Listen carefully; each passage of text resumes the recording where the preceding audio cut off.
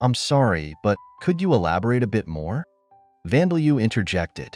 Navigating this conversation required both patience and a willingness to steer the dialogue gently. Nwaza shared the tale. 100,000 years passed. The Titans had joined the goddess Vita in battle against Alda.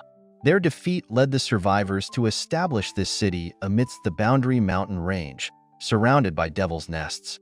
Despite limited sunlight, the relics of Zakert ensured their survival and prosperity. The Titans, robust and resilient, cultivated land, named their city Talashim after their ancestor, and reverently honored Vita and Zakert.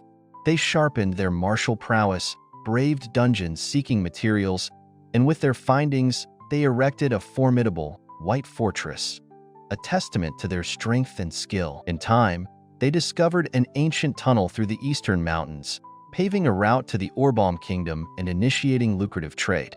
The city flourished, its dungeon treasures fetching high prices. But this prosperity was abruptly shattered by the arrival of the Merg Shield Nation's armies. Without warning, an army appeared over the mountain range and descended upon Talashim, Nwaza recounted. The details of this tragic tale were later supplemented by Sam, his daughters, and Kachia, faithful companions to Vandalyu.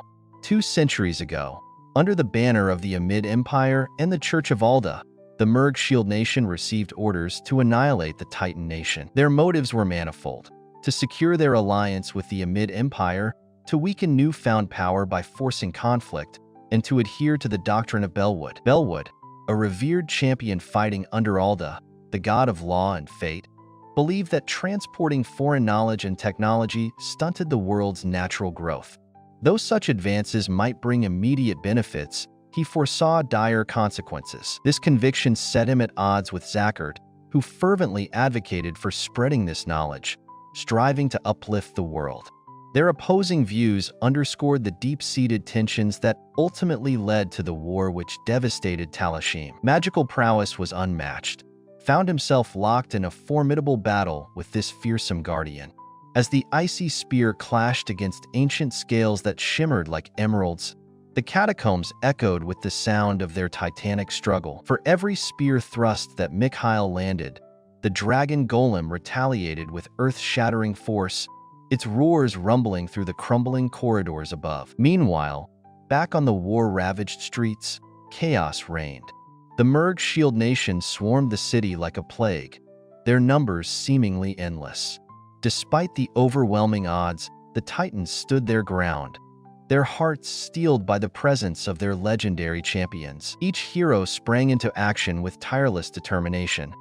Borkus wielding his sword with lethal precision, Gina's magic weaving through the ranks to heal and inspire, and Ogban, swift and silent, cutting down foes with a wolf's tenacity. At the heart of this maelstrom, the enigmatic Princess Zandia shone brighter than ever, her eyes glinting with untapped power. As the battle raged, she conjured spells that defied her race's natural limitations, manipulating elements with a finesse that left the enemy awestruck. Yet, for all their gifts, the tide seemed irrepressible.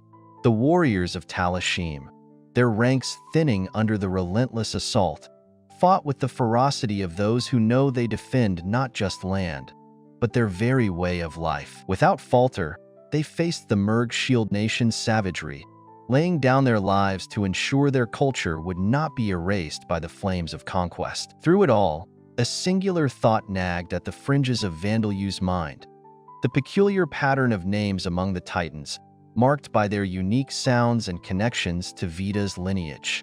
Though a curious observation, he wisely kept it to himself, understanding that this was not the moment for such musings. As dawn broke and painted the bloodied skies in hues of hope and despair, the remnants of Talashim's defenders rallied for one final stand.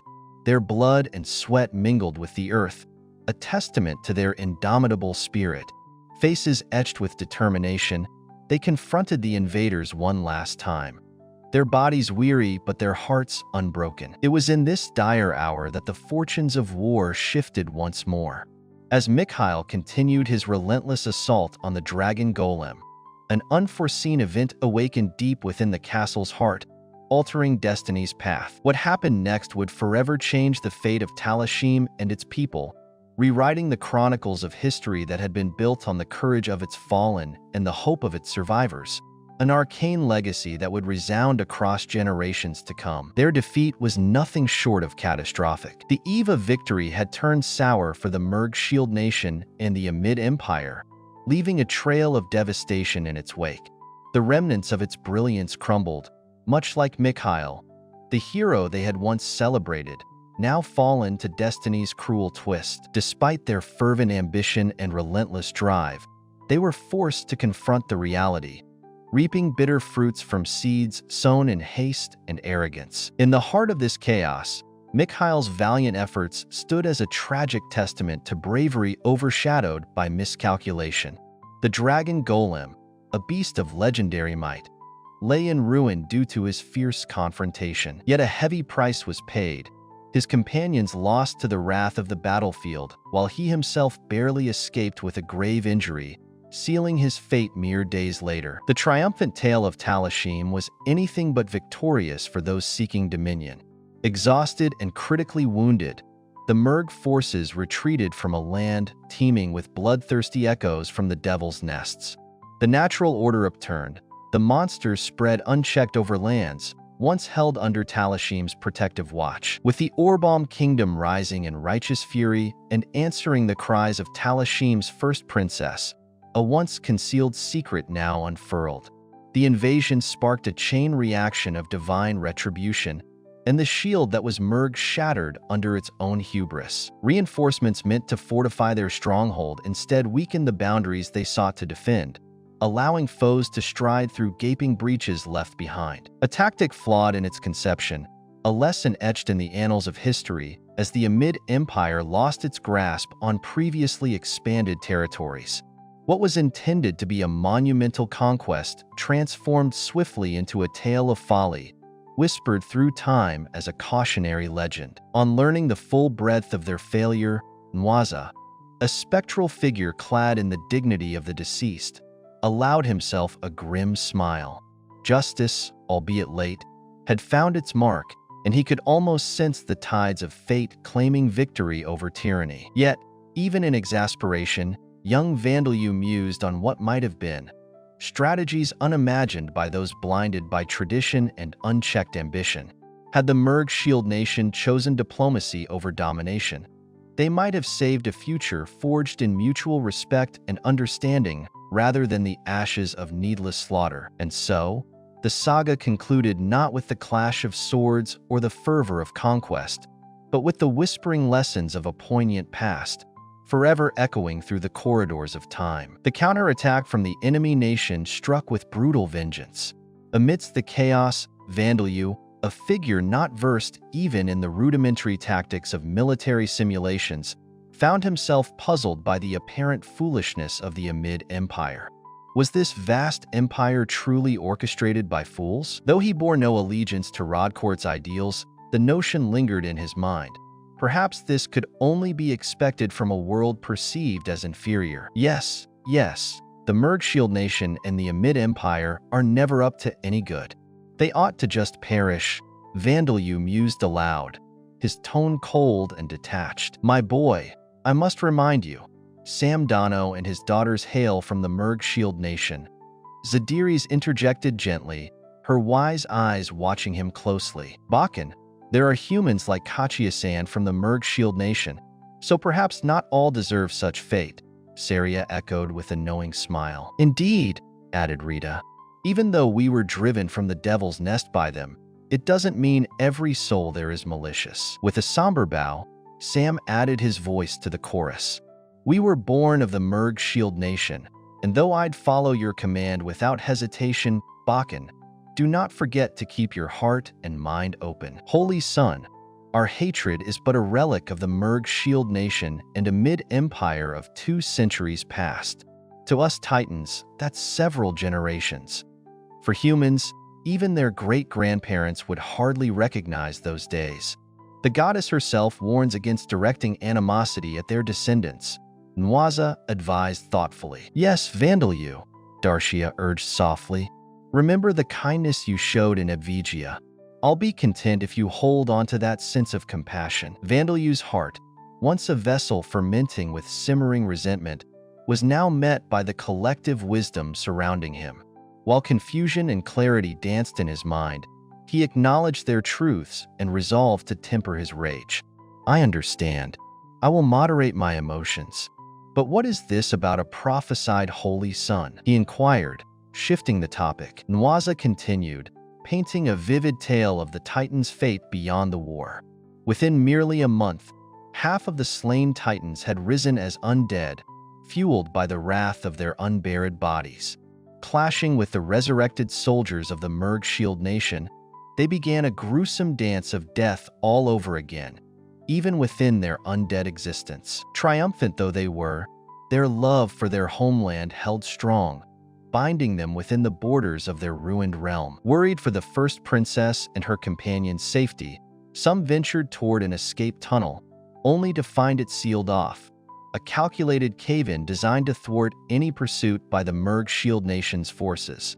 The closure confirmed the princess's escape to the Orbaum Kingdom. Faith in their allied nation and Duke Hartner sustained them, but their cursed undead state made them wary. Would their undead minds remain rational, or would they become monstrous hindrances? Their reason intact yet questioned, most Titans opted to remain behind, safeguarding their once glorious civilization's remnants in Talashim's ruins. Thus began our lingering demise, Nwaza lamented wistfully, recalling the countless devil's nests and dungeons that once bustled with adventurers' bustling pursuits of treasures and glory. Yet, drawn somberly to the heart of their lost kingdom, Nwaza and his fellow undead gathered around the royal castle, choosing watchful stillness over restless wandering. Their spirits lingered quietly, perhaps hoping for a future yet untold. In the outside world, it was a different story. The people there didn't engage in the thrill of monster hunting or bold dungeon exploration.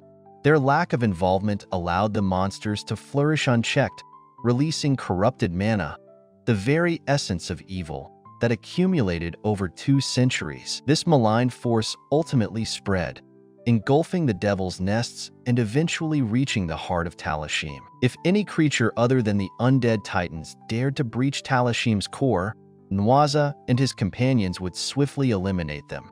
These undead weren't ordinary.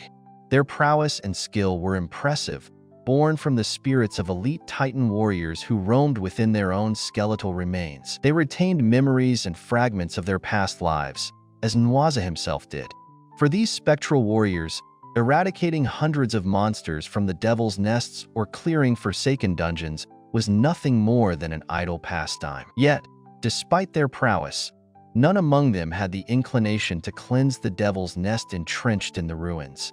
Perhaps it was their own emotional detachment, or maybe as monsters in their own right, they lacked the ability to purify it completely. In the ever-spreading realm of the devil's nest, monsters proliferated like wildfire. Their existence begged survival, driving them to savagely contest with one another. The strongest dominated, grew in number, and thrived. Conversely, the ranks of the undead from Talashim remained stagnant. While ordinary undead often multiplied by raising their slain foes, no adventurers ventured into this cursed land to fall into such traps. Nwaza and his undead Titans, still clinging to their once-living personas, refused to consider these mindless undead creatures as allies and instead struck them down when they stirred to life. In time, a grim realization settled in. The day would come when an overwhelming horde of powerful monsters, thousands strong, would descend upon their sanctuary. On that day, Nwaza and the last of the Talashim undead would crumble to dust. "We always knew our days were numbered," Nwaza once mused. "Our numbers have slowly dwindled over the years. We wander the earth as aimless souls stripped of regret and hatred." They served as the silent sentinels of their land, their prayers ever directed toward the princess and others who had escaped to the Orbaum Kingdom, wishing them safe and prosperous futures. But mostly they waited for the end. Then, fate whispered through the remnants of a shattered past. As Nwaza completed the painstaking half-century restoration of the goddess's statue, desecrated by soldiers from the Merg Shield Nation, a divine prophecy reached his ears. From the west shall come a white child, leading my forgotten children. That child shall guide thee to prosperity and glory." The voice, rich with profound love, echoed deep within him. It was a prophecy, a message from the goddess herself. Nwaza was sure of it. This stirred an ancient legend within him, a tale passed down through generations. The founder of vampires, the progeny of the goddess Vita and the champion Zakhard, had once uttered his own prophecy upon being defeated by the champion Belwood. "Though I may perish here, I shall be reborn once more, rise up with my brothers, and bring ruin to the disciples of the arrogant god." Nwaza was convinced. The white child in the prophecy was none other than the fabled vampire founder reincarnated. Over a century since the prophecy was declared, Nwaza encountered a white child, bathed in a divine aura, guiding ghouls, a race created by Vita but scorned by humanity. "O holy son, you are the white child foretold, the rebirth of the goddess's child with the champion. Rise with us and lead us to prosperity and glory." "Wait a moment," Vandelyu interjected, reigning in Nwaza's fervor. He was startled to be hailed as the prophesied holy son, and with the vampire founder's foreboding words layered onto that, it was more than unsettling. It was dangerous. If this continued unchecked, he might to the periphery of a burgeoning new alliance. In such a turbulent world, the responsibility of leadership had unexpectedly befallen Vandelyu. Once merely an outcast harboring a deep-seated antipathy for the god Alda and his many fervent followers, Vandelyu found himself at the helm of a resistance. As powerful as the zealots opposing him were, even taking on a single high priest and his entourage seemed daunting. Yet, Vandelyu, despite his undead nature and the raw desires that came with it, maintained a calculated demeanor. His disdain was apparent. Attacking the Merg Shield Nation had sparked many an impulsive thought in their minds, yet he harbored doubts, notably in the mix of prophecies that had come his way. One prophecy, rooted in the visions of the vampire founder, seemed all too synergetic with Vandelyu's own fate and the existence of the ghouls. It prompted a curious consideration. Was this all merely a hallucination of Nwaza's undead state? Vandelyu's time on Earth left him skeptical of such visions. But in a world where deities roamed the narratives of myths, foretelling futures was not impossible. The god's truths seeped through, like clues hidden within the prophecies linked to him. However, a puzzle persisted. Why were the prophecies of Vita, the goddess, and the vampire founder intertwined? Zadiris, a fellow ghoul with an affinity for interpreting the signs, echoed Vandelyu's skepticism. "Vandelyu bears the mark of this prophecy, perhaps, and we, the ghouls, share a lineage with the goddess Vita. But the rebirth foreseen by the vampire founder seems another matter entirely," Zadiris averred, her voice cutting through the fog of divine enigma. Yet, Nwaza, unperturbed by doubt, spoke with reverence and hope. "It matters not. For those of us, lingering in the shadow of resentment, yet unable to fade, your presence, Holy Son, ignites hope anew," Nwaza intoned. It was bewildering for Vandelyu to inspire such instant faith from a stranger, hope where there had once been only resignation. Vandelyu had no intention of playing the hero, leading an army to greatness. His aim was more grounded, yet Nwaza and his fellow Titans' readiness to revere him added a fortuitous layer to his initial plans. So he proposed, with quiet resolve, "Would it be possible for the 600 ghouls who accompany me to find a new dwelling in Talashim? Oh, to have you, our holy son, among us would bring new life to these ruins. Is there any here who would object?" Nwaza rallied, his voice resonant among the once silent echoes. In a breathtaking transformation, the undead Titans rose, their voices a cacophony of salutation, their weapons a storm of fervent affirmation. Joy mingled with a kind of primitive bloodlust, reviving them from their dormancy to electrifying anticipation. "B-boy, are they? Perhaps being a bit too enthusiastic?"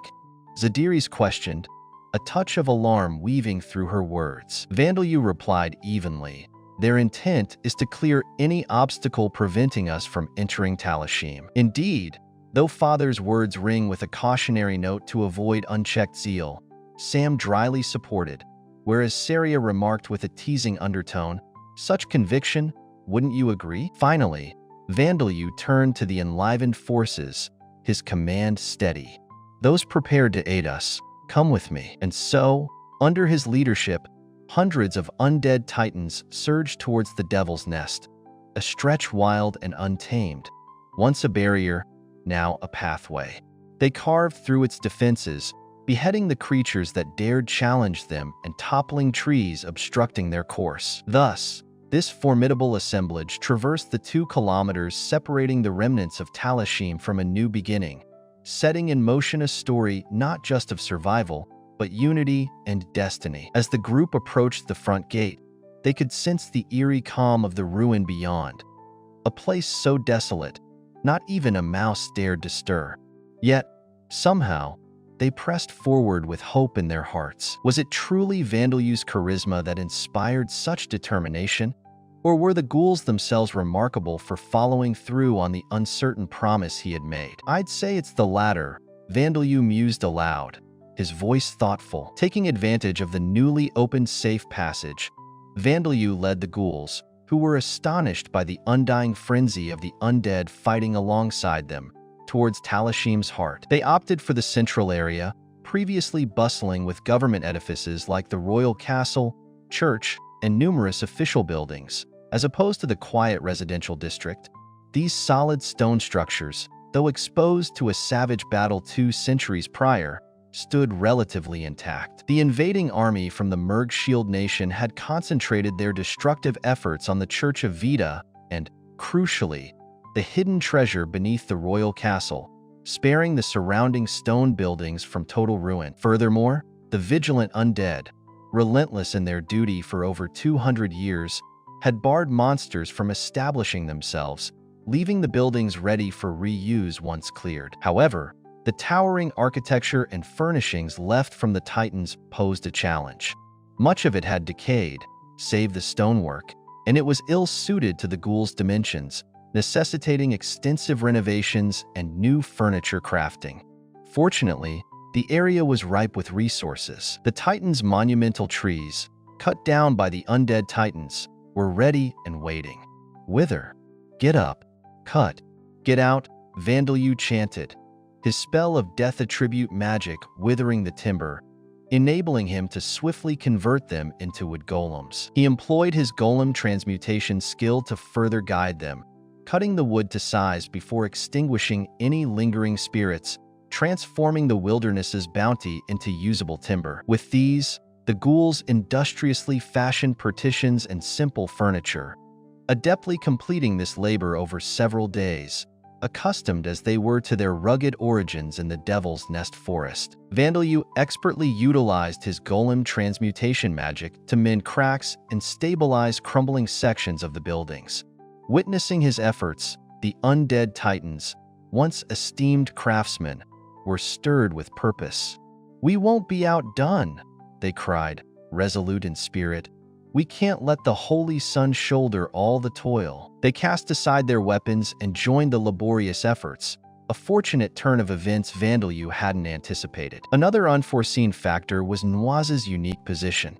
An apprentice priest, Nwaza served as the voice for the Titans' church, albeit without the authority to represent all undead Titans, many of whom roamed restlessly in various structures. Notably, the legendary Talashim hero, the Sword King Borkus, had risen as an undead, loyally guarding the royal castle's depths. A powerful ally indeed, one Vandeleu eyed with interest. "If I could enlist him as a mediator for these undead, it would smooth my journey to the Orbalm Kingdom," Vandeleu pondered, the strategic potential twinkling in his eyes. The ghouls had already carved out ample space for themselves, leaving no need to eject Borkus from his post. With hope, Vandeleu sought Nwaza's assistance to persuade Borkus to their cause, puzzling at the unwavering reluctance displayed by Zadiris, Saria, and others as they declined to follow him. Out of the blue, a triumphant message echoed in Vandeleu's mind. "The level of the strengthened follower's skill has increased to level 5. The carpentry skill has improved to level 2. You have acquired the cooking skill. Meanwhile, in the depths of the forests, startling new creatures, orcuses, were being forged. These entities, a mutant breed born from orcs immersed in death attribute mana before birth, boasted exceptional qualities. Standing at an impressive rank 4, their might matched that of ordinary orcs, yet they surpassed them in tenacity, endurance, dexterity, and, most critically, intelligence. Possessing the extraordinary abilities of dark vision and superhuman from birth, members of the Orcus race possess natural talents that set them apart, such as their innate abilities in physical damage resistance and a curious knack for bat eating. These skills, harnessed over time, empower an adult Orcus to boast offensive and defensive prowess that surpass even the mightiest fully armored orc, and all without the need for weapons or armor. Alas, their strengths come at a cost, as they show diminished prowess in the arts of endless sexual stamina and breeding, and some Orcuses lack these abilities entirely. Their reproductive capacity is only marginally greater than that of humans. Visually, an Orcus is reminiscent of an overgrown human with the head of a black or gray-furred wild boar, existing solely as male entities in the world today. Though their precise lifespan remains shrouded in mystery due to their recent emergence, it is conjectured that they may live as long as humans. The future is ripe with possibilities, as superior races of Orcuses could arise. Yet only time will tell. For those adventurous enough to discover and substantiate the existence of an Orcus, presenting such evidence to the Adventurers Guild would assure a handsome reward for revealing a novel monster race. However, amid the shadows of this fledgling race's infancy, such a task remains a formidable challenge. I've embarked on a major cleanup of the series, enhancing the text and refining translations for clarity and harmony. Many skill names were initially introduced without a full description, leading to some misinterpretations. But worry not, these inaccuracies have been addressed. All previous chapters have been updated with these improvements, and moving forward, they will ensure a richer reading experience. Notably, let's talk about some name changes due to your enthusiastic feedback. Orcas is now Orcus, aligning with popular demand. Job and experience points now stand proudly in capital letters.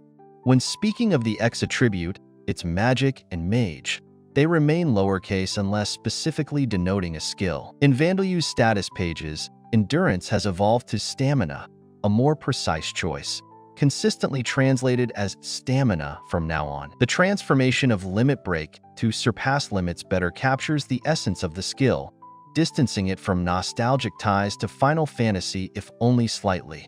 Similarly, Golem creation morphs into Golem transmutation, reflecting the broader applications envisioned by Vandalu. Magic mastery shifts to mana control, more accurately describing the skill's true function, albeit a subtle deviation from its raw intent. Finally, spirit body aptly transforms to spirit form, aligning with its true purpose, not the entire body but parts transitioning to spirit form. There's an update in Vandalu/Undead's Night Vision 2.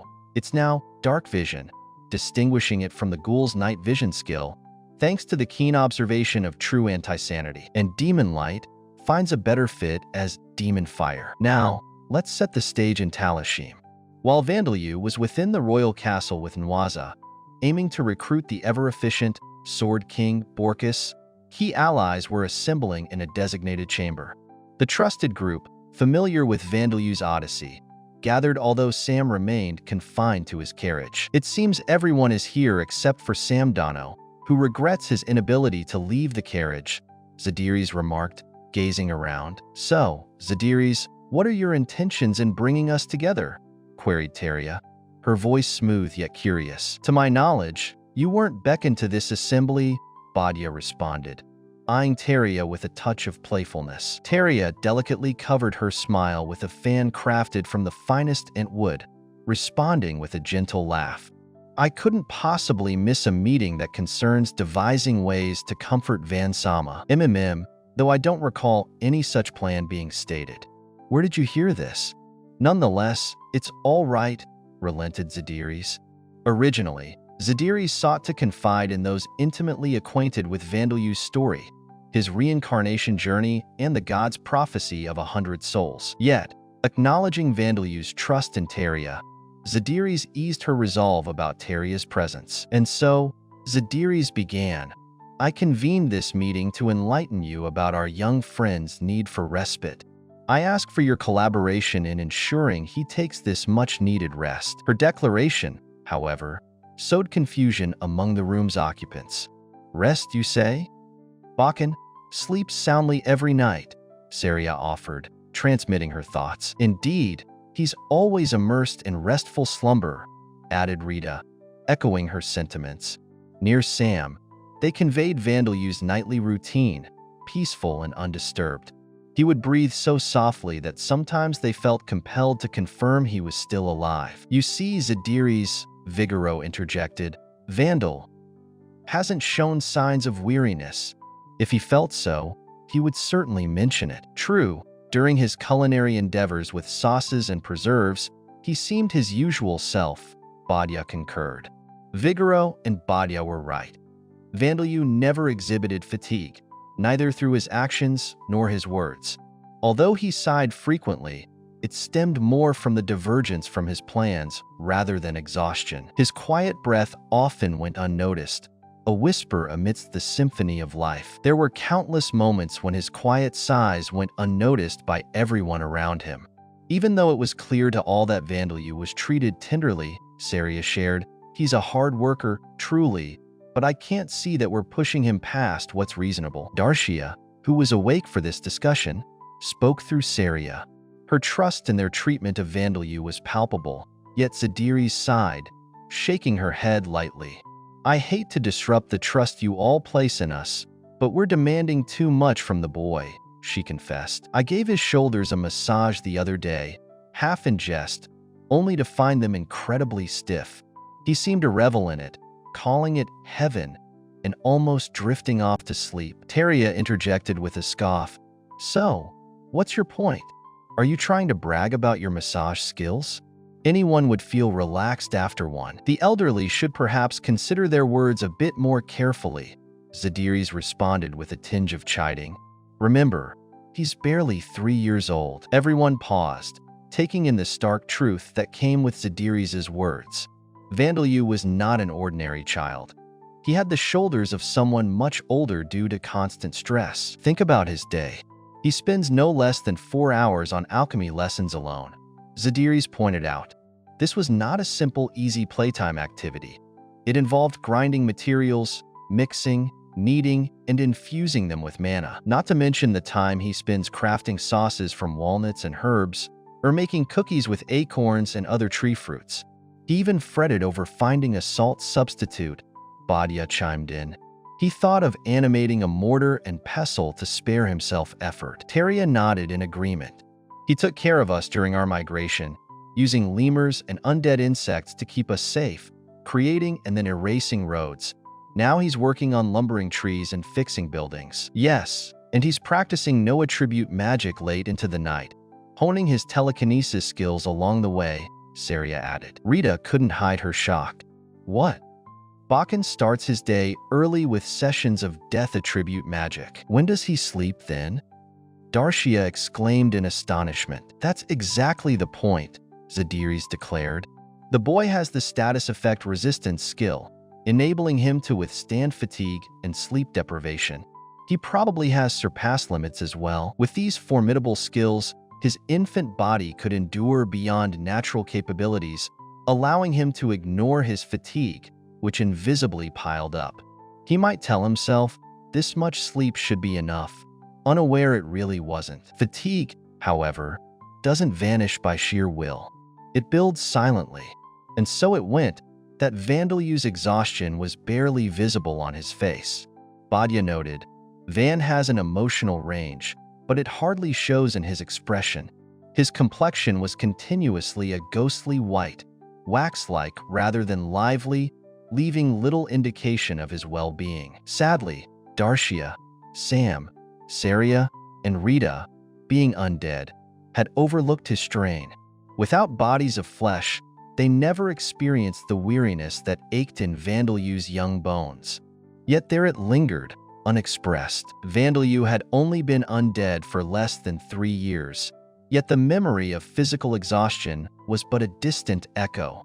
Darcia, spending more than half her day asleep in her remains, couldn't be blamed for not knowing how much rest Vandalyu was actually getting.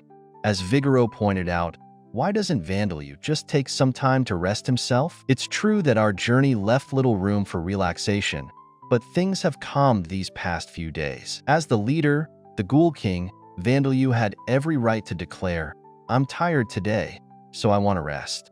His status was unquestioned. Vigoro, Zadiris, Teria, Badya, and all the significant ghouls acknowledged his leadership. Without him, their trek across the perilous mountain range wouldn't have been feasible, and without his intervention, the ghoul women would still be in the clutches of Bagyigan, and many others would have been lost to the orcs' onslaught. The ghouls had no complaints against him, yet words of fatigue or a need to pause had never crossed Vandalyu's lips. Indeed, why is that, I wonder, mused Zadiris. The ghouls, inherently a languid race, couldn't comprehend his relentless drive. They were accustomed to urging each other to keep the momentum going. Never was there a need to remind someone to rest. If a ghoul was tired, they simply rested. This instinctive ease was part and parcel of being part monster. Ever since Father became a carriage, Bakken has taken to afternoon naps, but, Saria pondered, could it be the resistance skills? I recall hearing that those born with resistance skills often lack awareness of the status effects they resist. Darcia surmised. As a dark elf with the innate magic resistance skill, Darcia understood the peril of relying too heavily on such protections. She recounted instances where the skill's shielding was insufficient, leading to unexpected burns or unintended casualties from spells she assumed were harmless. Dark elves were taught from childhood about these nuances, but Vandalyu had not had such training. It was likely, due to his status effect resistance skill, that he barely noticed fatigue, thinking, "I'm surprisingly not tired." That's why resting doesn't cross his mind. Plus, he might perceive the current events as an ongoing crisis, Darcia speculated. After her death, Vandalyu's existence had been a whirlwind of survival and vengeance, driving him to align with the ghouls. Initially, his alliance sought skill and knowledge to escape the Devil's Nest, compelling him to apply himself diligently. He had overthrown the noble orcs, led the ghouls to sanctuary across the mountain range, and secured their new home, a procession of emergencies that blunted his perception of rest. In the end, although much of Vandalyu's work didn't involve physical exertion, everyone around him understood the weight of his contributions. Using his powers deftly woven through the threads of their survival, he had cemented his place, not just as their leader, but as an unyielding force redefining their very existence. Mana had a way of draining one's energy, leaving them weary and fatigued. I understand that Vansama is exhausted, Teria mused. So wouldn't it simply be solved if we told him to rest? Her suggestion seemed straightforward enough.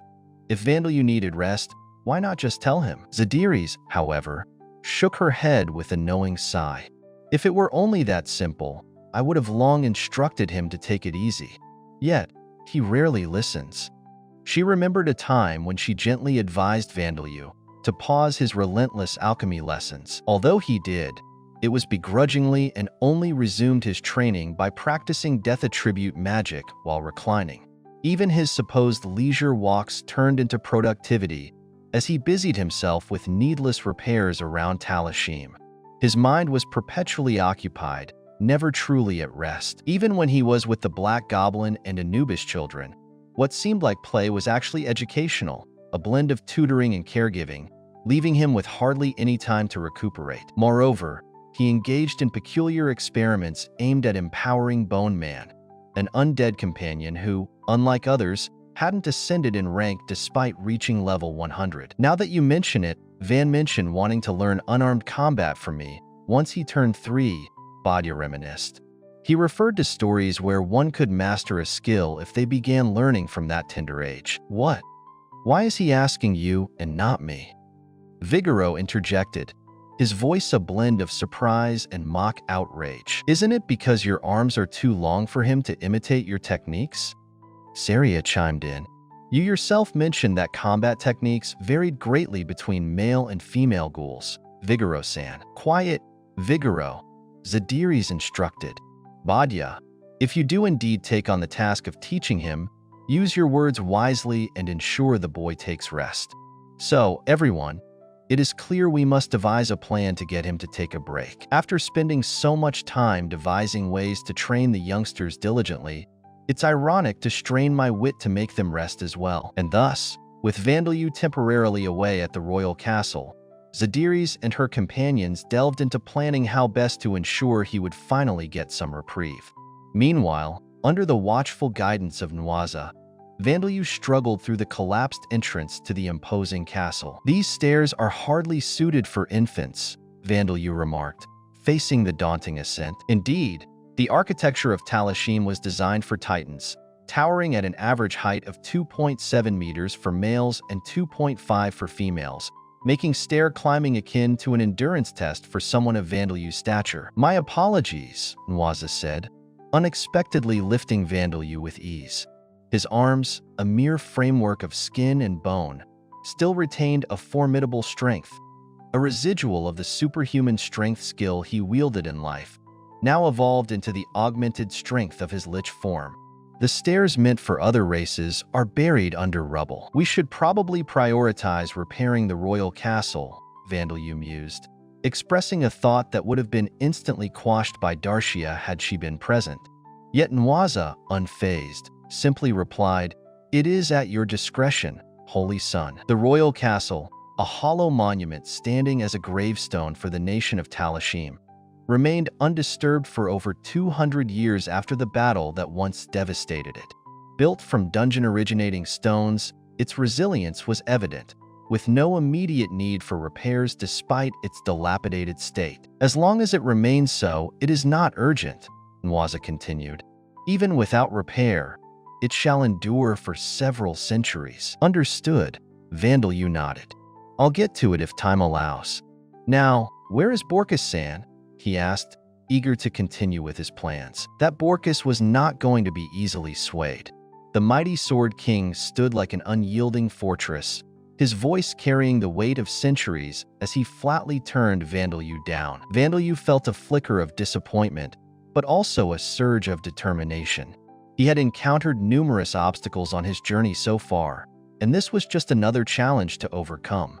Gathering his thoughts, he assessed the titan before him, Borkus, whose history was as rich and tumultuous as the scars etched across his undead body. "But I have a feeling there may be something I can offer you," Vandelyu ventured, his tone as steady as a river's current. "Perhaps something that could change your mind?" Borkus regarded him in silence for a moment, his gaze like a hawk's as it swept over the young damper. The Sword King's skepticism was palpable, though perhaps, underneath it, lay a spark of curiosity. "Really now?" Borkus replied, a hint of amusement threading his words. "And what would that be, boy?" Vandelyu had awaited this moment. He knew the reputation of Borkus, the titan whose heart still throbbed with echoes of justice and valor. Vandelyu had no intention of challenging the Sword King's might with force, but sought instead to appeal to the remnants of his noble spirit. A chance to fight for justice once more, Vandelyu proposed. To protect those who cannot protect themselves, to stand against the tyranny and darkness that threatens this world. Doesn't that sound like a cause worthy of your strength? A tranquility fell over the chamber, as if the air itself paused to listen. Borkus's expression softened, albeit imperceptibly, and the proud titan seemed to dwell on the sentiment, a silent battle waging within him between his past ideals and his present undying burden. Finally, Borkus grunted, a sound that was both dismissive and intrigued. "You make a bold pitch, young one," he admitted. "I will think upon your offer." With that, Borkus turned away, his massive figure still an imposing presence, but one now perhaps carrying the weight of contemplation. Vandelyu watched him go, a glimmer of hope dancing in his heart. This wasn't a victory, not yet, but it was a step, a single step forward in a dance centuries in the making. The path ahead remained uncertain, but Vandeleu had gained something valuable, a possibility, and with it, the potential allyship of the Sword King. The researchers exclaimed, "Impossible!" when they first witnessed the simplest of death attribute spells nullifying a potent curse. Their disbelief was almost palpable, hanging thick in the air as they marveled at the unexpected power held by such magic. As Borkus listened to Vandeleu's confident explanation, a flicker of hope ignited in his one good eye. The boy before him was not just any ordinary spellcaster. He was a phenomenon, a being with the potential to shatter the very limits of the known magical world. What if this audacious claim was true? Could his plight truly find resolution in the hands of such unprecedented power? Borkus hesitated for a moment, weighing the risks against the desperate desire for salvation. The curse had been a relentless shadow, a sentient force coiled around his soul, sapping his strength and feeding on his resolve. But now, perhaps, he saw a path, narrow and uncertain, yet the only path that promised freedom. "Borkus-san, do you believe in destiny?" Vandeleu's voice was steady, each word weaving a tapestry of possibility. "What if we were destined to meet, so that together we might conquer what was once deemed unconquerable?" The silence stretched between them, filled only by the distant echo of memories and dreams long deferred. And then, Borkus slowly nodded, a decision forged in the crucible of necessity and hope. "Perhaps, young one," he murmured, his voice a blend of iron and weary acceptance. "Perhaps you were meant to be the answer I never sought, yet now desperately need." Nwaza, standing beside his ancient comrade, found himself caught in a whirlwind of emotions. A part of him bristled with protective concern for the Holy Sun, yet another part, the part worn down by years of struggle, yearned for a miracle. He closed his mummified eyes briefly, sending a silent prayer to the forgotten gods, hoping against hope that they watched, that they listened. Together, with resolve and a sliver of belief, the man of bone and the boy of destiny prepared to weave a new chapter, one that might one day echo through the annals of legend. The researchers were brimming with excitement when the experiment bore fruit. Yet, despite this breakthrough, Vandeleu found no change in the way he was treated, nor any fulfillment of his desires by the researchers. Thus, he struggled to appreciate the miraculous achievement of removing curses. "Borkus, are you saying you can lift the curse from a legendary class magic item?"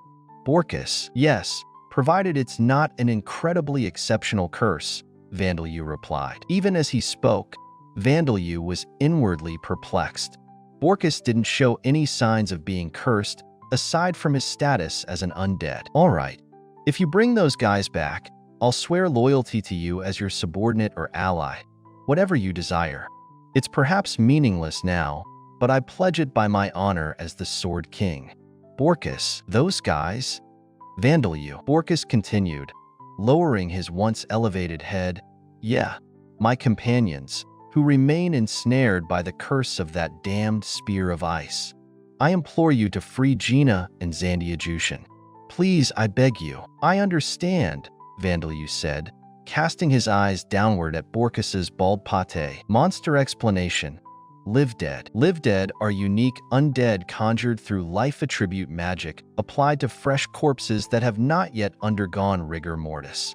This process bestows artificial life upon them from an external source, resulting in bodies restored to some biological functions such as cardiac and respiratory activities. Devoid of souls, Live Dead lack even the most basic intelligence and do not prey on the living like zombies. They lose all skills from their former living selves, except for those inherent at birth. A minority of scholars argue that this suggests skills are soul-dependent, not body-dependent. Defeating Live Dead is straightforward. Injuries fatal to a normal human will easily end them. Ranking at base rank 0, they pose even less of a threat than slimes or goblins. Moreover, they don't appear naturally in devil's nests or dungeons, as they are creations of mages. Mages craft these soulless entities for their utility as familiars, allowing them to act on the mage's behalf. In such roles, their physical capabilities exceed normal limits, rendering them formidable foes. Whispers of stories circulate. A nation misled by the illusion of a king who, though deceased and lying prone, was claimed to be merely unwell, or a noble family leader turned to live dead due to lack of an heir. However, creating live dead is restricted to corpses with intact biological functions, excluding those lost to injury or blood loss. It is also unfeasible with corpses of creatures birthed from the goddess and monsters, such as vampires, dhampirs, and ghouls, due to their residual mana upon death. Regarding this chapter's title, a nod courtesy of E.R. Black here signifies a black company, or, as understood in English, a sweatshop. Vandalu's relentless work ethic, often neglecting rest, earns him this black label. Japanese delightfully twists some adopted English words into their own distinct meanings. Even as dawn broke and light filtered through the cracks, Vandalu's eyes fluttered open, only to be greeted by an unsettling emptiness. Darcia wasn't there.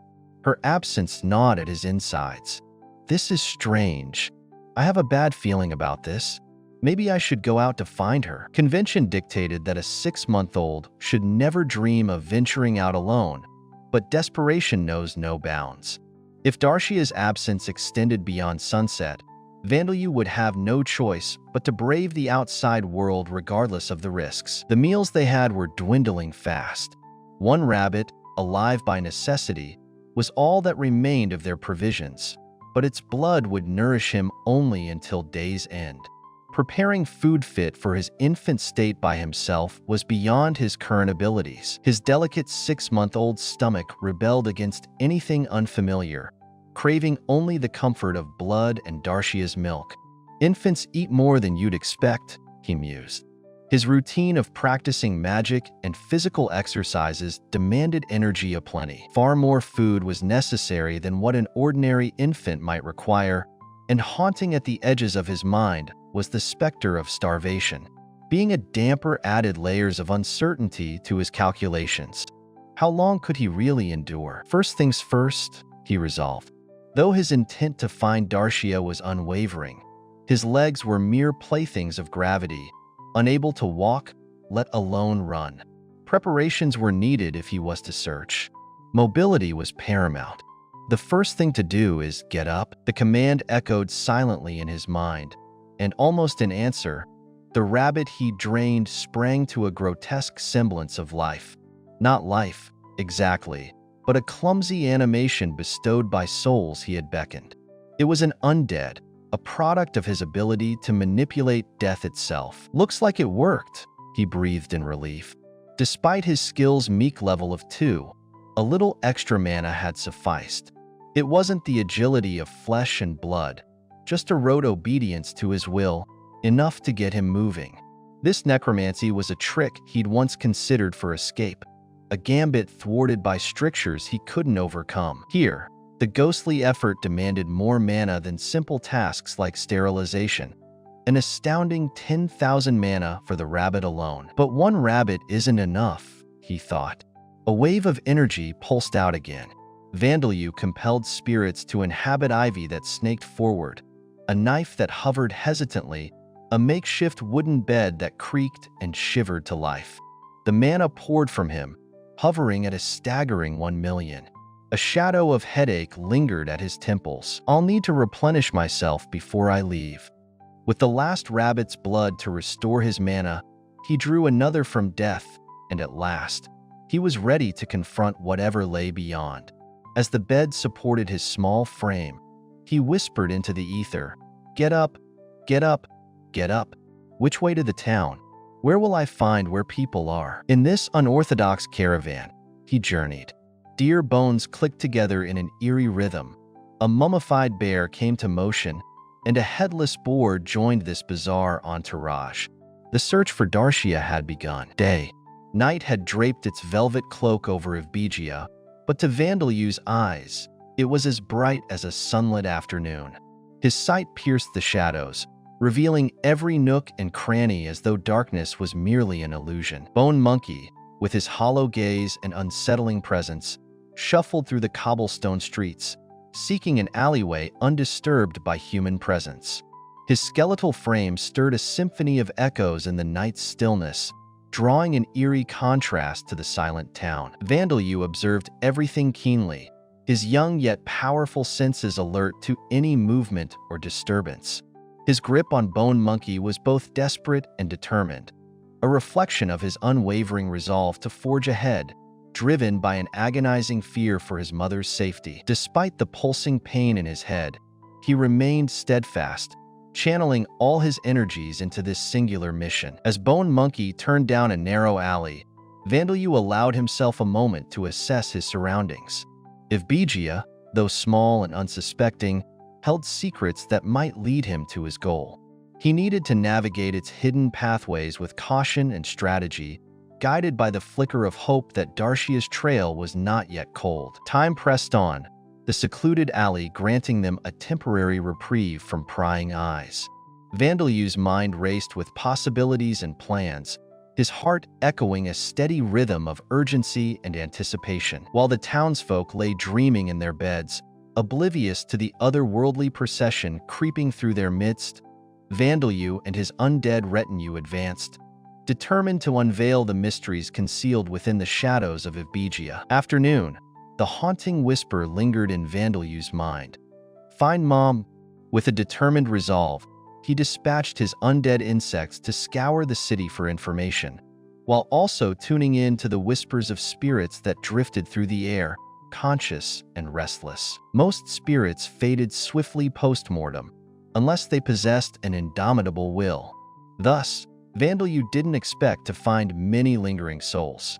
But when the bugs reported back, he was taken aback, his heart nearly faltering at the unexpected news.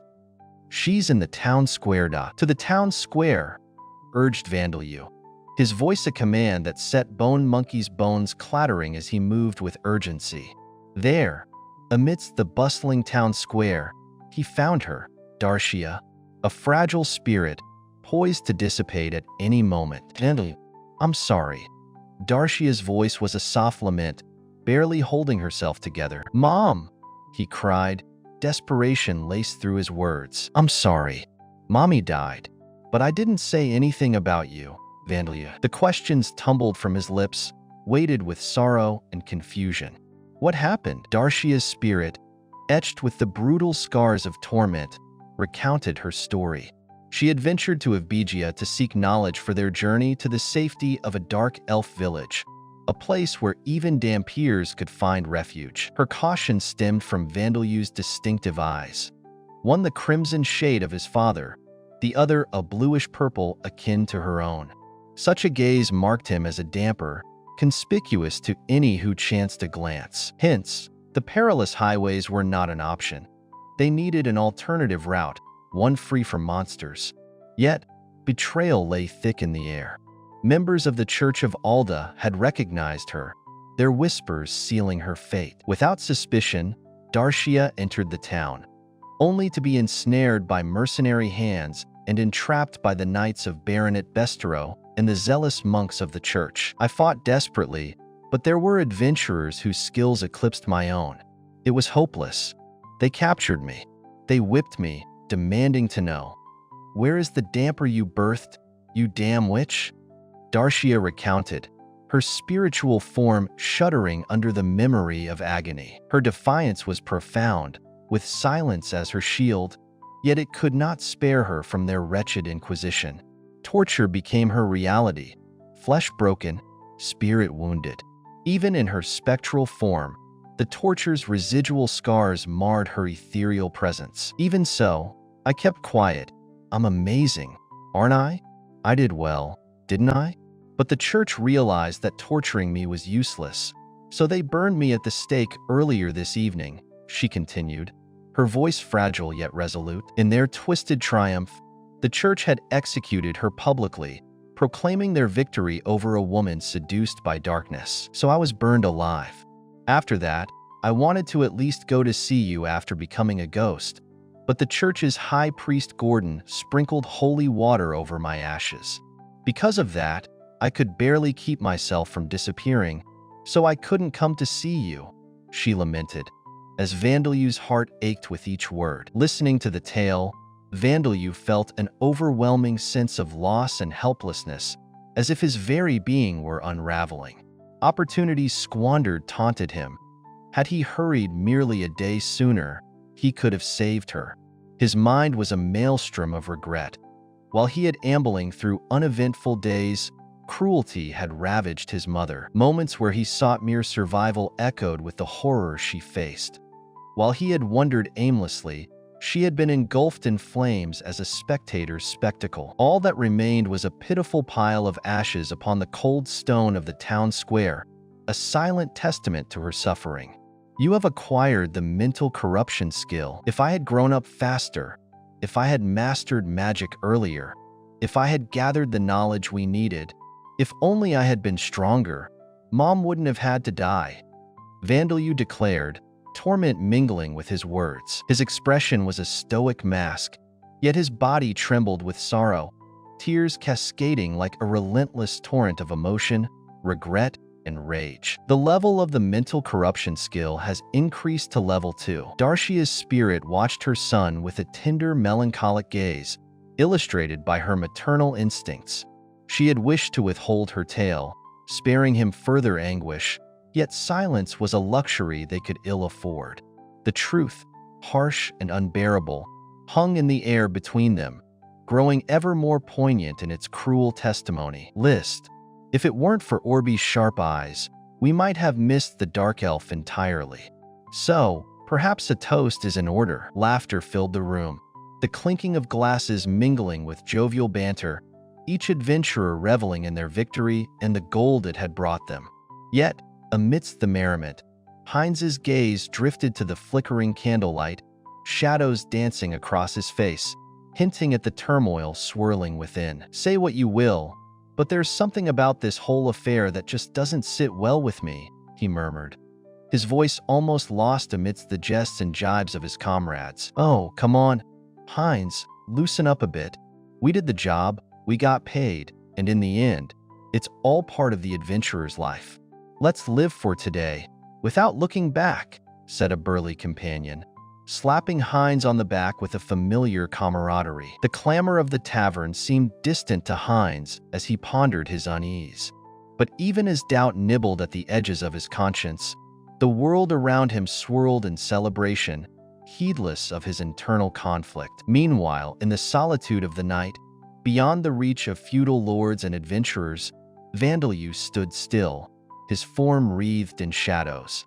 Information gathered by his insect friends unfolded before him, painting a stark picture of betrayal and cruelty. His eyes glinted, not with fear or despair, but with an unyielding resolve that burned brighter than 1,000 fires. In the end, they have no idea what they have set in motion, Vandeleu whispered, the echo of his quiet threat swallowed by the vast, indifferent void of the night.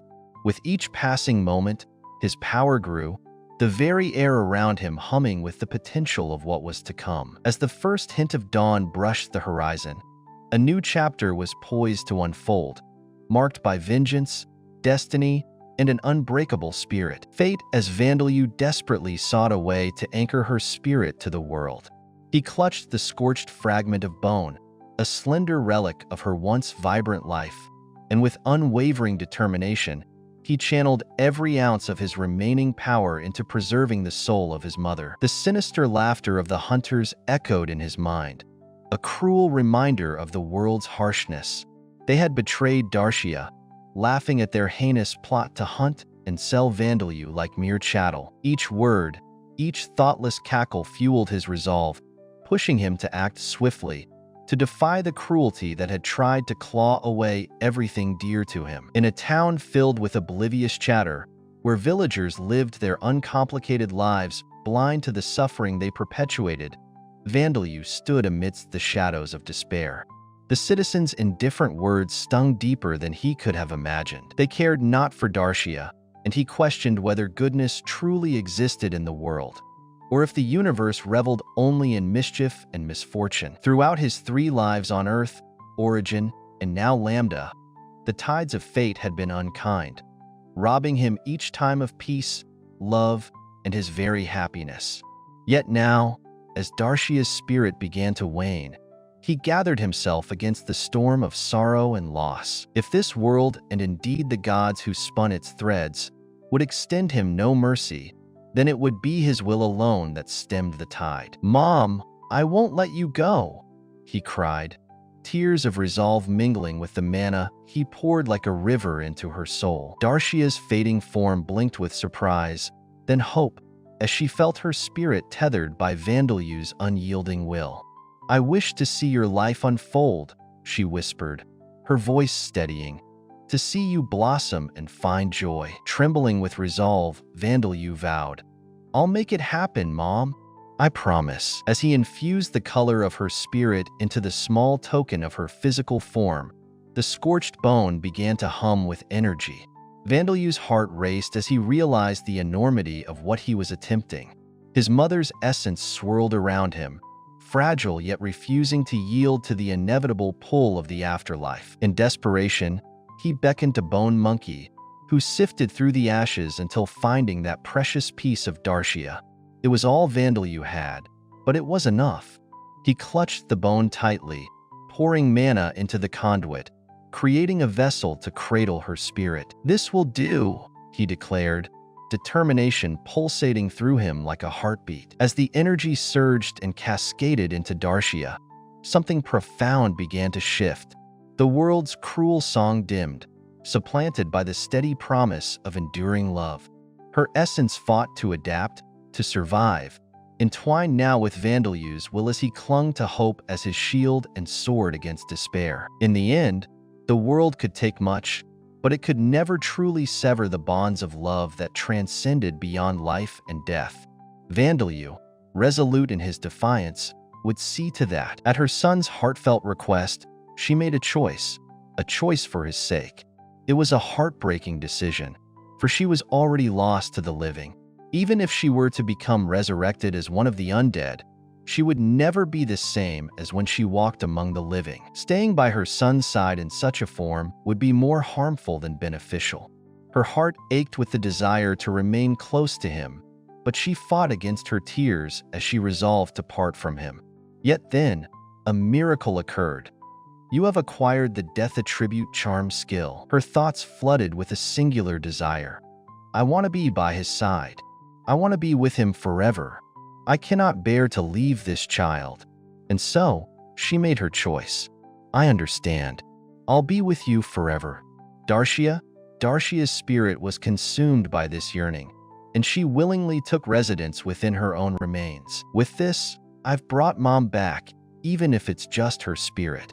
One day, I'll forge a new body for her." Vandalu had meticulously gathered the mana necessary to sustain Darshia's ethereal form and create a vessel she could occupy. Yet, it was a mere bone fragment. She lacked the ability to move on her own and could only exist in a dormant state until Vandalu summoned her presence. Thus, he was determined to hone his mastery of death attribute magic to craft a vessel in which she could thrive, living as she once did.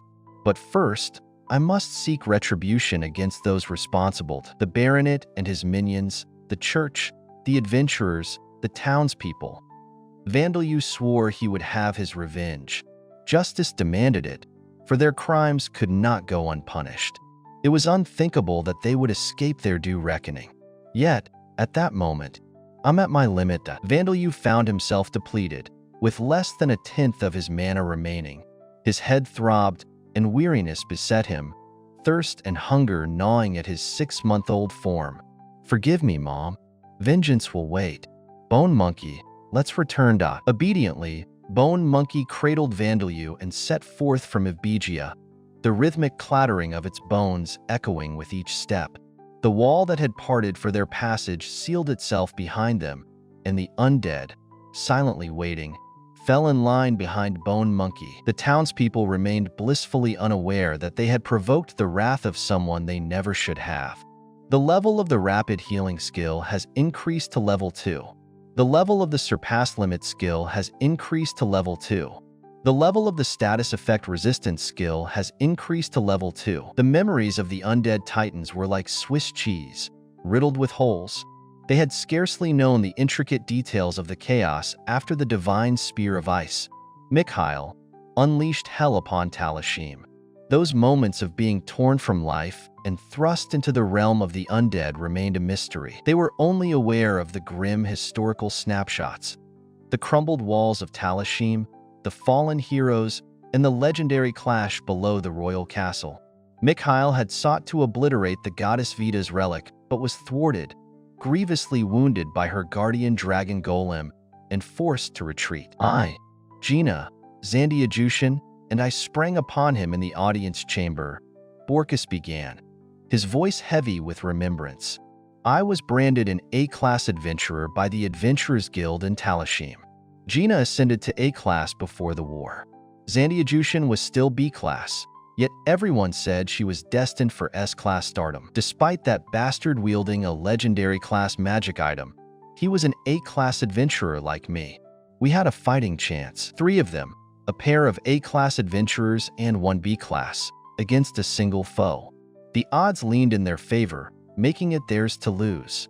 But Borkus's tale continued, painting a grimmer picture. In the end, it went down like you imagine. They hailed me as the Sword King. Losing wasn't an option I entertained.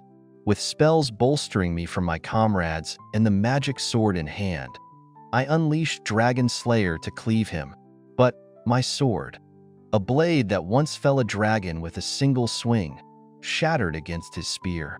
Damn him, I remember shouting, trying to land a punch, but my arm, my dominant hand, and the sword were just gone. In the adventurer's realm, classifications range from G to S, judging not just combat prowess, but also a history of completed quests, moral conduct, skills, and professions. Within the same rank, power disparities were subtle, except, as Borkus learned, when it concerned the A-class and S-class. A-class marked the territory of extraordinary individuals, and dragon-slaying feats came with the territory. Yet, even within the A-class, vast chasms of power lingered. B-class surpasses ordinary folk, but doesn't quite reach the extraordinary. Gina was a saint, an extraordinary person, a hero, undeniably. But still, at her core, she was a person. Mikhail, however, was a marvel, wielding the might of the S-class within an A-class frame. So, I was face down on the cold stone, and just like that, I was an undead. Then, turning, there was Zandiajushin. Well, part of her. His voice echoed as he opened the door he had loyally guarded for 2 centuries. An icy chill wafted from the chamber beyond. A darkness smeared across the room. Yet with their dark vision, Vandalyu and Nwaza saw everything with crystal clarity. At its heart lay a gaping hole, crowned by a towering pillar of ice, obscuring the path to the goddess's trove beneath the foundations. Frozen within the crystalline structure, there lay a severed wrist, delicate, feminine, a poignant remnant. This, Nwaza's voice quivered with disbelief. For 2 centuries, we never saw any remains, and I assumed you buried them, Borkustano. But could it be this? That's the truth of it. Their bodies likely rest beyond this frigging fortress of ice. Borkus sighed, noting the size. It's unmistakably Zandiajushin's hand. I can't shake the image of her battling that scoundrel with unwavering resolve, even after my demise. She must have pursued him beneath the earth, undeterred by the loss of her hand. I feel certain she met her end beyond this icy barrier. The formidable spear, a legendary magic item at the core of Mikhail's title, was imbued with intense ice mana. Legend has it that it could freeze an enemy's soul, imprisoning it for all eternity. I can't comprehend what lies beyond this ice, confessed Borkus, his voice heavy with frustration. And no method I've tried can thaw it. Smashing it doesn't leave so much as a crack, and igniting it with oil leaves no trace. Can you melt it? Vandalyu responded without hesitation. I can melt it. He had carefully scrutinized the ice during Borkus and Nwaza's conversation, sensing mana embedded within its crystalline structure. Though it wasn't exactly a curse, it held a haunting similarity. If he could extinguish the mana, the ice would surely dissolve in an instant, revealing the path to the subterranean depths. Please do it, Borkus implored, his tone earnest. I must apologize, whether their bodies have become undead on the far side. or if they've lost their reason completely. I need peace of mind. I understand, Vandalyu assured him. He unleashed death attribute mana that devoured other mana, and before their eyes, the ice began to thaw as if touched by a searing inferno. With remarkable swiftness, Zandia's hand was liberated, and the passageway to the underworld lay exposed. What do you think, Holy Son? Nwaza inquired cautiously. Vandalyu surveyed the surroundings, his gaze keen. I see no shadows that could be their spirits.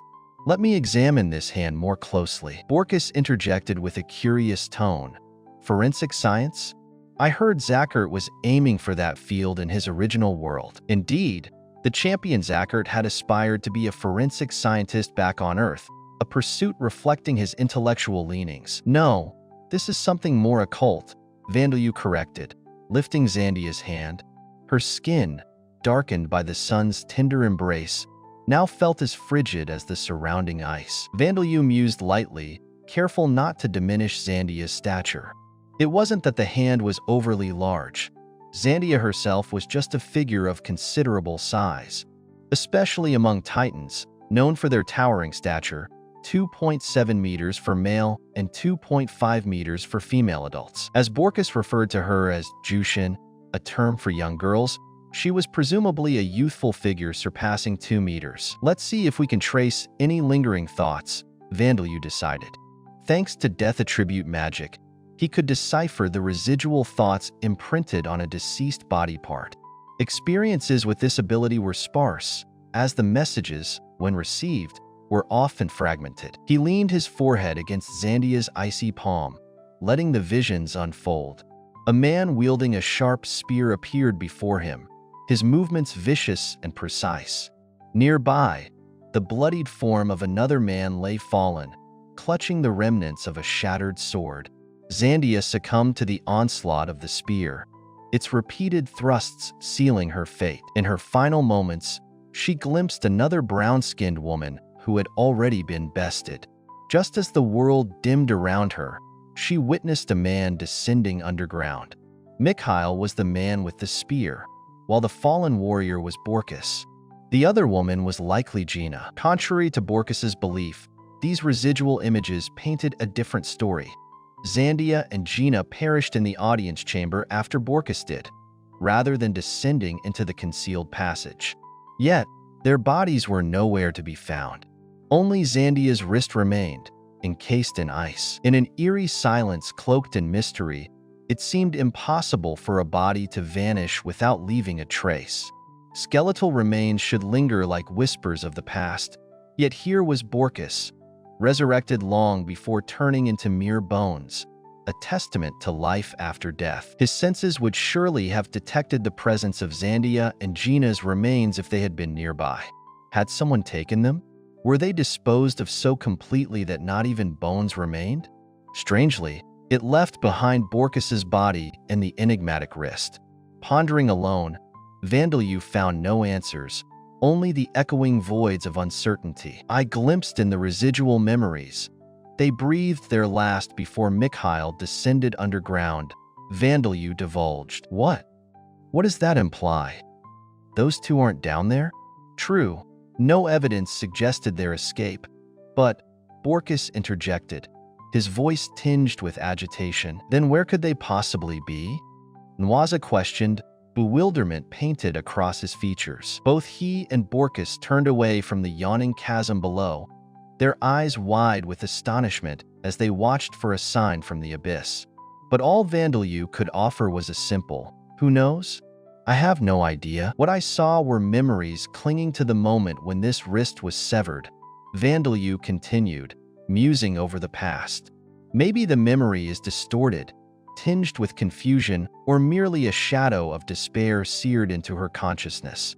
Even so, if it were true, they could have risen to chase Mikhail after the fact. So, we won't know until we unravel the mystery ourselves, Borkus concluded, resigned yet resolved. Yes, Vandalyu agreed. By the way, do you have any idea what lies beyond? No idea. It's a sacred domain. After all, Borkus replied. As expected, Vandalyu muttered, contemplating their perilous plunge into the unknown. Yet, we must descend to uncover what has truly transpired. Let us venture forth, Borkestano, Holy Son, Nwaza urged with determined resolve. Their path lay beneath the castle in sacred grounds already tainted by Mikhail, perhaps licensed by Vandalyu's holy status. Vandalyu peered down into the void, where stone protrusions spiraled into a staircase.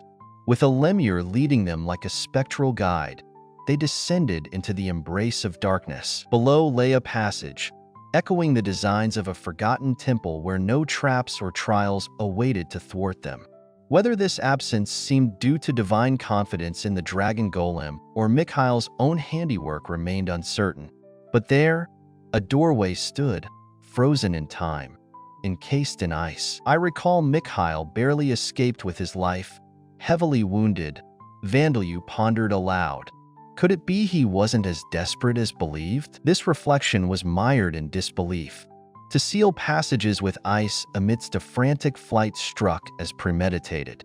Yet even as he pondered, Vandalyu tapped into his mana, melting the ice with ease. Tasked to repeat, it would certainly dull his spirit. Contemplating his reasons, he speculated. Maybe fear of the magic spear's theft or someone finishing the half-destroyed dragon golem prompted it? Borkus mused.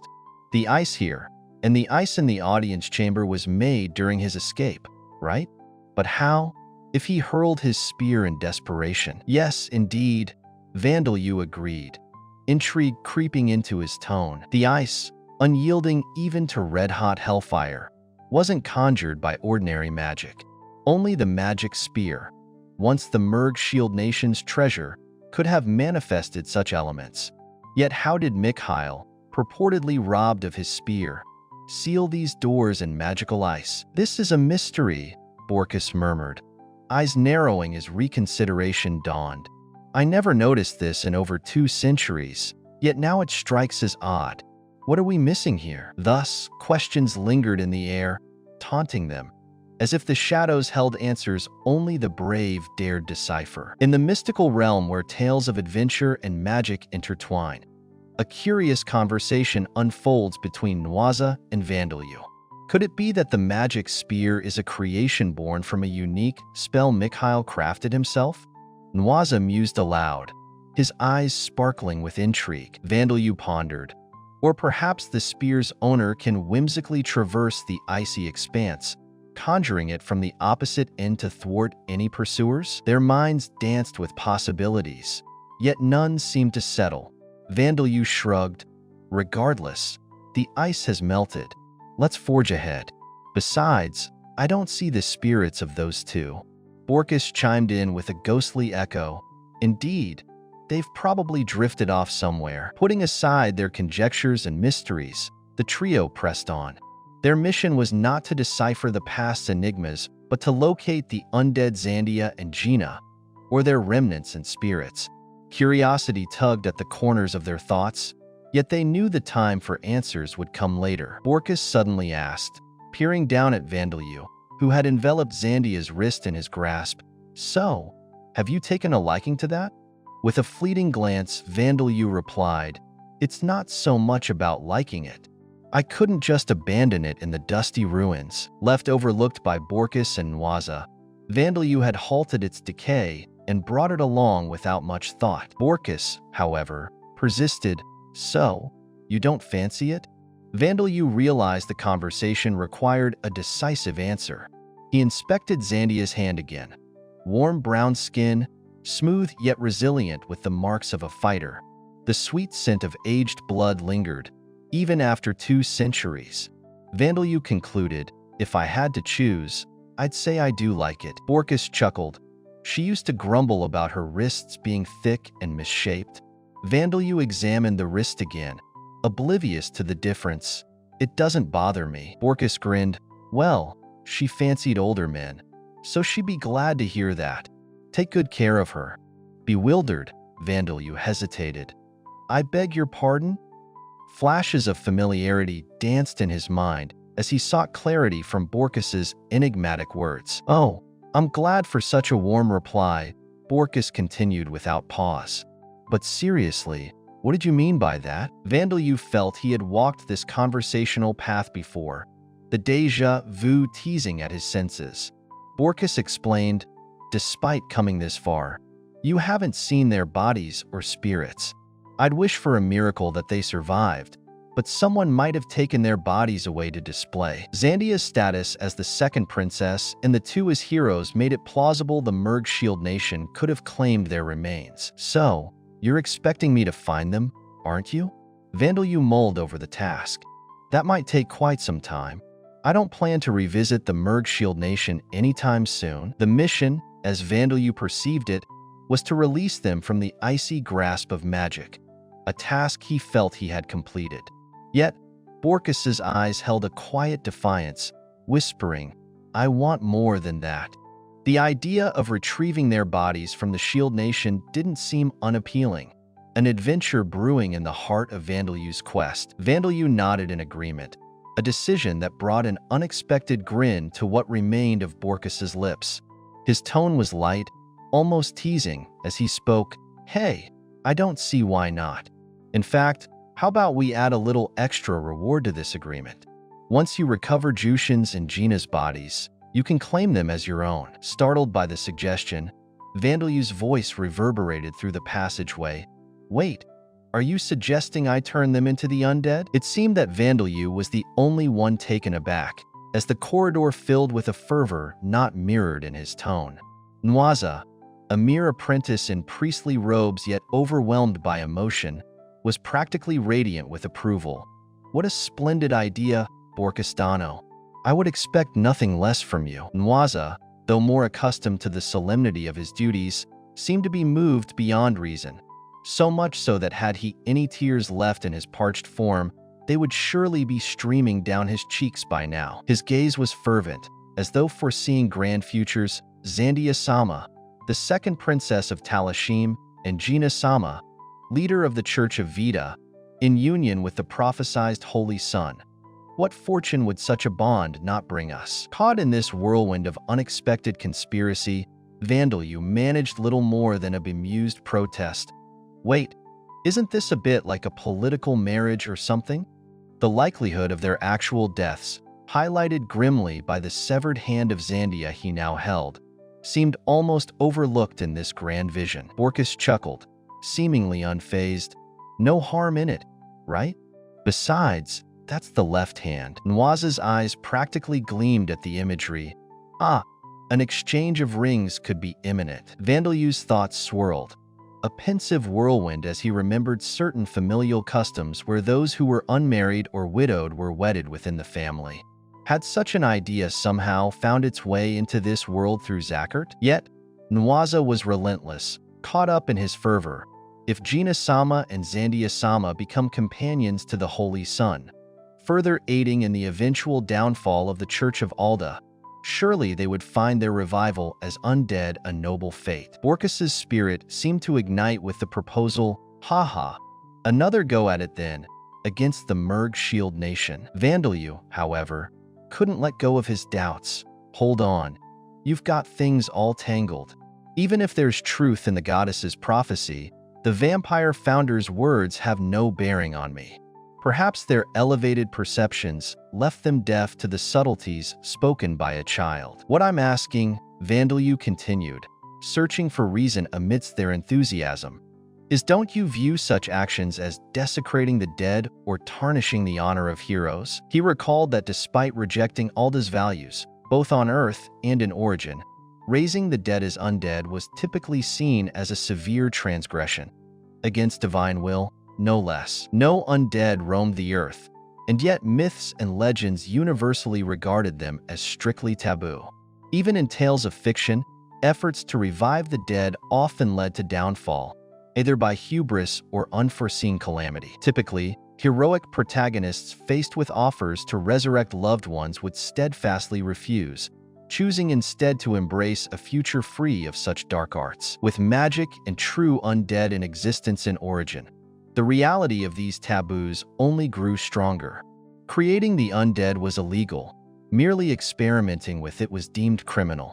Vandeleu recalled the twisted ethics of the nation's researchers who had played God with his life. Despite his lack of qualms about creating undead, evident in his attempts to bring back his mother and the creation of Bone Man and other undead companions, he understood that others might not share his perspective. Expecting resistance from Nwaza and Borkus due to their past connections with Gina and Zandia, he had hesitated to suggest raising them as undead, out of respect for their likely opposition. To his utter surprise, they were not only willing but eager, turning the matter on its head as they expressed their approval with gusto. Borkus's voice rose above Vandeleu's considerations. "Hey, what do you mean about undead?" Nwaza chimed in with a respect that bordered on reverence.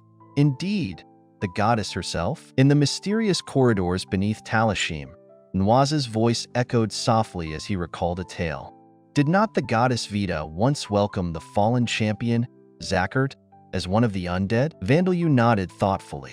"Ah, yes, I remember now. It's mentioned in the myths." Indeed, it was true. Legend spoke of Vita's open-mindedness towards the undead, a notion intriguing enough to ponder in the icy depths with his undead companions. Yet, there remained uncertainty about how Vita's living followers might perceive such an alliance. These were questions Vandeleu would need to unravel slowly when he ventured beyond Talashim into the realms of the living. "Ah, if you're fine with it, then I have no complaints," Vandeleu conceded, a flicker of purpose in his eyes. If not only the legendary Sword King, but also the saint and tiny genius chose to join his cause as undead, he could ask for little more. Their willingness sufficed as his acceptance. Borkus, ever the voice of experience, chuckled as he mused, "See, there's motivation in knowing you might gain some exceptional allies if you put in the effort. Men are built that way." Vandeleu was quick to retort, "I'm not even 3 years old yet." His youthful rebuke hung in the air as Borkus simply replied, "Age doesn't change the soul's essence, whether you're 3 or 100. Nwaza interjected with admiration. The two of them were very beautiful in life, Holy Son. Despite their beauty, Vandeleu remained pragmatic. It was likely that only their bones remained, buried beneath the ice.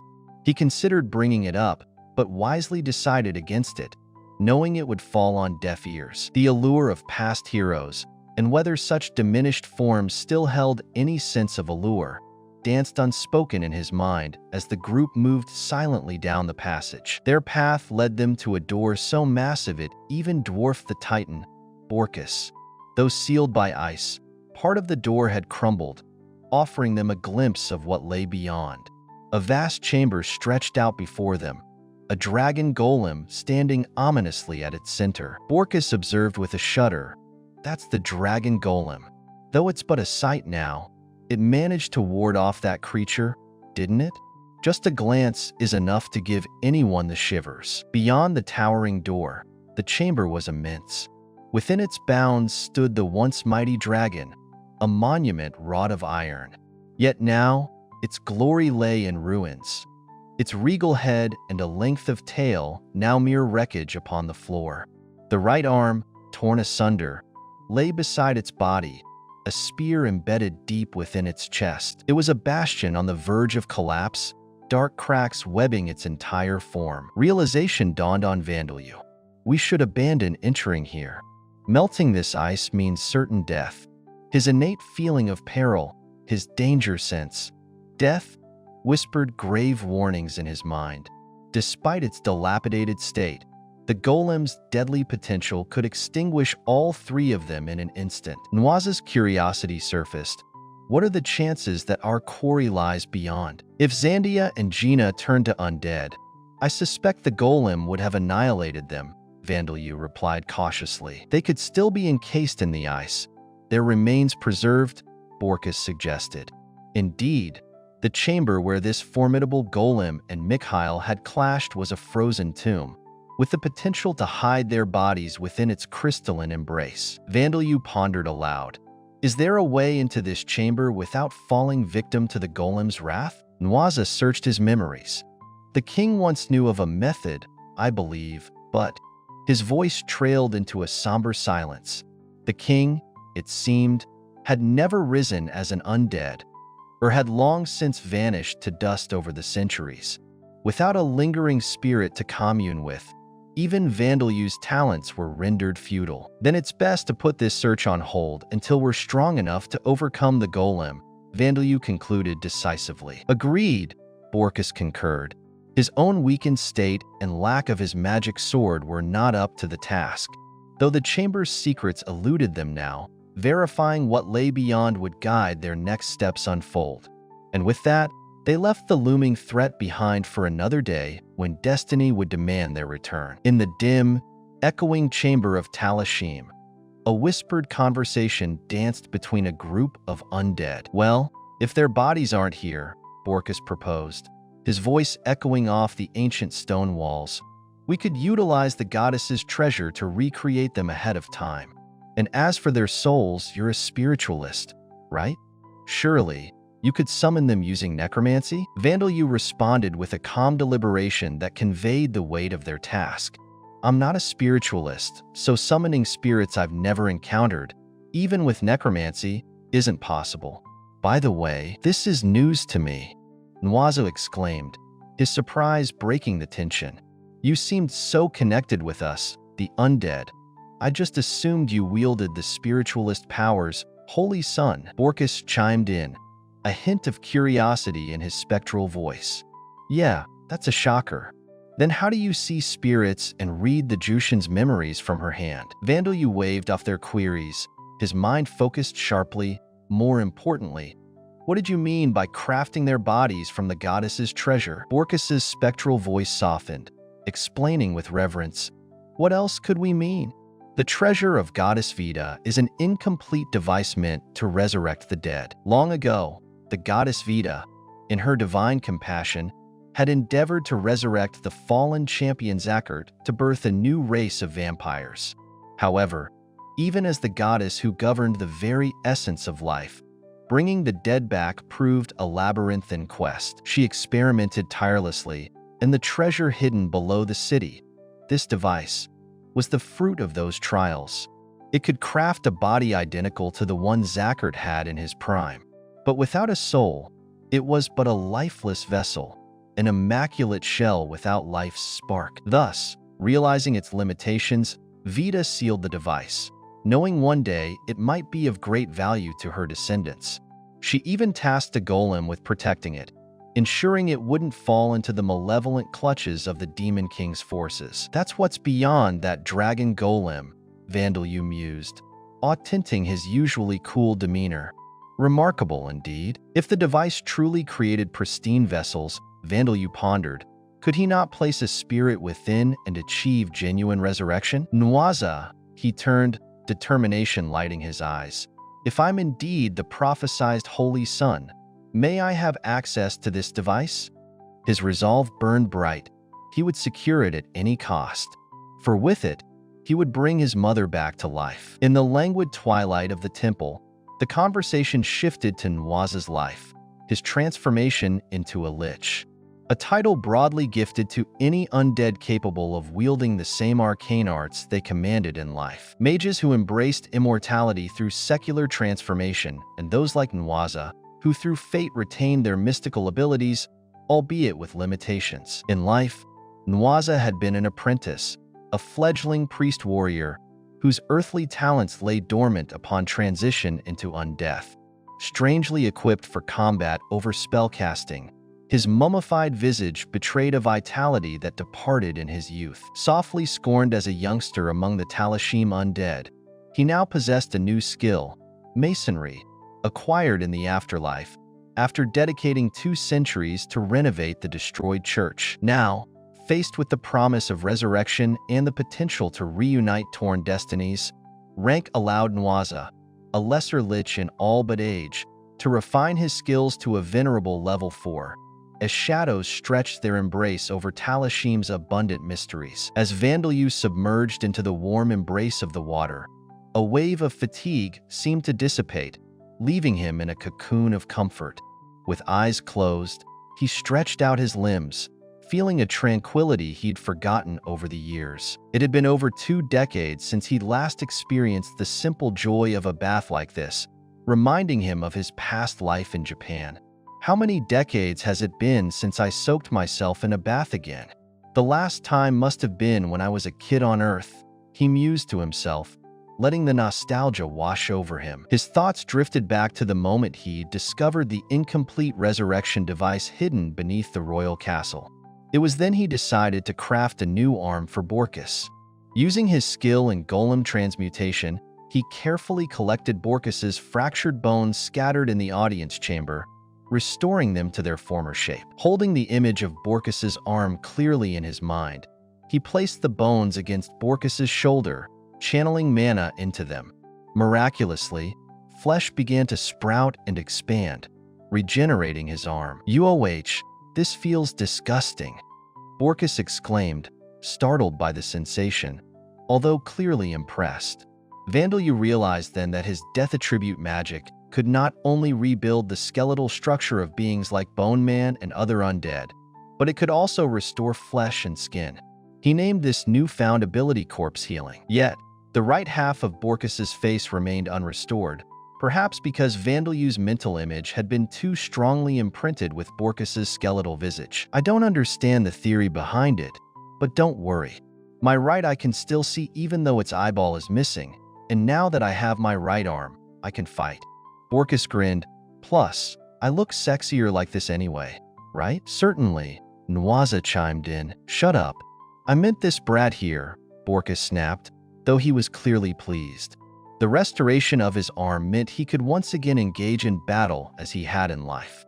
Vandalyu found himself mildly surprised, discovering that there were good-hearted people like Borkus who simply had a way with words that might seem abrasive. It broadened his perspective. Maybe he'd be less quick to assume that all rough-speaking individuals he encountered in the Orbom Kingdom were enemies. With Borkus's arm intact, Vandalyu turned his attention to the magic items and materials left behind in Talashim. Despite the restoration, Vandalyu sensed that they would need more to challenge the formidable dragon golem. The essential items had long been taken by the first princess during her flight, while others had been seized by the Mergshield nation.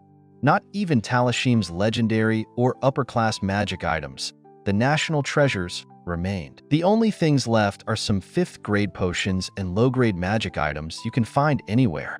Even if there were better things, they'd have rusted by now, Vandalyu noted. Well, it's been 200 years, after all, Borkus acknowledged. The only remaining resources were the equipment borne by the undead titans, and Vandalyu preferred not to strip them of their possessions. There's no other choice. I'll have to scour the dungeons. Nobody's entered them since we perished, right? Even the D-class dungeons should be brimming with magic items. Oh yeah, what about the Adventurers Guild? Borkus asked. Nwaza shook his head solemnly. In the Adventurers Guild, the adventurers who stayed to safeguard Talashim used up all the potions and every magic item was taken. Only the job-changing chamber remains undamaged. What did you just, Vandalyu? Started to ask. A new interest peaked. The poor fools did push themselves. I should have bought them more drinks, Borkus reflected, a hint of regret in his voice. You still can treat some of them. They have become undead as well, Nwaza reminded him. Right. I forgot about them. I've been holed up in. Borkus's voice trailed off, contemplating the implications. Occupied the royal castle for 200 years, they had neglected many things, including the glorious bathhouse. But there aren't any bars left, Borkus chuckled. Ha ha ha, that is true as well, Nwaza replied with a grin. Is it true that the guild's job-changing room is still operational? Vandalyu asked, curiosity tingling in his voice. The job-changing rooms, scattered throughout the branches of each guild, were indispensable facilities. They transcended borders and were present from the Amid Empire to the Orbom Kingdom, and indeed, even Talashim. Mercifully, the Mergshield nation had overlooked them, leaving the room abandoned but intact. Yet, it wasn't a boon for Borkus, Nwaza, and the other titans, who had become undead. They had transformed from people into monsters, which made the facility useless for them. Then the ghouls and I can use it, right? Vandalyu inquired, hopeful. For the ghouls and Vandalyu, this facility was a stroke of fortune. They had always been cast away from human realms, and access to a job-changing room had always been elusive. It was, undoubtedly, good news for the ghouls, for while society labeled them as monsters, they were indeed a race birthed by Vita. They could possess jobs, and Teria and Kachia were living proof, having transitioned into ghouls while maintaining the jobs they held as humans. Vigoro and Zadiris had honed their skills with sheer tenacity, absent of jobs to aid them. If they could acquire jobs, reaping the bonuses to their attribute values and skills, their prowess would be amplified. In Vandalu's case, however, there was Rodcourt's curse to reckon with, a curse that bore the ominous signature. Cannot learn existing jobs.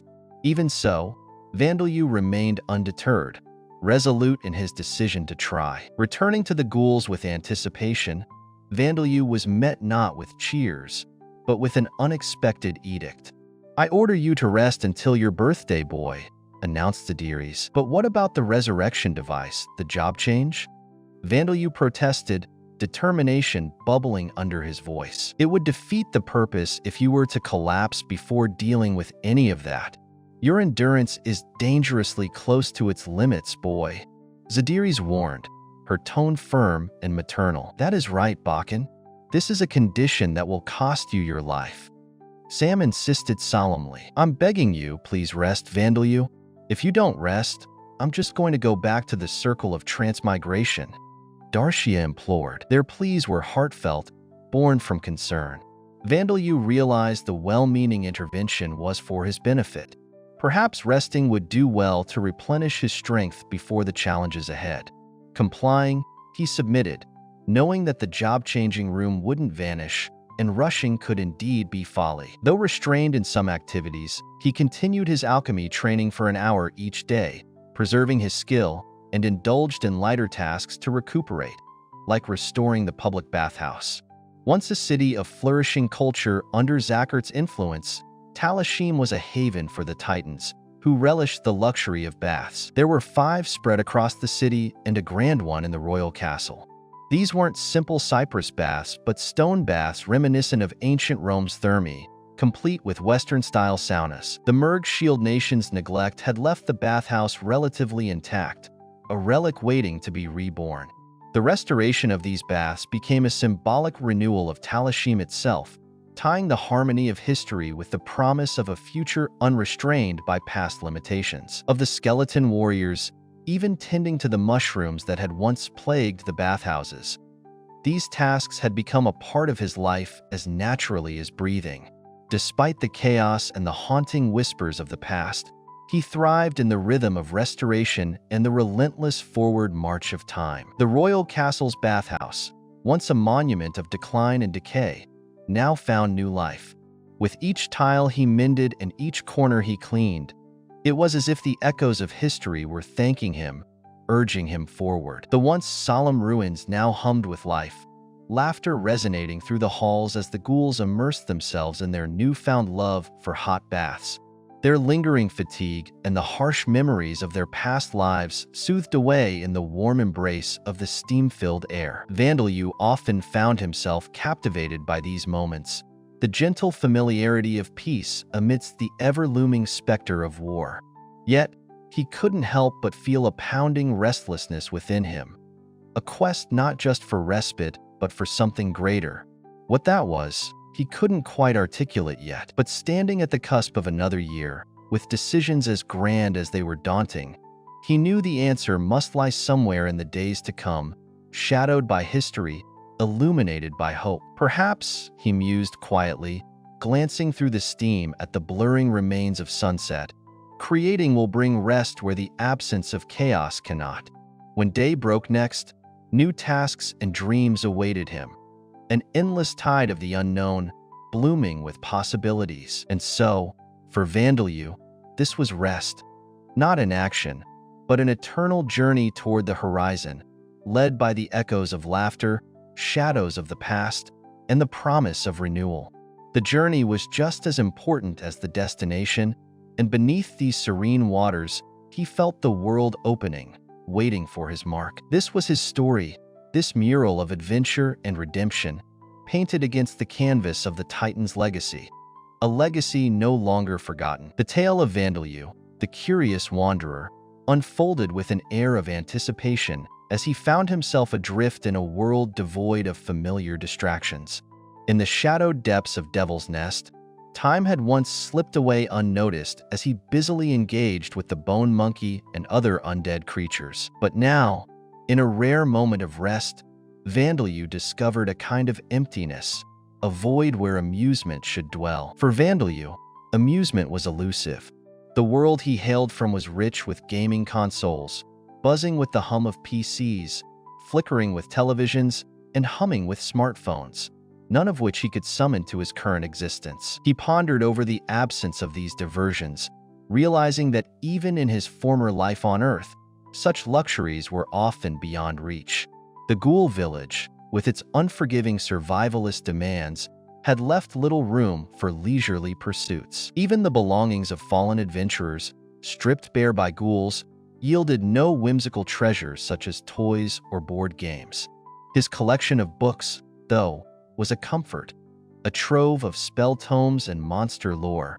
But even those familiar pages had been read to the point of wear. With a spark of curiosity, Vandalyu sought out Kachia, a former adventurer, and Nwaza, a keeper of memories past, to unravel the enigma of leisure in this foreign land. Their answers painted vivid scenes of amusement that lay tantalizingly out of reach.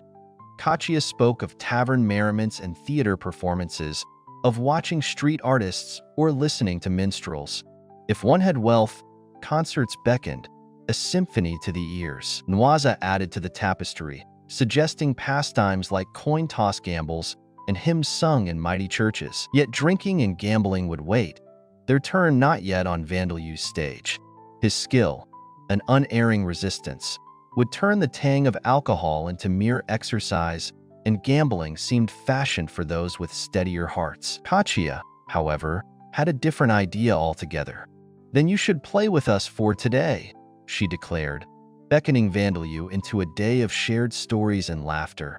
The former adventurers unveiled the intricate tales of the Adventurers Guild, while Vandalyu introduced them to the simple yet universal language of rock, paper, scissors. As the sun dipped beyond the horizon, he checked on Bilda and the other mothers-to-be, honed his alchemical skills, and found solace in the silence of his thoughts. In the hush of the night, inspiration struck.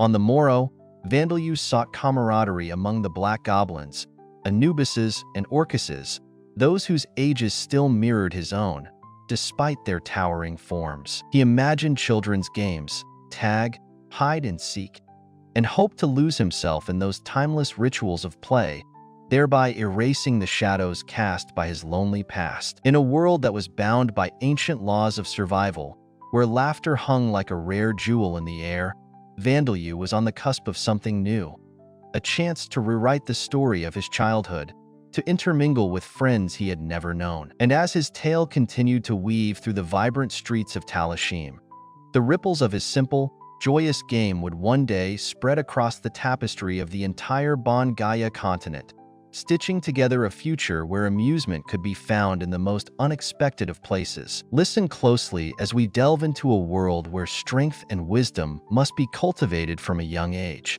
Vigoro, keenly aware of the stakes, trained the young ones with determination. In the rugged landscape of the Devil's Nest, survival was not only a necessity but also a skill to be passed on. Such dedication to training might seem harsh, yet compared to other monster cultures, these children were fortunate. Goblins and kobolds, for instance, barely taught their young anything beyond their basic survival laws, like obeying their leaders. They were left to learn methods of self-sufficiency and tool-making through mere observation or by fending for themselves. The prolific nature of these creatures meant that even if 2/3 of their offspring perished, the remaining 1/3 sufficed to sustain the population. Simply put, only the fortunate or resourceful prospered. As for the orcs, it was thanks to the foresight and resources of a noble orc like Bugin that even the idea of arming every orc was realized. In contrast, Vigoro's protégés, trained by ghouls and undead titans, were privileged with practice equipment and martial lessons to bolster their fortitude. Upon reaching adulthood, they received finely crafted gear fashioned from monster materials by the adept hands of Teria and her fellow smiths. truly an enviable position among the monstrous races. Now picture this. A chorus of young voices reciting their multiplication tables, charmingly mispronouncing numbers in a way only children can. These young orcuses needed to learn arithmetic not just for academic reasons, but for survival. They calculated how much vitality remained or how much mana could be expended before depleting their energies. Such critical thinking was indispensable in their world. The teachings they received were the brainchild of Vandeleu. Surprisingly, he discovered that humans on this continent were unfamiliar with even the basics of multiplication, a fact that caught him off guard. It seemed that the vast knowledge brought by the champions from other worlds hadn't reached as far as he imagined. Perhaps the urgency of their battles against the Demon King left no room for spreading educational reforms. And then there was Bellwood, the champion who opposed importing earthly knowledge, who likely had bigger concerns than banning simple games or mathematical concepts during such tumultuous times. In this land of harsh discipline and budding intellect, Zadiris concluded her clay tablet writing lesson. Casting a glance towards Vandeleu, she remarked, "I don't need assistance, thank you. Creating these clay golems for us is more than sufficient." These golems, deftly transformed into writing tablets, were essential for learning since paper was a rare luxury. The ghouls and undead titans of Talashim, eking out primitive existences, couldn't afford the refined parchment from sheepskin. Vandeleu had even tried his hand at crafting paper from fibers fit for the task, driven by a desire to enrich their knowledge further. Tune in as the tale unfolds, offering insights into a world where resilience and curiosity intertwine, brimming with a refreshing spirit of competition as Zadiris quickly picked up the subtleties of reversi. Every flip of the pieces resounded with a satisfying clack, echoing through the ancient corridors of the Devil's Nest ruins. Vandeleu, with a smirk, appreciated the simple joy of this fleeting distraction from his grand ambitions and the boundless mysteries of magic. Despite his expertise, he found himself increasingly challenged by Zadiris' sharp wit and keen observation.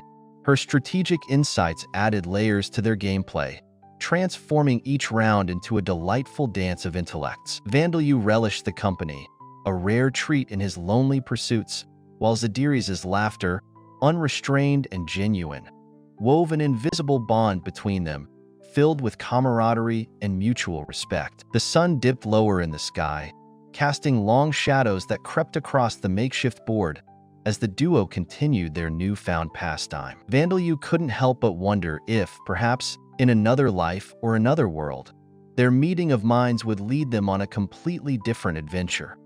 A path less burdened by duty and destiny, but equally enriching to the spirit. As the game unfolded, time lost its grip on them, carrying them far from the pressing troubles of Talashim and its porcelain secrets. Here, amid the crumbling stones and forgotten histories, they carved out their own small corner of peace, driven not by the weight of their pasts, but by the exhilarating possibility of what lay ahead. From the second match onwards, the energy in the room continued to rise. "Even though I was undefeated when I played alone," Vandeleu mused, a touch of nostalgia in his voice. Zadiris, meanwhile, met his gaze with silent understanding. Please don't look at me like I'm a pitiful child," Vandeleu added nervously. "And if you feel sorry for me, don't monopolize the corners. This and that are separate matters. Competitions are cruel things, boy," Zadiris replied, her voice both wise and amused. As the games progressed, excitement swirled in the atmosphere. "King, I want to play too," a black goblin exclaimed eagerly. "Playing something interesting over here, aren't you? Let me in on this." Borkus's booming voice joined in the fun. "Oh my, a board game. How elegant. Might I ask you to teach me how to play, Vansama?" Teria inquired, making her way over. Before long, the room filled with onlookers. Black goblins who had finished their training, curious ghouls, and even undead titans. Enthralled by the spectacle, Vandeleu found himself creating nearly 20 reversi sets throughout the day. "So today was a fun day as well. Did I manage to rest today?" Vandeleu pondered, feeling a peculiar sense of satisfaction. "If you had fun, then it's fine," Darcia chimed in gently, her smile warm and reassuring. Vandalyu had expended a substantial amount of mana, but with his immense reserves, it was an inconsequential cost that would quickly replenish. And Reversi is quite fun, isn't it? Ah, put my piece there, Darcia suggested, her laughter infectious. Okay, then I'll play my piece here, Vandalyu countered with a smile. The stone pieces clinked rhythmically as they moved across the board. There were no simple, interesting board games like this one in the Mergshield Nation, Sam commented as he strategized his next move. Ah, Saria, are you aiming for that corner again? Father, competitions are a cruel thing, you know? Saria teased lightly. Meanwhile, Rita observed them, adding with a playful grin. Nachon and Father don't have any bone or flesh, but they're waging a war of bone and flesh? Laughter filled the room as Nwaza declared, "Ha ha ha, Borkestano. It seems that it is my victory once again. Why can't I win?" Borkus growled in frustration. That's because Master Borkus doesn't take the corners, I suppose? A Titan offered, half-jokingly. How can a man do such small-minded things? Borkus protested, refusing to back down. Shut up. Nobody asked you, he grumbled, though his competitive spirit remained undeterred. You cannot win if you get too agitated, Borkestano, Nwaza advised softly, his tone soothing. Even as night settled in, the sound of stone pieces resonated through the city of Talashim, a melody of competition and camaraderie. The rattling sounds could easily be mistaken for the clattering of bones, but within the city walls, it signified the joy of Reversi. Borkus, the legendary Sword King turned undead, found a peculiar solace in these moments. Despite his diminished strength, partially due to his lost dominant arm and shattered sword, he now stood reinvigorated with Vandalyu's aid. His formidable skills, although tempered by time, hinted at a resurgence, with potential that could soon defy even his highest ranks. As he adjusted to this new existence, a powerful fighter was once more emerging in the nightlife of Talashim. In a world where legends intersect with the shadows of the undead, there exists a formidable entity known as the zombie hero. These creatures have come into being when a person, bearing a prestigious title, remains steadfast in their honor until the very end of their mortal life. Their ranks range from as low as rank 4 to the formidable heights of rank 10.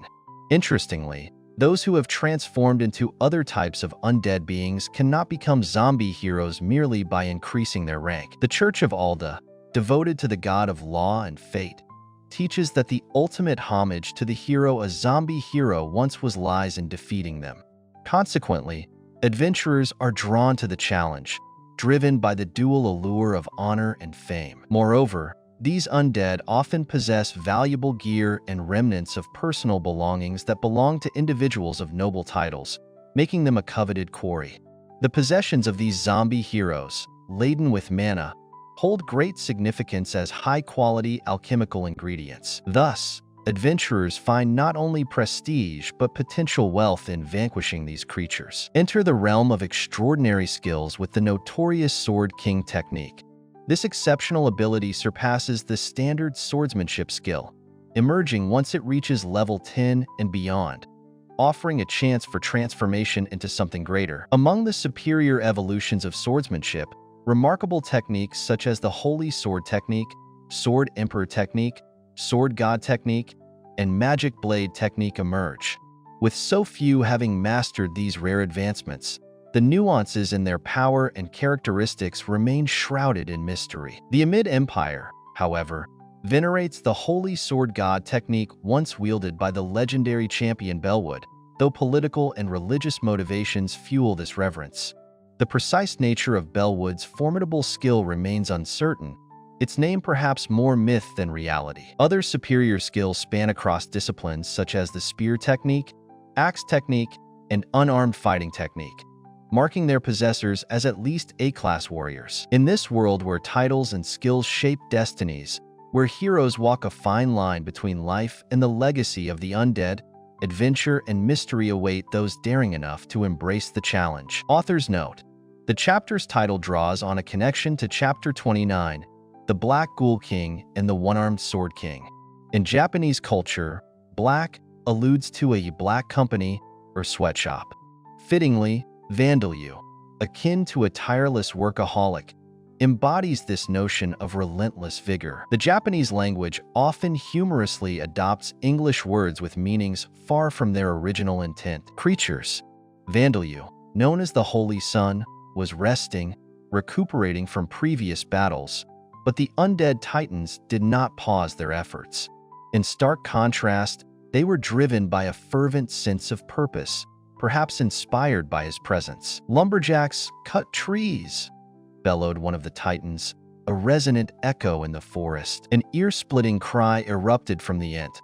A tree transformed into a monster, as the titan's axes bit deep into its trunk. The ant lashed about its branches in a desperate, final stand. Yet the titans remained unfazed, their determination unyielding, and soon the towering ant succumbed. "What should we do with this tree, boss?" one titan inquired. "Stack it with the rest of the timber," replied the leader. "The Holy Sun is resting for now." "Roger," came the immediate, enthusiastic response. They worked with the precision and speed born of their former lives. Even in death, as mere skeletons draped in decaying flesh, these lumberjack titans remained adept at their craft. They efficiently trimmed the smaller branches, seamlessly adding the logs to the steadily growing pile of timber. "We have to hurry and rid Talashim of all the other monsters," urged one titan. "Indeed, with the Holy Sun now among us," another replied. "I'm eager to fetch the salt," came an eager voice. They tirelessly cleared the outer districts of Talashim, driving back the encroaching forest of the Devil's Nests to restore the city to its former, ruined state. The Holy Sun had promised to repair and rejuvenate the infrastructure of Talashim, breathing life back into their city's proud history. "Show him how we work," urged the leader, their fervor infectious. Under the guidance of these former lumberjacks, the Titans systematically dismantled any monsters that dared challenge their path, felling trees in swift succession. Talashim, once a secluded city-nation surrounded by the impassable Boundary Mountain Range, held a formidable secret. Though the royal capital housed a scant population of 5,000, with only 3 tiny villages reaching into the hundreds, the true strength of Talashim lay within its resilient citizenry. Adventurers like the famed Sword King Borkus and the Knights Holy Saint Gina stood out as exceptions, yet the typical citizen embodied both labor and combat proficiency. Miners or fishermen by trade, these titans doubled as the city's vanguard, their hands adept at wielding mining tools and battle-scarred weaponry alike. With industries reliant on the rich yet dangerous resources of the Devil's Nests and dungeons, every task necessitated a battle-hardened resolve. Lumberjacks cut down monstrous ants and treants while fishermen speared aquatic beasts, and miners secured metal veins nestled deep within monster-infested domains. This dual existence honed their combat skills, making the vast majority of Talashim's population formidable warriors. The farmers of Talashim, presumed to be an exception, were anything but passive. They possessed the raw strength to annihilate any intrusive predator attempting to ravage their fields, their hands as deadly as any weapon. Against this backdrop of strength and resilience, Vandalyu and the ghouls pondered an intriguing question. Why would the Merg Shield Nation choose to antagonize such mighty opponents? Ill-fated and ignorant of Talashim's true might, the Merg army endeavored to conquer a city that boasted warriors capable of decimating their soldiers with a single blow. Any aggressor attempting to subdue the Titans would face staggering casualties in return. Though Talashim had few practitioners of magic due to the Titans' limited magical affinity, Merg's forces, consisting predominantly of knights and soldiers and lacking mages as well, found no advantage. The Merg Shield Nation and the Amid Empire behind it seemed to have dispatched their troops based solely on superficial assessments, overlooking the hidden strengths of Talashim. While the Merg Shield Nation emerged victorious, they incurred unprecedented losses, including a sacred magic spear, a national treasure gone forever. But these bygone blunders meant little to the undead Titans, as they diligently purged Talashim of any non-undead presence, preparing the way for Vandalyu's grand vision of restoration. As they toiled, an ancient, enduring spirit resonated throughout Talashim. an unyielding determination to reclaim what was once lost and to rise anew under the Holy Sun's guiding light. Monsters roamed these lands, and amidst their lurking shadows, Vandalyu found solace where many would dare not tread, in the crumbling remains of the Adventurers' Guild. The air was heavy with the scent of ancient dust as he pored over a tome, one of the many that had astonishingly survived 200 years of abandonment. The Church of Vita and the Mages' Guild had not been as fortunate.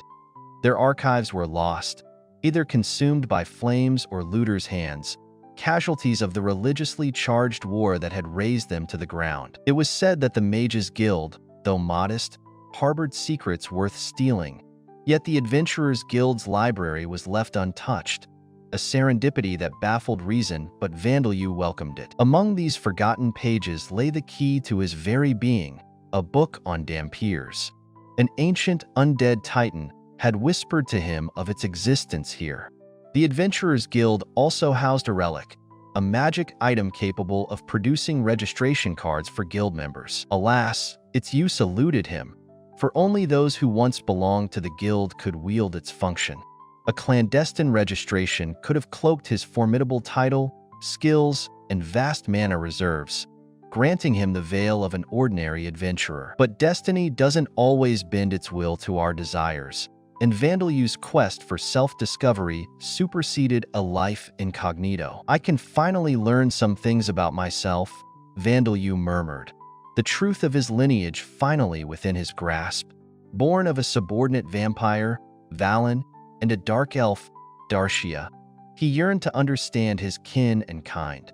Perhaps he would unveil the tapestry of his life expectancy, a thread so crucial in weaving the future securely. Should it unravel ahead of time, blood rituals could offer an extension. Yet what if Dhampirs inherently lived unchanging, only to collapse into death abruptly at the age of 30? Unlikely as it seemed, he needed certainty. With each inhaled breath of musty paper, the mystery of his nature unfurled.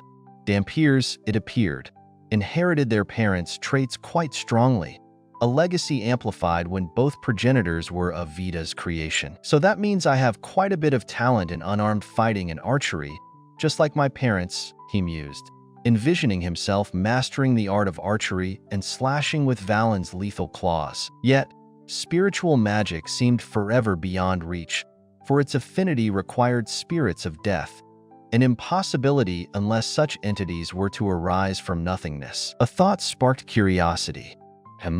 Could it be I've inherited Father's resistance to the sun as well? If so, won't I be fine altering my body structure to be more vampire-like by using blood-sucking to drink more blood? Born without the frailties of vampires, a Dhamper's constitution could shift with each use of the blood-sucking ability, gaining power at the cost of newfound vulnerabilities. Yet, Vandalyu's father bore no such weaknesses to sunlight. Perhaps he could harness this legacy unburdened. "All right, I'll drink lots of blood from now on," he declared, resigned to a truth he had only half-heartedly resisted. The tang of blood had long enticed him, a hunger too primal to deny. Could this indulgence make him a warrior like his father, a triumph surely to gladden his mother? And the main thing, the lifespan is dependent on the race of the parent that isn't a vampire? Vandalyu's heart quickened. The pages held answers, not only to his quirks and capabilities, but to the very essence of life ticking within his veins. In a world where lines are blurred between mere mortals and mythical beings, the life of a Dhamper isn't just a tale. It's a tapestry woven with threads of diverse destinies. These intriguing hybrids, born from the union of a vampire and a non-vampire, inherit a peculiar interplay of lifespans from their parents. Imagine this. If one parent was human, with a lifespan of a century, their Dhamper child would enjoy 300 to 500 years on this earth. With a dwarf as the non-vampire parent, living 2 centuries, their offspring could expect to see between 600 to 1,000 years. And if the other parent was a long-lived elf, the Dhamper could wander the world for as many as 1,500 to 2,000 years. Researchers of ancient days, wielding life attribute magic, pondered over Dhampirs to divine these spans, though though the precision of their findings might be as timeless as the subjects themselves. Enter Vandeleu, our steadfast protagonist who pondered his own longevity amid the halls of knowledge. "How long do dark elves live?" he mused, seeking answers from his mother, Darcia, who was at rest within the fragmented embrace of her bone relic. Undeterred, he delved into the archives, and there, among the pages, his answer awaited. Dark elves, it revealed, a race birthed by the goddess Vita to stand mightier than elves, possess abilities surpassing their precursors and enjoy lifetimes stretching up to 1,000 years, double that of their elven kin. For Vandeleu, this translated to a daunting 3,000, perhaps even 5,000 years, enough time to engrave his mark on history's scroll if fate spared his life. A time span longer than the entirety of the Christian era. It's unimaginable, he sighed, grappling with the concept of enduring through such expanse. His musings about time felt as fleeting as when he was human. With the god Rodcourt's promise of 4 lifetimes yet to materialize fully, he often pondered the divine machinations at play. Why was he reborn as a damper? The cursory conclusion was that Rodcourt cared little for longevity, aiming instead to drive him to despair. Without the boon of death attribute magic, Vandeleu's fate would have been sealed alongside his mother's, his existence snuffed out in solitude and starvation. The stark realization of how many Dampiers never see the twilight of their lifespan starkly grasped him. Turning the page in his search, Vandeleu wondered, is there a tome about adventurers? His questing took him to the Talashim branch of the Adventurers Guild, which mirrored the systems of the Orbom Kingdom's guilds closely, despite the fog of 2 centuries gone by. Survival in Talashim was ingrained, thanks to enduring cultures like the Dwarves and Titans. Was their way far removed from the far-distant Merg Shield nation he had known? To his relief, the rules resonated with familiarity, akin to whispered tales from the spirits of fallen adventurers and Kachia. Yet, 2 nuances caught his attention: the manner of treating Vita's races and the adventurer's schooling.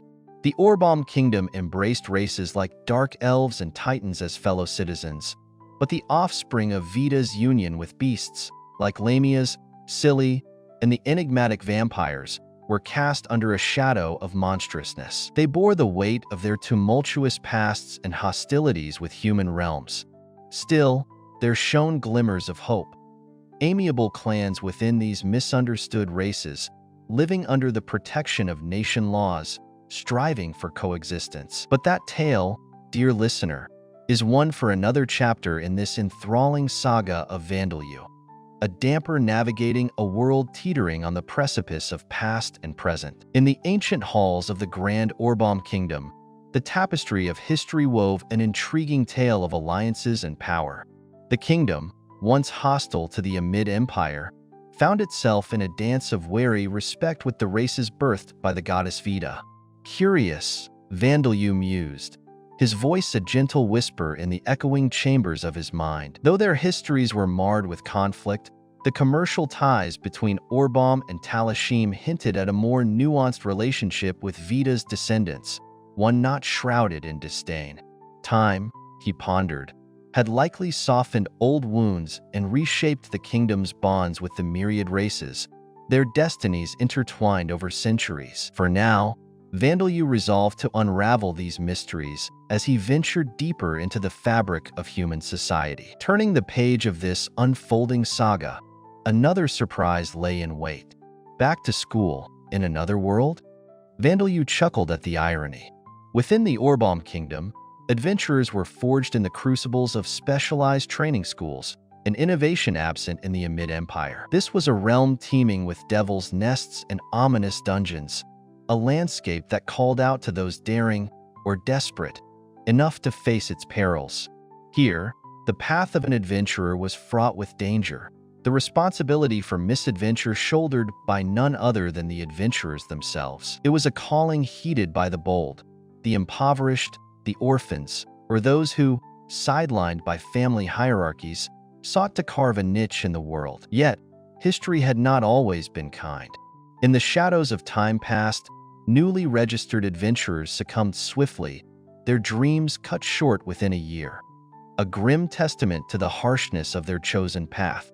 But the nation, attuned to the repercussions of a tarnished guild reputation and the potential chaos of rising crime, intervened. With foresight and intention, training schools were birthed, instilling in fledgling adventurers the wisdom and skill necessary to survive. Success bloomed, mortality rates plummeted, and the ascent to higher ranks became attainable. Even the nation reaped the benefits, enlisting top adventurers as elite protectors and skilled mages. "What a curious story," Vandalyu murmured, eyes lifting from the pages, skepticism tingling at the edges of his consciousness. Why were only some numbers cited, leaving gaps in the reassuring narrative? Were the statistics of the second year's fatalities conveniently unmentioned? He considered these questions, the shadows they cast only serving to deepen his intrigue. Well, it's all the same to me.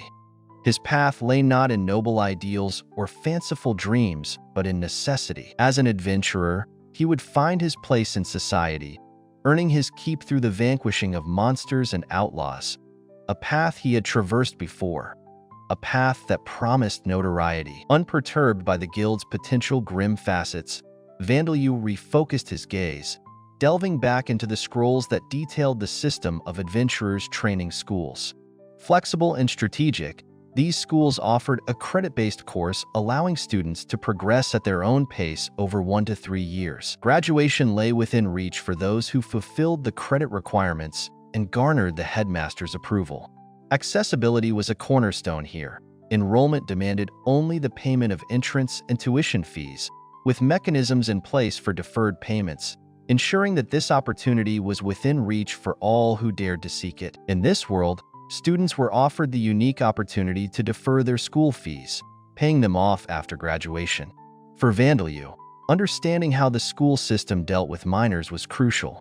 In the Adventurers Guild, advancing to an F class or higher required graduation from an adventure training school. Adventurers were categorized into 8 classes based on their skills and accomplishments.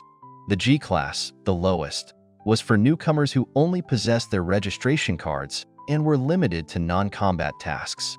In essence, they were performing what would be manual labor back in Japan, often with less pay. Any request that involved even the slightest potential for combat, such as gathering medicinal herbs outside city limits, were off-limits to anyone below F class. If I aim to rise through the ranks and earn money and fame, I'll need to attend an adventurer's training school since I'm underage, Vandalyu mused.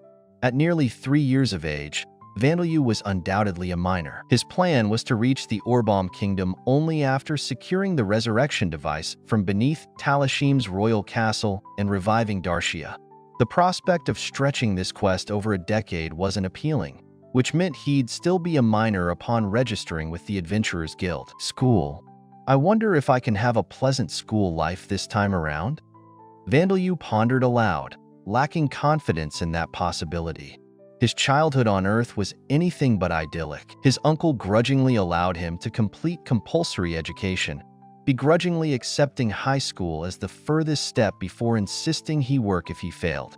Despite this, Vandalyu pushed through to high school. Yet, the shadows of his upbringing lingered.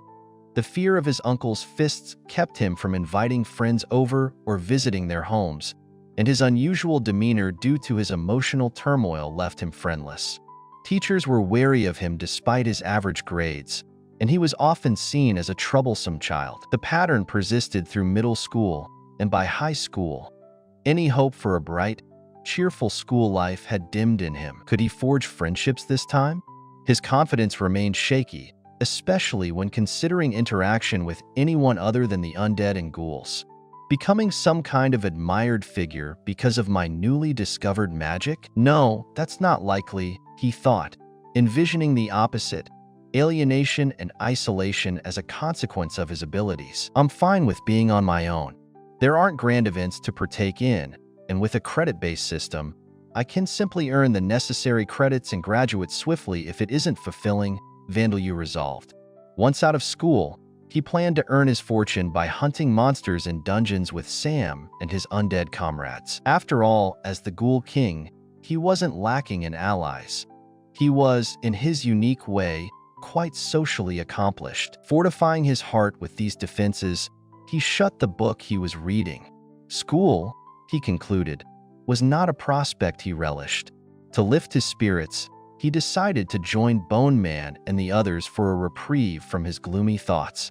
As he replaced the book on its shelf, a different title caught his eye, A Study on Undead. With curiosity piqued, Vandeleu picked up the book and began reading again. The undead he created, including Bone Man, dedicated their time to training and playing around Sam when they weren't in battle. They engaged in practice skirmishes, sharpened their reflexes by dodging Bone Monkey's stones, and admired Bone Bird's aerial acrobatics. "Chew!" Bone Man groaned, trailing behind the others, as he remained the only one yet to surpass rank 3. "I think I might have found a way to make you stronger today. Let's give it a shot," Vandeleu suggested with an encouraging glint in his eye. In the dim light of a forgotten battlefield, Bone Man stood like a spectral guardian, his bow slung over his back, sword resting at his hip, and clad in leather armor with a shield for protection. To the untrained eye, he seemed a formidable skeleton soldier. Yet, within his bones stirred the spirits of rats. Perhaps this explained why Bone Man's swordsmanship and shield techniques remained stubbornly at level 1, resisting any growth. Pondering over this curious case, Vandeleu, a master of the arcane, realized that Bone Man, despite reaching level 100, remained at rank 3. The pages he perused offered a tantalizing hint. Crafting a powerful undead often requires the spirits inhabiting the corpse to be well-matched or have a natural affinity with it. In the enigmatic world of Lambda, undead were not always rekindled with their original spirits. Often, the bodies of the deceased hosted spirits vastly different in nature. Rather than a human soul, they might harbor the spirits of small creatures. Typically, this mismatch relegated them to the ranks of weak undead, hovering around rank 1 or 2. Imagine a human spirit awkwardly animating a beast's body, struggling with unfamiliar reflexes and instincts, or managing limbs and features alien to human anatomy, like wings or dual heads. Conversely, when animal spirits took root in human forms, their mastery over human appendages was limited unless they were notably clever creatures. Even then, the finesse required for tools was beyond their capabilities. Therefore, Bone Man's rat spirits were extraordinary, geniuses of their kind. Rats, known for their dexterity, could manipulate their forepaws skillfully, yet wielding a bow, arrow, sword, and shield was a feat bordering on miraculous. Even with such intelligence surpassing goblins, there were constraints on their potential. Vandeleu, unwilling to wait centuries for natural growth, devised a clever solution. If Bone Man is essentially a human body with a rat's mind, why not merge it with a human spirit to bridge the gap? With this plan in motion, he selected human spirits whose bodily ties were severed long ago, ensuring they brought no remnants of personality, emotion, or memory. The historical battlefield offered a plentiful harvest of such spirits.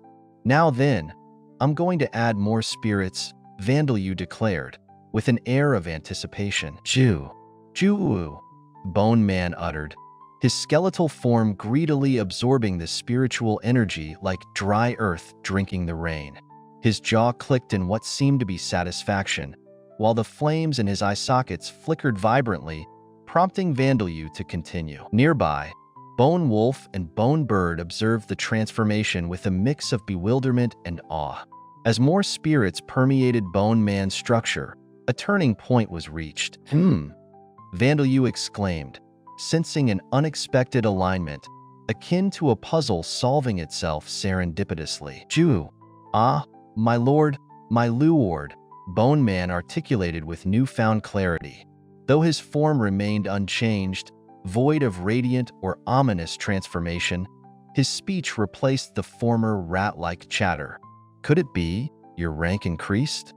Vandeleu mused, intrigued by Bone Man's newly acquired eloquence. In this world, certain creatures experience a profound surge in intelligence and abilities when their rank ascends, a phenomenon that often surprises adventurers who mistake it for growth through battle experience or acquired wisdom through learning. Yet, every so often, a creature would emerge, suddenly gripping magic or articulate speech, as if awoken to a higher consciousness. Power of the Skeleton Knight when acting in service to the person it is loyal to, lending additional strength to its attacks and defense. Bone Man, with his newly elevated status as a rank 4 Skeleton Knight, found himself entertaining a sense of purpose that surpassed his initial existence. His life, or rather unlife, had transformed profoundly under Vandalu's guidance. The process was not just a matter of physical transformation. It was a metamorphosis of mind and soul, marrying remnants of memories with restored vigor. Bone Man, now vibrant with newfound life, had a loyalty as unwavering as the bones that supported his form. "Jew, my lord." Bone Man's voice echoed through the air, a deep resonance that, despite the eerie edge, spoke not of malice but of earnest dedication. "Your divine work has seen to my advancement, and I stand before you, a Skeleton Knight of rank 4. His voice possessed a peculiar rhythm, one that betrayed the strange mingling of his spectral parts. It was richly toned, a booming baritone that seemed oddly dignified for a being who might have once sparked fear. What curious thing had Vandalu wrought in choosing this path for Bone Man? The amalgamation of spirit fragments had not only fortified Bone Man's corporeal frame, but had breathed into him something more, a knightly refinement that danced in his every move. It was as if forgotten echoes of a chivalric life had awakened, sleeping soundly within the recesses of his undead consciousness. "Jew, my lord, I remember." Bone Man affirmed, as fragments of a past life, one marked by pain and betrayal, began to surface. Giants of emotion welled within him, memories entwined with regret, sorrow, and now an odd sense of redemption. The specters of yesteryears unveiled the tragic tale of a homecoming, the violent intrusions of a predator on a life once bound by domestic bonds. A haunting cat, fiendish in its whim, had torn his past asunder, leaving him powerless and abandoned. The narrative unraveled as a testament to a world where cruelty danced unabated, spilling the harsh lesson that Capri City was not unique to mankind alone. Cats do those sorts of things, don't they?" Vandalu mused, as wisdom creased his brow. There lay a world where violence lived not just in brutish men, but in beasts we oft held dear. Yet Vandalu's affinity for creatures both canid and feline did not dim, and he resolved to place the storied violence of the past behind them. "But don't kill cats needlessly." "Jew, certainly, my lord." Bone Man acquiesced with understandable alacrity, his obedience staving off potential feline calamities in the future realms of Orbaum Kingdom. The tapestry of time yet spun, and who was Vandalu to predict the presence of domesticated creatures in distant Lambda? Time unfurled its languorous stretch, as Vandalu engaged in whimsical frolics with Bone Man and a cavalcade of undead companions. The day drifted onward like a cloud on a sunlit morn, as they reveled in playful antics and merriment. Bones were tossed, wings took flight, and amidst it all, a newfound kinship blossomed, enriched with life's simplest pleasures. "Jew!" Bone Man's triumphant howl pierced the air, an exuberant cry that transcended the chill of his skeletal frame. Saria and Rita, returning wraiths from their hunting quest, cast inquisitive eyes upon the fervent display. "Bakken, Bone Man is running. Why is that?" Saria queried, her voice a gentle note of curiosity. "Some kind of training. It wouldn't be something like that, would it?" Rita conjectured, bemused by the sight of an unbreathing heart that raced with speed. "I had an idea to build this, and he seems to have taken a liking to it," Vandalu explained, gesturing toward a peculiar contraption, a whimsical wheel born from Vandalu's creative vision and his gift for golem transmutation. Like hamsters of old starry myths, Bone Man ran with glee, a picture of undead delight within the spinning circumference of his newfound joy. Thus, in the arc of this day's tale, Bone Man had transcended death's static grasp to embody vigor renewed. His heart, untainted by malice yet fueled by unwavering loyalty, continued its journey along paths both sublime and surreal, to serve and protect his lord, with loyalty as steadfast as the stars. The ochre sun kissed the horizon as Bone Man's laughter mingled with the winds, a symphony of life beyond the pale veil of death. The bearer of this formidable attribute enjoys its powerful values as long as they faithfully obey the commands of the one they have pledged to serve, most often a lord. In the compelling saga of the Bone Man, his unwavering allegiance lies with Lord Vandeleur. These formidable skeleton knights are not just ordinary warriors. They are often endowed with exceptional martial skills and commanding prowess. These capabilities allow them to ascend the ranks to become a rank 5 skeleton general or even a rank 6 skeleton lord by leading their subordinates with distinction. However, when they fall under the service of someone who wields dominion over an entire nation, such as a king or emperor, they are transformed into undead with noble court ranks attached to their names, elevating them to titles like Skeleton Baron. Hit back with precision, his movements smooth and fluid, as if the frisbee was an extension of his hand. The eager eyes of the Black Goblin, Anubis, and Orcus children followed the disc's every move with wonder, their energetic faces reflecting the joy of this newfound game. It was a curious sight. These children, monstrous in their origins yet brimming with innocence, caught up in the sheer delight of a simple wooden toy clad in rubber. Vandeleur's voice, calm and steady, guided them. When you throw it, aim just above the person. Let it glide. Glide? Questioned a bright-eyed goblin, her head tilted in puzzlement. Yes, like a bird, explained Vandeleur, gesturing with his hand to emphasize the motion. With newfound curiosity, the children mimicked his gestures, their awkward attempts gradually transforming into confident tosses. Giggles erupted as the frisbee swooshed through the air, sometimes caught, other times clattering harmlessly to the ground, only to be scooped up again with earnest determination. Badia couldn't help but smile at the scene, leaning against a tree as she watched. The sun overhead cast golden beams, reflecting briefly off the rubber-coated surface of the frisbee. In these moments, the ghosts of their past troubles dissipated, leaving behind only the pure joy of play. It's like magic, said Mimetiga, her eyes wide with excitement. It's just practice, Vandeleur replied, a rare, gentle smile playing on his lips. The magic is making it fun. And fun it truly was, a simple and gentle reprieve from the challenges and perils that often surrounded their world.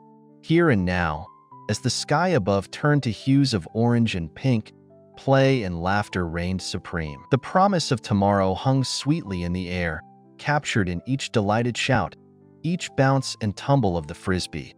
A new adventure with each throw. As Badia walked over, her presence warm and reassuring, she joined the playful chaos, catching a wayward throw intended for Vandeleur. Together, they didn't just play.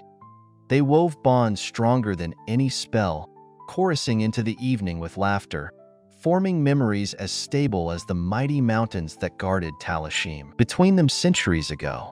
As these thoughts swirled in Terria's mind, she let out a deep sigh of contentment, and Vandeleur adjusted the pressure of his hands, smiling slightly. Shortly after, Badia found herself drawn back to the children's game with a curious fascination. The disc soared through the air with a grace and freedom that spoke of simpler joys, its path unpredictable yet mesmerizing.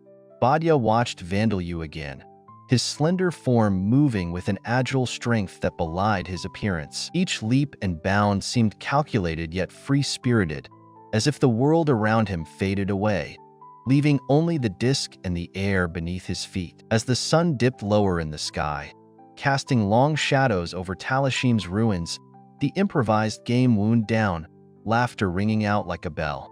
Bastia's heart swelled with pride and tenderness, emotions she barely recognized, yet felt keenly.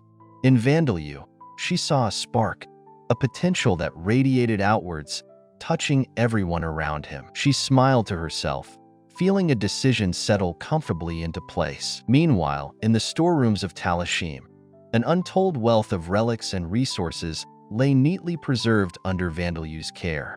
He surveyed the organized chaos with an eye for the possibilities each item offered, envisioning the future they could help build. The silver and copper coins, artifacts of forgotten times, seemed to glimmer with stories untold, their true worth hidden beneath the tarnish of years. What shall we do with these? Vandalyu mused aloud, his question echoing in the half-empty halls like a mystery waiting to be solved. Teria, feeling more relaxed than she had in months, pondered the question as she stretched, working the kinks from her muscles. For now, Vansama, we hold on to them. Who knows what value they'll have in the Orbalm Kingdom? They might become indispensable when you finally cross its borders. Vandalyu nodded, a thoughtful look crossing his face. Together, they stood amidst the treasures of Talashim, a king and his counselor, dreaming of new beginnings against the backdrop of a kingdom forgotten by time. As they turned to walk away, Teria felt a whisper of excitement stir deep within her, a prelude to the adventures awaiting, where past and future would converge at Vandalyu's hands, melding into a story yet unwritten. Just a few years back, the air was scarcely conducive for nations to engage in commerce with one another. Yet, if anyone wondered whether these lands still functioned efficiently, the answer was a resounding yes. The Amid Empire, sprawling across a third of the continent, or half, if you only counted the human inhabitable regions, ran a thriving trade with nearby island nations and distant continents. Economically sound and with a steady food supply, the empire faced no pressing woes. The status of the Orbalm Kingdom wasn't widely known, yet one could surmise that for similar reasons, it remained untroubled. The once separate duchies likely found avenues for trade beyond their borders through the kingdom's robust connections. Vandalyu mused over exchanging the coins he had confiscated from bandits in Evbigia at the Orbalm Kingdom. Yet, after pondering the situation, he decided it might be wiser to melt them down. Though it seemed a shame to waste them, practicality won. I'll ask craftsman Datera later, he resolved. Datera, an undead titan and once an elderly blacksmith, had wielded his hammer for 2 centuries, though not to any productive end. Upon meeting Vandalyu, he regained some of his past life's memories and sanity, now laboring to revive his workshop. The tools he once wielded had corroded beyond use. He faced the challenge of reconstructing them from scratch. That is a good idea. I am still unable to use metal, admitted Teria. Despite her prowess as an armed smith, she lacked skill in metalwork. In Lambda, artisans crafted their weapons and armor using materials scavenged from monsters rather than metal, unlike the smiths of Earth who fashioned swords and katanas from steel. Even when metal was involved, it was typically incorporated as mithril powder or orichalcum fragments, or used for minor parts like armor clasps. Those who excelled in metal crafts employed bronze, iron, or even rare metals like adamantine or orichalcum as foundation materials, adding monster remains only as catalysts. Having honed her craft as a ghoul in a devil's nest forest, Teria hadn't worked with metal for over 200 years. If I had the tools and was simply melting down coins, I think I could manage. But it's best left to a specialist, she conceded with a shrug. Indeed, Datera would be furious if I didn't ask him to do it, Vandalyu agreed, a small smile tugging at his lips. The moody old titan might harbor anger otherwise, his undead temperament brewing into perpetual rage. Teria sighed, her voice tinged with amusement at her predicament. How shameful of me, getting overenthusiastic and, in NH, injuring my back. Despite her youthful appearance, Teria had lived for 264 years. Now, with a back injury, she found herself unexpectedly incapacitated. The Adventurers Guild's job-changing facilities had been a boon for all the ghouls, Teria included, offering them divine blessings and opportunities for advancement even before the Demon King's emergence. While monsters remained outside the realm of such transformations, even beings like Sam and Nwaza, who were once human but now undead, ghouls stood apart. As creations of Vita, alongside vampires, ghouls were half-monster but also retained their human side, allowing them to embrace job changes. The bonuses to their skills and attributes carried through even after their transformation, a testament to their unique existence. And thus, the ghouls, dwellers of the Devil's Nest until now, Teria found herself in Talashim, a place where the weight of her past was slowly being lifted. No longer bound by the chains of her past profession, she had the chance to embrace the future with open arms. She had once been forced into the role of a prostitute, reaching the daunting peak of level 100, but now, the liberating magic of the job-changing room allowed her to step into her genuine calling as an armed smith. Her face lit up with hope as she proclaimed, "Now I can become the renowned craftsman and artisan I always dreamed of being." In Lambda, these were not mere titles, but coveted jobs shared among all formidable craftspersons. Teria embarked on this new journey with fresh zeal, experimenting with exotic materials like those from raptors and flying sharks, though her enthusiasm often overtook her restraint. In those moments, Vandalyu, a kindred spirit in the struggle against the limitations of society, was there to ease her physical strains with his unique abilities. As he numbed the soreness in Teria's back with his death attribute magic, he couldn't help but reflect on how, on Earth, a skill like spirit form massages might have given him a successful storefront business. Yet here, in Lambda, it was simply a peculiar but powerful talent. With gentle precision, he sensed no alarming signs in Teria's health, only muscle tension eased under his mystical touch. As Teria sighed, a new idea sparked her curiosity. "Could you not manipulate metal with your golem transmutation, Vansama? Surely there are golems of copper, iron, and even mithril." Vandalyu paused, the hint of a smile tugging at his lips as he felt a sense of relief at the practicality of her question. He replied candidly, "Yes, I can, though it consumes more mana compared to rocks. Mithril? I've yet to test it, but I suspect it's possible." Due to his alienation from human environments, his opportunities for such trials were scarce, but he had once managed to forge a Lilliputian-sized iron golem. His ability was still maturing, though. "For now, I can only manage basic transformations," he admitted, reshaping copper coins into a rudimentary sword.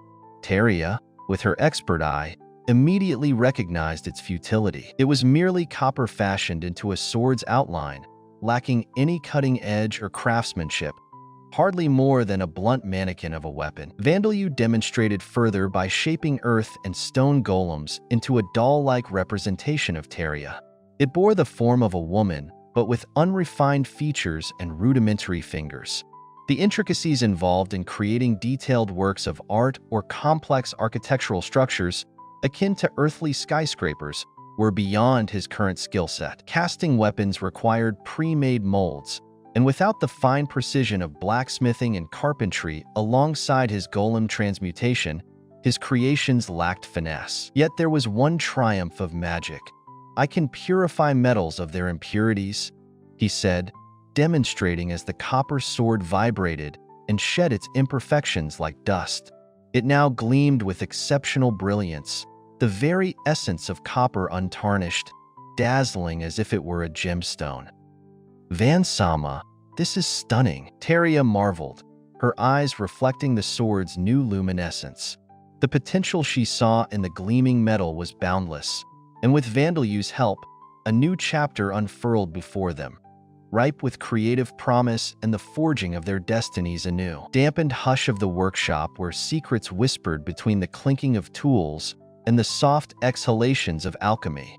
Here, in a world called Lambda, where the impossible was yet tantalizingly within reach, even the very air shimmered with the promise of magic and marvels beyond mere human comprehension. Teria, a figure known for her delicate craftsmanship and even steadier hand, could scarcely contain her astonishment. "Purifying copper to such a degree, and you mean to tell me the same can be done with iron? Imagine the impact of such a technique. It would revolutionize industries across the globe." Indeed, in Lambda's storied annals, the notion of achieving perfect purity with mere technology was a modern alchemist's unattainable dream. Even the most proficient Earth attribute mages in history had only managed limited successes, crafting exceedingly minute quantities of metal that gleamed with absolute perfection. Such feats remained the stuff of legends, indisposable to grand industrial aspirations.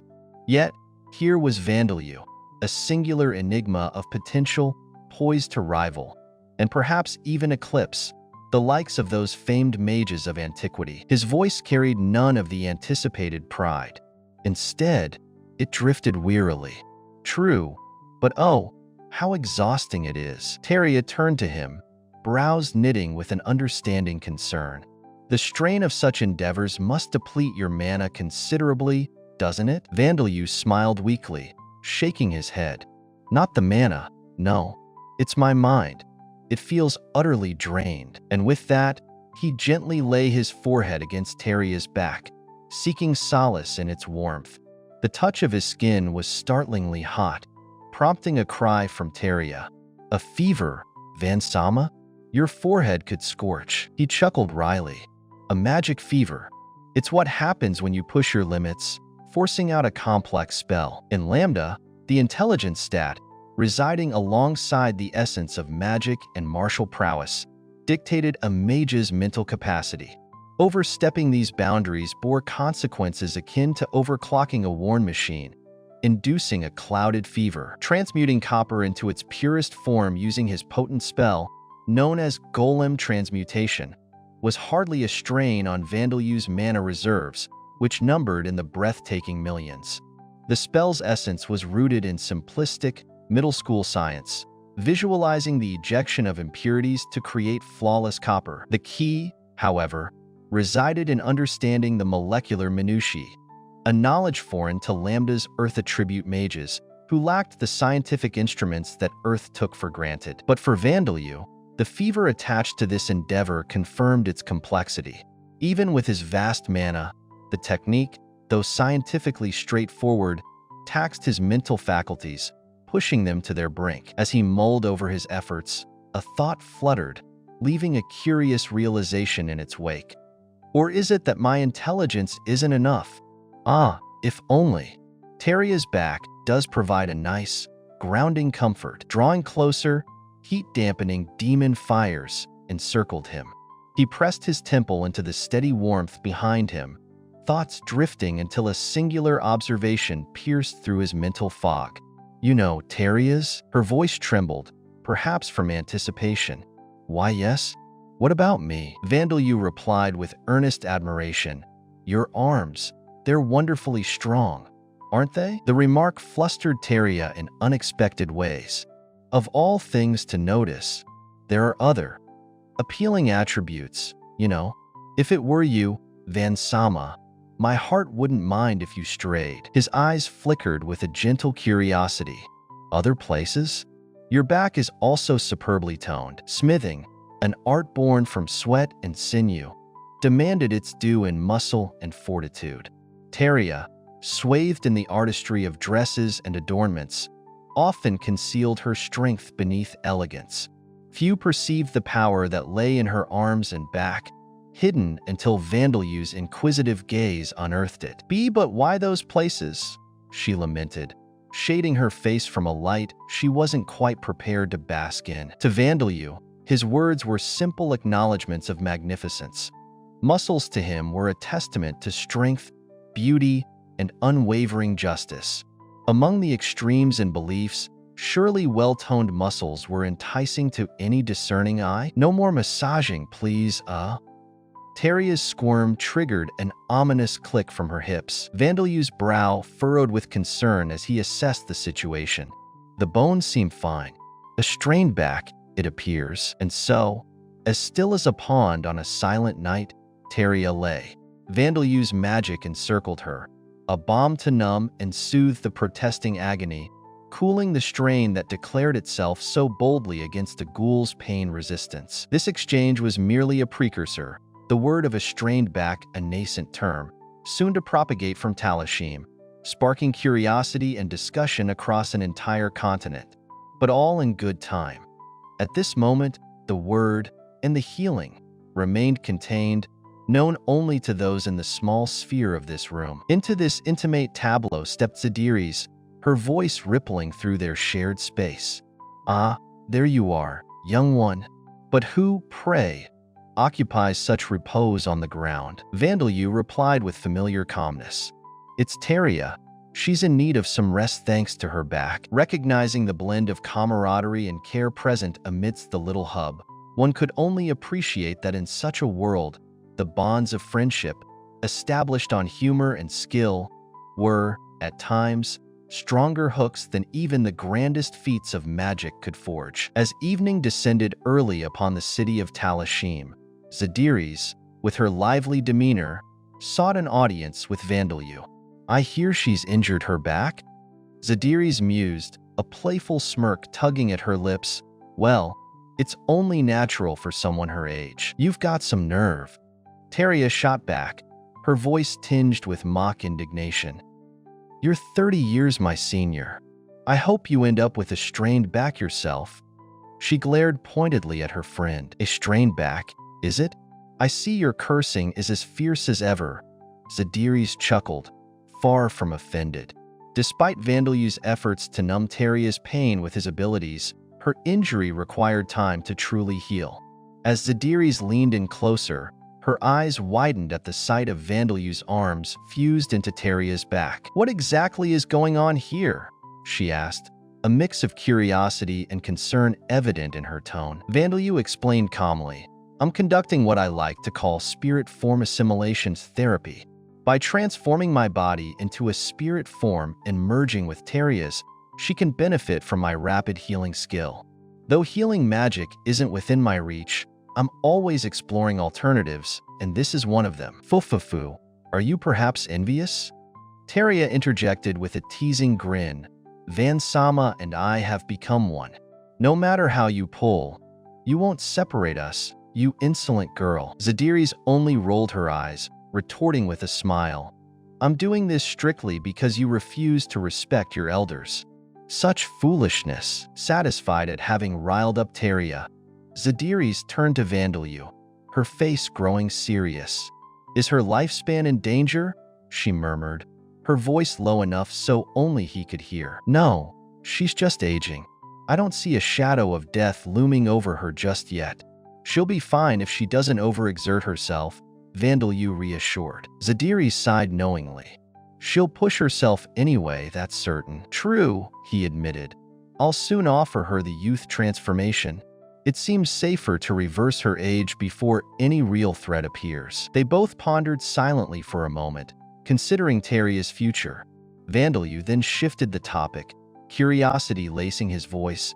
"How goes your training?" "Quite well," Zadiris replied, a hint of pride in her tone. "I've reached level 100 and plan to change jobs tomorrow." The ghouls, after all, had ventured into a variety of apprentice jobs. Each had experienced different paths like apprentice warrior, mage, armed smith, and even maid.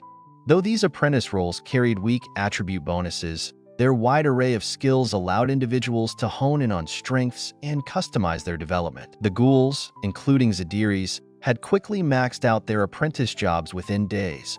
A rarity, even a feat since typical humans with apprentice jobs would progress slowly, training with wooden weapons and battling under the watchful eyes of a mentor against simple rank 1 monsters. But ghouls, naturally robust, faced stronger adversaries like needle wolves that human apprentices would avoid, gaining vast experience points. Zadiris had joined her kin in toppling monsters like flying sharks and raptors, swiftly reaching level 100 in the apprentice mage job. Curiously, her monster level hadn't increased. Experience appeared divided into job experience and monster experience. "You must rest now, regardless of your eagerness," Zadiris advised warmly. "It will be your birthday, as promised, by the time Teria's back is fully healed." Vandelyu nodded, feeling the weight of his unique circumstances. "We'll see how it unfolds." With the curse barring him from typical jobs, Vandelyu was hopeful but apprehensive about this quest into the unknown, uncertain of what he might attain, or indeed if he was capable of acquiring a job at all. Should he fail, his resolve lay in strengthening the undead and ghouls instead. Teria, none the wiser to his internal debates, fretted aloud, "Oh, dear Van-sama, is my back truly in such dire straits?" Reassuring her took some effort, requiring Vandelyu's gentle touch and calming words. And then, finally, the day of Vandelyu's birthday arrived. The anticipation thrummed as he was escorted towards the imposing majesty of the royal castle. "Bakken, Just trust me and place this bag over your head, teased Saria with a playful grin. Don't forget to use the blindfold and earplugs before that, okay? Rita chimed in, her voice filled with excitement. Vandalyu stood frozen in surprise as Saria and Rita approached, each carrying a leather bag and a soft cloth blindfold. At first glance, Vandalyu wondered if this might be some sort of prank or challenge, but the glint in their eyes revealed a secretive plan. His curiosity piqued, he shrugged, slipped on the blindfold, and let them place the leather bag over his head. From an outsider's perspective, he might have looked like a child caught in a mischievous game of hide and seek. He's here.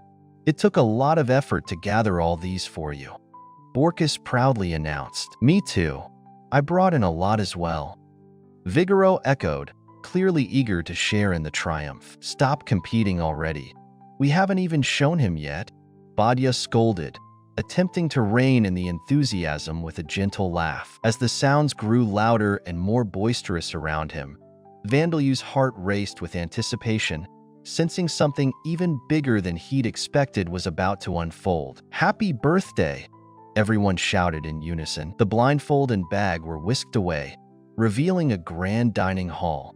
It had been constructed with great care after Talashim began trading with the Orbalm Kingdom, designed to host lavish buffet parties and elegant balls similar to the human high societies. The hall, once a magnificent display, now bore the marks of time, yet it pulsed with renewed life. Vibrant corpses decked in colorful feathers and glossy scales were arrayed in place of the lost decor. These are dinosaurs, Vandalyu gasped, eyes wide in awe. Although no one knew their exact names, the hulking figures were unmistakably reminiscent of dinosaurs from Earth. Skeletons resembling Tyrannosaurus rexes boasted fearsome, jagged teeth. Pteranodons spread their wings grandly, clearly distinct from any bird or bat. Triceratops displayed impressive horns, while Stegosauruses showcased rows of bony plates and spiked tails. Some bore chipped horns or stitched bellies from their encounters, yet they looked impressively fresh. This is our gift, Badya explained with a soft smile. We heard from your mother that you wanted scaled creatures that weren't dragons, so everyone brought them here. There were quite a few in the dungeons, Vigoro added. We've removed the blood and organs to keep them from rotting. It seemed Zadiris had shared Vandalyu's fascination with dinosaurs to the group. Mixed among the prehistoric beasts were gargantuan crocodiles, serpentine monsters, and even a 3-meter-long feline predator with glistening scaled skin. Yet none of this diminished the wave of emotions swelling within Vandalyu. Everyone, thank you. His voice cracked with emotion. Tears brimmed in his eyes as he fathomed the effort it must have taken to transport these creatures from the treacherous devil's nests and dungeons. Even with the help of the cursed carriages he'd devised, it still required immense dedication. Vandalyu, came a warm, comforting voice. Darshia's spirit whispered through the bone fragment Saria held, radiant like an echo from his past. During these years, I often feared it was the end. Your father was slain. I was captured. Yet here you are, turning 3. Thank you so much. Grow even healthier and stronger, my brave boy. Vandalyu had shed tears beyond counting. Angry, bitter, grief-stricken tears. Yet, for the first time, tears of profound joy flowed freely. What a beautiful, refreshing sensation it was. Thank you, Mom. Thank you, everyone. Please continue to watch over me, he vowed with earnest sincerity. And so, he resolved, this was only the beginning. He would forge on, with dreams of reviving his mother guiding him. For when that day came, the tears of happiness he would share with her would surely be even more precious. There was no room for death in his journey. Any obstacle in his path would become a stepping stone, a new ally in this grand adventure. Soft glow emanating from it. In the center stood a crystal ball perched upon a simple stone pedestal, an object that seemed almost otherworldly in its simplicity. As Vandalyu stepped into the chamber, the heavy door creaked shut behind him, leaving him alone with his thoughts and the whispering silence of the space. Each step he took echoed slightly, reverberating against the cold stone walls, as if announcing his presence to the ancient magic within the room.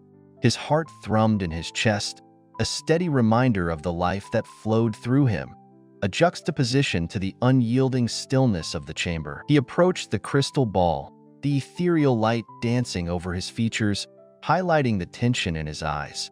It was a crossroads of sorts, this ritual, a path leading to new strengths, new challenges, and possibilities he had yet to discover. With a slow, deliberate breath, he extended his hand, fingers hovering inches above the cool surface of the orb. His mind, a whirlwind moments before, gradually settled as he focused on the now, on the purpose and clarity that this moment demanded. Inside his head, images flickered and shifted like pages fluttering in a brisk wind, each representing potential paths, potential skills, a peek into what could be. Here was the chance to weave a new tapestry of abilities, to choose the strands that would guide his journey forward. He marveled for a moment at the peculiar ability to cast aside one life's course for another, to shift like the sands of time itself. Unlike the tedious banality of filling forms or dressing for interviews, this transformation was instantaneous, profound, finalizing the change in mere breaths. His fingers finally touched the crystal, setting off a cascade of light that enveloped the room. The magic circle beneath him pulsated gently, in rhythm with his own heartbeat, as his choice coursed through his soul, etching itself into the very essence of his being. A sigh of relief slipped past his lips, the tension in his shoulders releasing as the process concluded. The room, now dimming back to its prior state, seemed to hum with a satisfied silence, as if acknowledging the completion of a sacred ritual. Vandeleur stepped back from the pedestal, his thoughts already racing ahead to what lay beyond the doors. The future was not a distant horizon, but rather a road unfurling beneath his feet, inviting and awaiting his newfound self. With renewed determination, he turned towards the exit, feeling the weight of uncertainty drift away like leaves on a gentle breeze. The door creaked open once more, revealing Noiza standing faithfully outside, his expression unreadably solemn. "Ah, it is done, then?" Noiza inquired, the hint of a knowing smile redefining the contours of his worn features. "Yes," Vandeleur replied, an air of conviction now threading through his voice. "It is done." The two exited the room together, stepping back into the bustling life of Talashim. The echoes of the job change would ripple through Vandeleur's journey, shaping not only his path but the fates of those around him. Yet, for now, it was another step in the tapestry of his journey, a journey that promised endless wonders and challenges yet to unfold. The crystal ball sat loftily on its pedestal, exuding a faint, mesmerizing glow that cast an aura of mystery throughout the room. "Will any jobs appear for me?" wondered Vandeleur aloud, drifting upward with his flight ability. In its customary position, the crystal ball was elevated to suit the towering titans, but Vandeleur's levitation allowed him to reach it effortlessly. It occurred to him that individuals like the long-armed Vigoro or the statuesque Badya would have no trouble accessing the orb. But how Zadiri's managed, he mused, might involve a touch of wind magic for flight. As Vandeleur's fingers delicately touched the crystal ball, lost in these idle musings, words flowed into his consciousness, much like when he accessed his status screen. Jobs that can be selected: Death Attribute Mage, Golem Transmuter. "Wow, they're really there," Vandeleur exclaimed, startled by the prospect of a job change. Releasing his magic by accident, he plummeted to the floor, his head crashing down with a warning from his danger sense: death. Children's skulls can be perilously delicate. "Holy Sun, what happened? Are you all right?" came Noiza's frantic voice. Having heard the commotion, he rushed into the chamber, reacting as if he were uncovering the scene of an unsolvable locked room mystery. Vandeleur, sprawled on the floor, gestured weakly to assure him, "I'm fine. Just leave me be." Vandeleur had sworn, just the day before, on his third birthday no less, that he would persevere through life's challenges. Yet here he was, narrowly avoiding an ignominious end over a bump to the head. Resolute, he returned his attention to the enigmatic crystal ball. Once more, the display appeared, Jobs that can be selected: Death Attribute Mage, Golem Transmuter. Despite the curse, jobs were indeed available to him. Not only one but two options. Though the revelation would usually bring joy, suspicion clouded his mind. Is this some kind of trap? He pondered, struggling to suppress the ecstatic urge to celebrate. Vandeleu analyzed the situation with cool detachment. Could it be Rodcourt, the one responsible for the cannot learn existing jobs curse, had orchestrated this? A mean-spirited ploy, perhaps, to push him toward despair, relinquish vengeance, and end his life. Reflecting further, Vandeleu questioned, why can I even opt for a job change at all? Rodcourt could have easily severed any prospects of leveling up or job acquisition, thus eliminating any means of transformation. Why hadn't he? The specter of a trap loomed large. If he selected one of these jobs now, might they burden him with meager bonuses or skills that encumbered rather than aided him? Imagining skills like shortened lifespan or ill luck horrified him, as they could not be undone once learned in this world. Such irreversible skills would be burdensome, indeed. Vandeleu considered Rodcourt's track record, a deity known for establishing only the barest of foundations before leaving the outcomes to unfold on their own. An omniscient or all-powerful god, Rodcourt was not. In Lambda, levels and jobs were intrinsic to the fabric of its people. Things without them weren't considered living beings. Thus pondered Vandeleu, navigating the complexities of existence and determining his path forward with caution and resolve, despite the shades of uncertainty cast by the enigmatic god. In the captivating world of Lambda, Vandeleu was destined for rebirth, carved out as an exception to the reality where individuals bore levels and selected jobs seamlessly. It seemed his peculiar path was predestined by intricate curses, unable to gain experience points independently and cannot learn existing jobs. Even divine forces couldn't disregard the fundamental laws of a realm. Consequently, these curses held within them unintentional loopholes. Rodcourt, an entity overseeing the cycle of reincarnation, remained detached, absent from any Lambda mythologies. It seemed plausible that his dominion was limited to a distant gaze, possibly lacking intricate understanding of Lambda's complexities. Vandeleu mused aloud. Does that mean I can exploit these loopholes because Rodcourt is so crude and uninformed? Rodcourt occasionally haunted Vandeleu's thoughts with suspicion, yet the realization eventually dawned on him. Even gods weren't omnipotent. Oddly enough, novel jobs appeared in his life without training, unique and unexplored, yet fitting considering his unprecedented death attribute magic. Since my magic is unprecedented in Lambda, it isn't strange that jobs unknown to this world are manifesting, he reasoned. The job system, forged long ago by gods, wasn't designed with each specific job in mind. Through millennia, myriad jobs emerged reflecting societal evolution. The concept of a knight didn't precede civilization, and should someone introduce gunpowder weaponry, jobs like musketeer might one day be born. Vandeleu, though puzzled, pondered the rarity of the golem transmutation skill. How were golems created historically? Curiosity piqued, he resolved to investigate later. Yet, a dilemma stood before him now. Which do I choose? He wondered, oscillating between Death Attribute Mage and Golem Transmuter. Both jobs seemed challenging, lacking the apprentice prefix, hinting at formidable growth. The substantial bonuses were enticing, albeit with a lengthy journey ahead before another job change would be possible. Analyzing the Death Attribute Mage option, Vandeleu noted it would intensify his affinity with Death Attribute magic, much like mage jobs enriched other attributes. This path promised profound enhancements to mana and intelligence, at the cost of strength and martial skill acquisition. Meanwhile, the enigmatic Golem Transmuter lacked conventional parallels, its impact shrouded in mystery. Nonetheless, Vandeleu suspected an intellect boost awaited him. Golem transmutation was a versatile tool he anticipated wielding for decades to come. His decision hung on immediate priorities: conquering the dragon golem beneath the royal castle and securing the resurrection device housed within.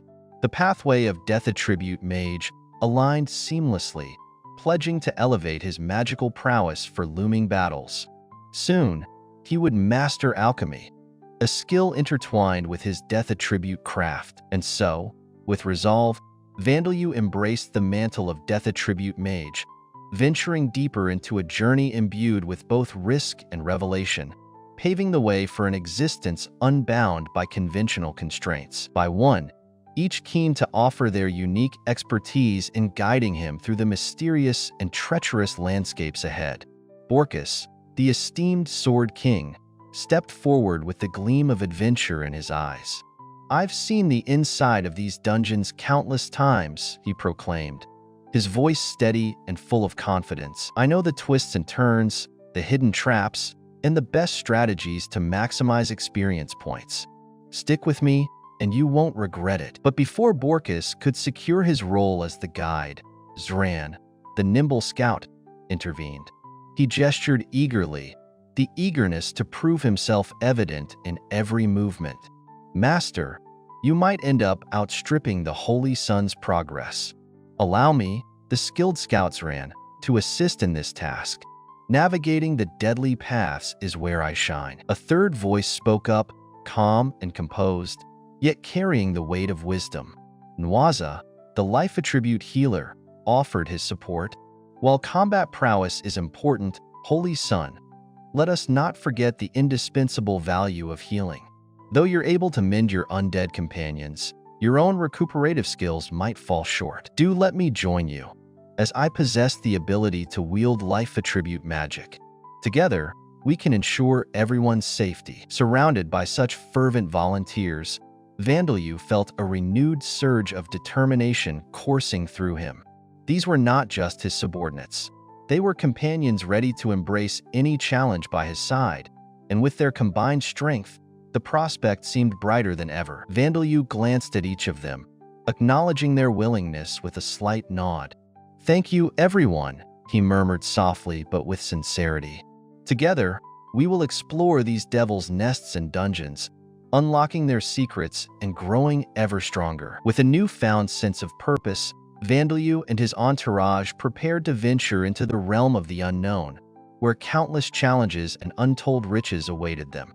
As they set out, an invisible chorus of excitement and anticipation hummed in the air, mingling with the thrill of the adventure. One by one, they gathered around him, each trying their best to persuade him to take them along. The sheer number of enthusiastic volunteers was astonishing. Every single one of them wanted in. "Come on, Van. Hasn't it been a while since we went hunting together? This is the perfect chance. I can even show you some unarmed combat techniques," Badia suggested with a teasing smile. "Nah, that should be my gig since I'm training Saria and Rita, right?" Vigoro chimed in, puffing his chest. "Hey, wouldn't you like to see how adventurers brawl? If you're okay with it, I can be your instructor," offered Kachia with a confident grin. "Count me in too," a playful ghoul added, quickly followed by another. "Yes, me as well," another chimed in eagerly. The chorus of ghouls rallied forward to convince him with infectious enthusiasm. "I want to go too," Braga shouted, jumping up with glee. Me too," echoed Zamido. "I'd like to join as well," Memetiga added, determination in his voice. "Fugafugo," Gorba grunted in agreement. Even Braga, Zamido, Memetiga, Gorba, and the other monster children raised their hands high, filled with hope.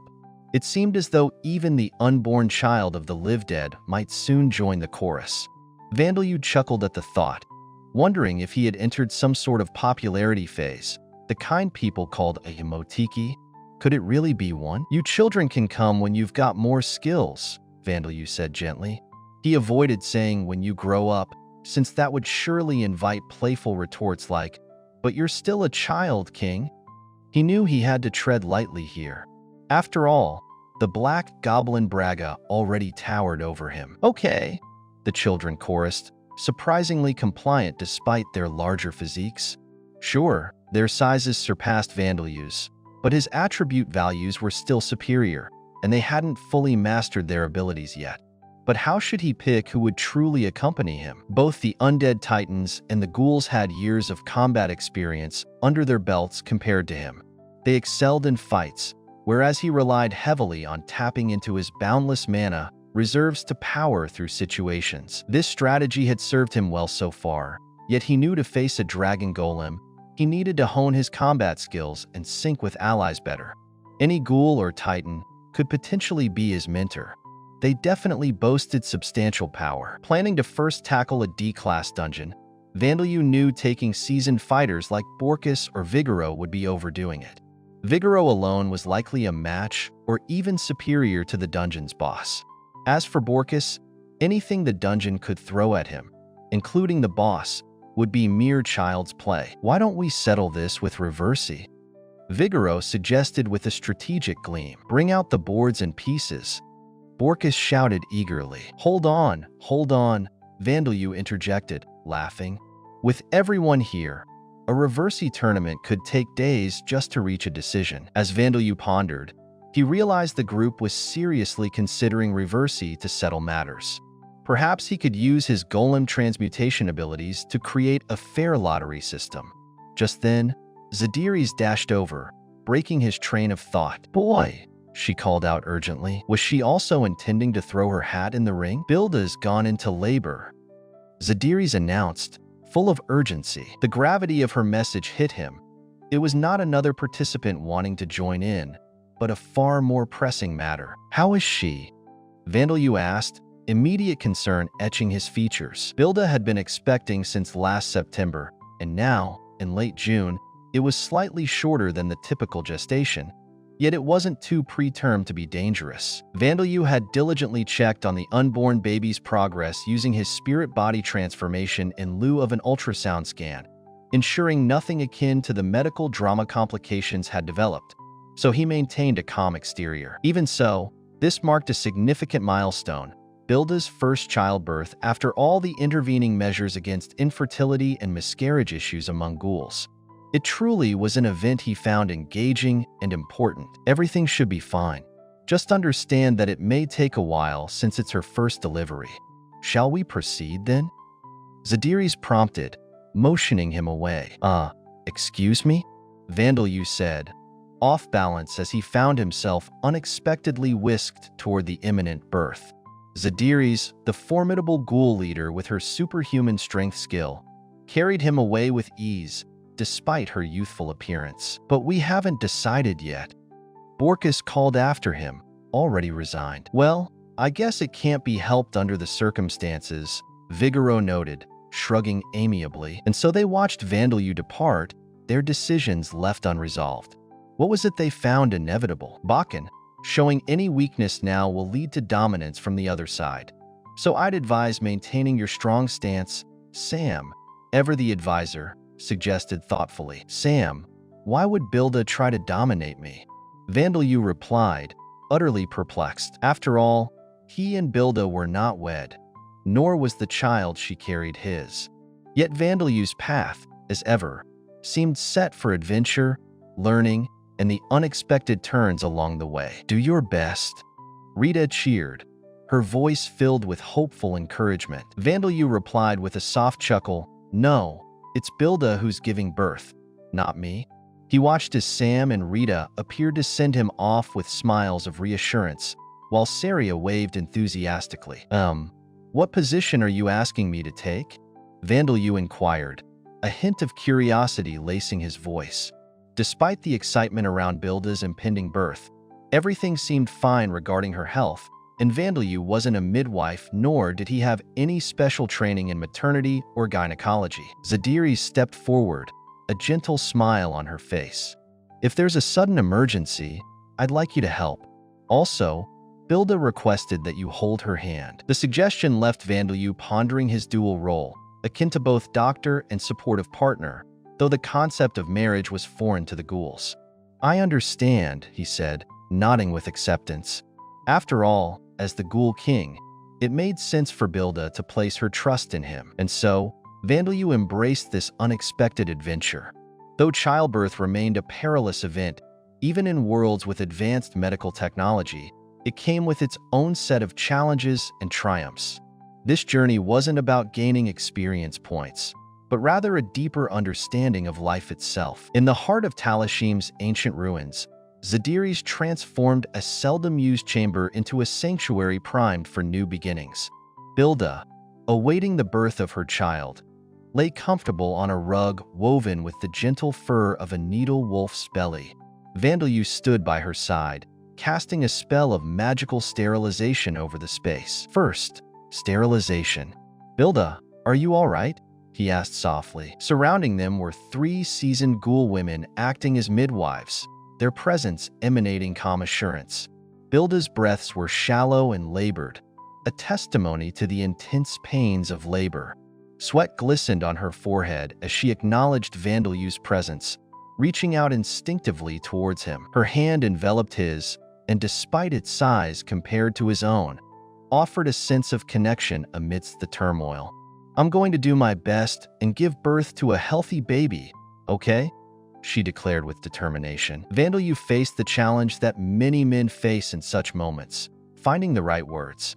His expressionless demeanor and monotone speech made him hesitant, fearing his support might come off cold if he simply said, "Do your best." Yet, he did his utmost to sound comforting. "It's all right," he reassured her gently. "I'm here with you, so just relax." Though Vandalyu lacked a medical background and had never witnessed a childbirth before, he prioritized comforting Bilda. His calm exterior betrayed none of the uncertainty he felt inside. "A small blessing," he mused. "Okay," Bilda replied, her voice tinged with pain yet buoyed by determination. Even as she grimaced, her courage shone through in a brave smile. Vandalyu realized that her fierce grip, digging claws and all, seemed trivial in comparison. The midwives provided guidance, urging Bilda to focus on her breathing and monitor her vital signs. Zadiri's promised, "I will make sure to deliver your baby. Rest assured." Vandalyu took a deep breath, observing that nothing seemed particularly amiss with the mother or the baby, despite noting a faint shadow of doom nagging at his instincts. "Let me examine you a little, okay?" he offered, his voice steady despite the tension. Using his spirit form transformation, he allowed his left arm to meld into a spectral state and gently explored Bilda's womb. To his dismay, he discovered the umbilical cord had wrapped itself menacingly around the baby's neck, a silent peril. Quietly thanking Zadiri's for including him in this momentous occasion, Vandalyu skillfully loosened the sinister coil with ethereal fingers. "How is everything, boy?" Zadiri's inquired, her concern palpable. "It's fine. I've resolved it," Vandalyu replied, his voice firm despite the painful protest of his right hand under Bilda's strong clutching. Now, with the danger averted, he turned his attention back to Bilda and their shared mission. Encouraged by Vandalyu and supported by the midwives, Bilda bore down with unwavering resolve, bringing forth new life over the long course of 6 grueling hours. With deep reverence, Vandalyu understood the profound strength possessed by all mothers. A fragile, wrinkled ghoul infant, tinged in hues of gray and brown, blinked into the world, a treasured new addition to the community, welcomed after a long-awaited absence. "Look, it's a girl," Bilda beamed, drained yet radiantly joyful. "I can't give your whole name to her, Vandalyu, but is it all right if I borrow half of it?" Vandalyu, though momentarily unsure of the father's feelings, found himself moved by Bilda's happiness, choosing to nod with acceptance. "I don't mind," he assured her. This small gesture of naming was more than an honor. It was a testament to the bond they shared in that room, beneath the ancient stones that had witnessed countless moments of significance. "Will you hold her?"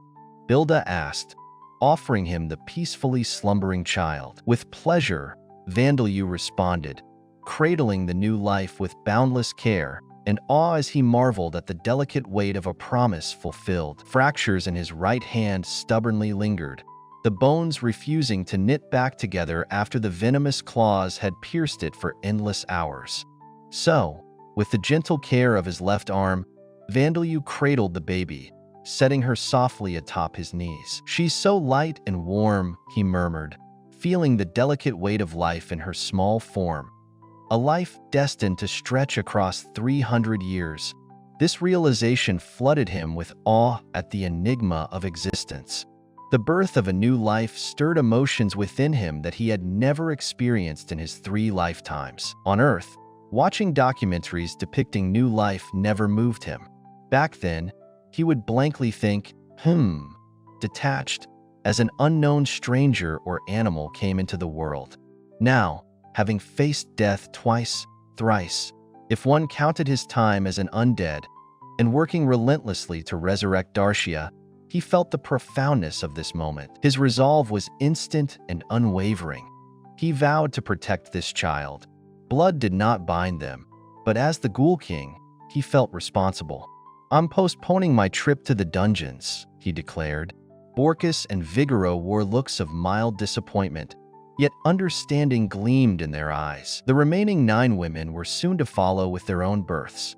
Should an unforeseen crisis occur while Vandeleu roamed a devil's nest or dungeon, he wouldn't be around to help.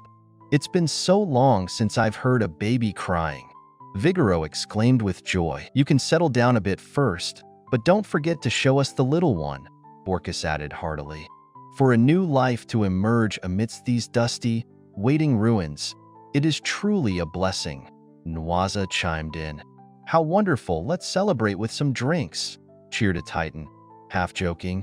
"If we have any." "Yes, though the taste leaves much to be desired," another Titan laughed. For Vigoro and the ghouls, who had long struggled with infertility, the baby's arrival was a beacon of hope and happiness, matched only by the sincere delight of Borkus and the undead Titans. Concerns about the baby's safety amongst the undead were quashed. Vandeleu had diligently cast spells of sterilization, bug killer, deodorization, and preservation on the undead. With a sewage system, Talashim would transform into a fortress city rivaling the Amid Empire in cleanliness, though still ghostly in its sparse population. I also intend to enhance Talashim's defenses and use alchemy to create a magic item to boost the ghoul's fertility. I'll fit in adventures and training around those tasks. Vandeleu laid out his plans. To a warrior or mage, his lack of single-minded dedication might seem lacking, but no one there chastised him. "All right, let's order our priorities." Vigoro rallied. "Perfect. No one's explored the dungeons for 2 centuries. Who knows what we'll find? I'll start by thinning out the monsters." Borkus strategized excitedly. "Abandoned so long. Maybe they've bred new, unfamiliar layers," another mused. "What about the unarmed combat lessons?" "We'll start with the basics for now," Badya proposed. "My lord, I'll raise my level and strive to match my peers," Bone Man promised with fervor. "We'll use this time to refine our skills too," a child chimed in. Amidst this community brimming with warmth, in his 3rd chance at life, Vandeleu felt surrounded by an outpouring of kindness.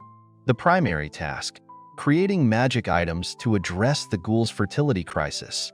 Only after eliminating the forest devil's nest could Talashim's defenses be fortified. Until then, raptors and needle wolves would remain a constant threat. "Holy Sun, grant us a few more days," came the plea from his trusted retainers. It was not the might of the monsters, but their sheer numbers that posed the true challenge. And so, the work continued. Needle wolves posed no substantial threat, and the raptors possessed the intelligence to retreat when a battle proved unwinnable, rendering their extermination a particularly arduous task. "I'm considering the creation of 2 distinct types of magic items," Vandeleu mused. "One to extend the viability of sperm and egg cells, and another to prevent fetal demise before reaching a viable size, right? Crafting magic items with both these capabilities would be challenging indeed." Zadiris responded thoughtfully. In a building adjacent to the temporary maternity room, Vandeleu engaged in a discussion on crafting these magic items with Zadiris, Teria, Badya, and several other ghoul women. "For the item that prolongs the survival of gametes, I'm thinking it should be something easily donned or removed," Vandeleu proposed. "Of course, if it were a permanent fixture, we'd be overwhelmed with offspring," Teria noted with a hint of amusement. "True. It's not easy for everyone to change their ways abruptly," Badya added. Historically, ghouls faced significant challenges in conceiving, and even when they did, successful births were far from guaranteed. Consequently, they lacked a formal marriage system and did everything they could to increase their numbers. Despite Bilda and others recently becoming pregnant, indications of restraint were absent. Vandalu's creation of magic items wouldn't suddenly inspire a shift towards structured family planning. Their world lacked convenient contraceptives akin to those on Earth, complicating these efforts further. While a burgeoning population wouldn't pose immediate issues, given Talashim's ample space and food supply, there were limits to how much land could accommodate. There will be issues, no doubt. Even a single child demands much, but 2 or 3 at once. Teria expressed her concern. And many are first-time mothers, like Bilda, Zadiris pointed out, echoing Teria's apprehension. Ghouls couldn't rely on nurseries, books, television programs, or the internet for parenting guidance as one might on Earth. With prior parental experience, Teria and Zadiris worried about potential maternity-related anxieties. However, having only one child wouldn't necessarily eliminate such concerns. Perhaps it would be prudent to discuss contraception as I craft these magic items, Vandalu suggested. Absolutely. Unlike humans, our lifespans are prolonged. While it's beneficial to have multiple children, spacing births by 5 or 10 years seems more sensible, Badya agreed. Humans, especially in agrarian societies, lacked the luxury of separating children by years due to the demands of raising them and a general unfamiliarity with family planning. Poor medical technology further fueled a belief in bearing as many children as possible while still young and healthy. However, for the long-lived ghouls, such a strategy was not only feasible but also practical, a stark contrast to human attitudes. But can the men exercise restraint? Every 5 or 10 years seems unrealistic, Badya remarked skeptically. Hence, the accessory can be put on only when procreation is desired, Teria explained, proposing a reverse contraceptive approach. And what form will this accessory take? Badya inquired with curiosity. I'm considering a pendant or a band worn around the thigh, Vandalu explained. The design and placement of the magic item played crucial roles, influencing its complexity in creation through alchemy, the materials needed, and its efficacy. For instance, if an item enabled walking on air, wouldn't most anticipate it to be a pair of shoes? After all, it would be odd if such an enchanted item manifested in the form of a compromise that combined both their unique ideas, blending tradition with innovation to care for the unborn. They agreed on creating a magical tattoo, a mark of life. This tattoo would be gently etched around the belly button and infused with protective magic, while an enchanting ring-like piercing would adorn the navel. This would enhance the magical connection and ensure the safety of the unborn, integrating Vandalu's and Zadiris' concepts harmoniously. The tattoo, inspired by the goddess Vita's sacred symbols, would be crafted in the silver hues favored by ghoul women. Meanwhile, the piercing would be an exquisite piece, designed by Teria and her team, imbued with life-preserving power through Vandalu's nascent alchemy skills, adding layers of protection. Together, these items would not only serve their vital purpose but also embody a fusion of aesthetics and function, a way to honor life with style and magic. Vandalu turned to the gathered craftswomen, feeling a renewed sense of purpose. "Let's get started on this," he said, his voice resonating with determination. Teria nodded, her eyes gleaming with the spark of a new challenge. They all knew this was just the beginning. Many obstacles lay ahead, but the opportunity to explore the depths of magic and craftsmanship together was a journey worth embarking on. The room buzzed with anticipation. Vandalu, alongside his allies, was set to weave magic not just into items of power, but into the very fabric of hope and protection for the future of their people. This magical endeavor, brimming with potential, would shape the legacy of their world, binding them through shared dreams, just like the ink and metal binding the life of a child to its mother. The conversation about belly button piercings had become a lively debate amidst the ever-curious inhabitants of Lambda. If we use tattoos, won't they become oddly distorted as the belly grows during pregnancy? By then, the baby would be quite big, but reapplying the tattoo with every new pregnancy wouldn't make sense. In that case, I think piercings are a better option, Badya reasoned with conviction. Her suggestion found favor, ushering in a new trend amongst ghouls and beyond. Belly button piercings would soon become all the rage, starting their journey of popularity right from Talashim, though that story would unfold in the distant future. Meanwhile, life for young Vandalyu continued with its own unique rhythm, a lifestyle more lenient than what others his age might experience, yet still demanding for a 3-year-old. His routine granted him 1 day's rest each week, but if a pregnant woman went into labor during his respite, duty called him regardless. He compensated himself with a 3-hour rest the following day.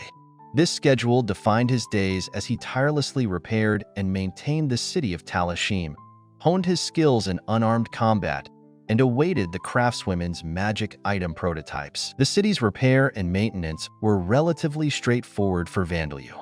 Get up, join together, get out, heed command. Invoking his skill in golem transmutation, the scattered rubble would animate, growing appendages, assembling, and reshaping into their original forms. Though crafting a structure from the ground up posed difficulty, slight repairs were a simple task, especially with his carpentry skill offering guidance. In Lambda, this skill applied to both ghoul pit dwellings and Titan stone houses alike. Apart from structures, Vandalyu also undertook road and sewer system repairs using his engineering skill. Though Talashim lacked a waterworks system, its sewers, with work, were still viable. They utilized a purifying magic item for water, concentrating waste into a single area to ferment into manure. 2 centuries rendered this system unusable without significant effort. By converting the ground and sewer pipes into golems, he mended cracks and cleared blockages, applying the anti-degradation spell, a newly acquired skill. Thereafter, he laid the ground back and powered the water-purifying devices with mana. His undead companions like Bone Man eradicated the strange sludge monsters residing in fermentation vats. With all this work, once more the sewers functioned.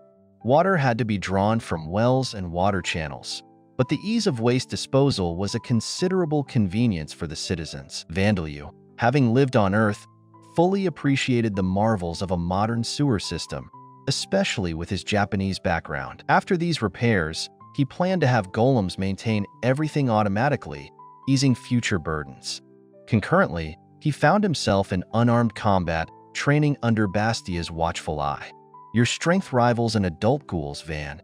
Let's make this training real, Bastia urged, diving straight into practice. Vandalyu learned the art of dodging, defending, and more through a series of trials. Having his legs swept, being kicked, thrown, and stomped on, all bodily experiences. Despite the lack of magic in these sessions, he felt utterly dominated, questioning his own strength. You've got a knack for sensing bloodthirst, Van, but your attacks feel forced and predictable. You'll get stronger if you quicken your movements and add some feints.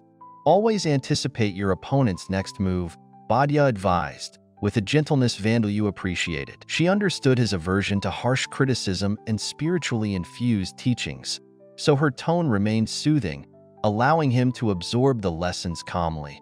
Vandalyu's reliance on magic for defense had made his attacks monotone, characterized by sheer mana volume overpowering his foes. Yet, this newfound path of growth beckoned him to adapt and refine his skills further. It was something he couldn't avoid, given how young his body was, and he had resigned himself to the fact that there seemed to be no other way.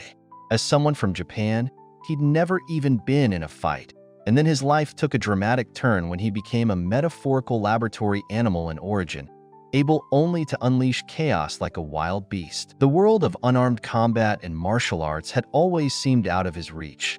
Yet, in this new life, he discovered, to his astonishment, a hidden strength within his muscles, a gift from his father in this world. What's truly remarkable, Bastia noted with a hint of admiration, is how you don't flinch. It took me 3 months to learn to keep my eyes open even when my face was attacked. But you, Van, you've had that instinct from the start. You've got incredible talent. Thank you, Vandalyu replied. His face, touched by light blows, was a shade pinker than usual, yet his eyes remained wide open.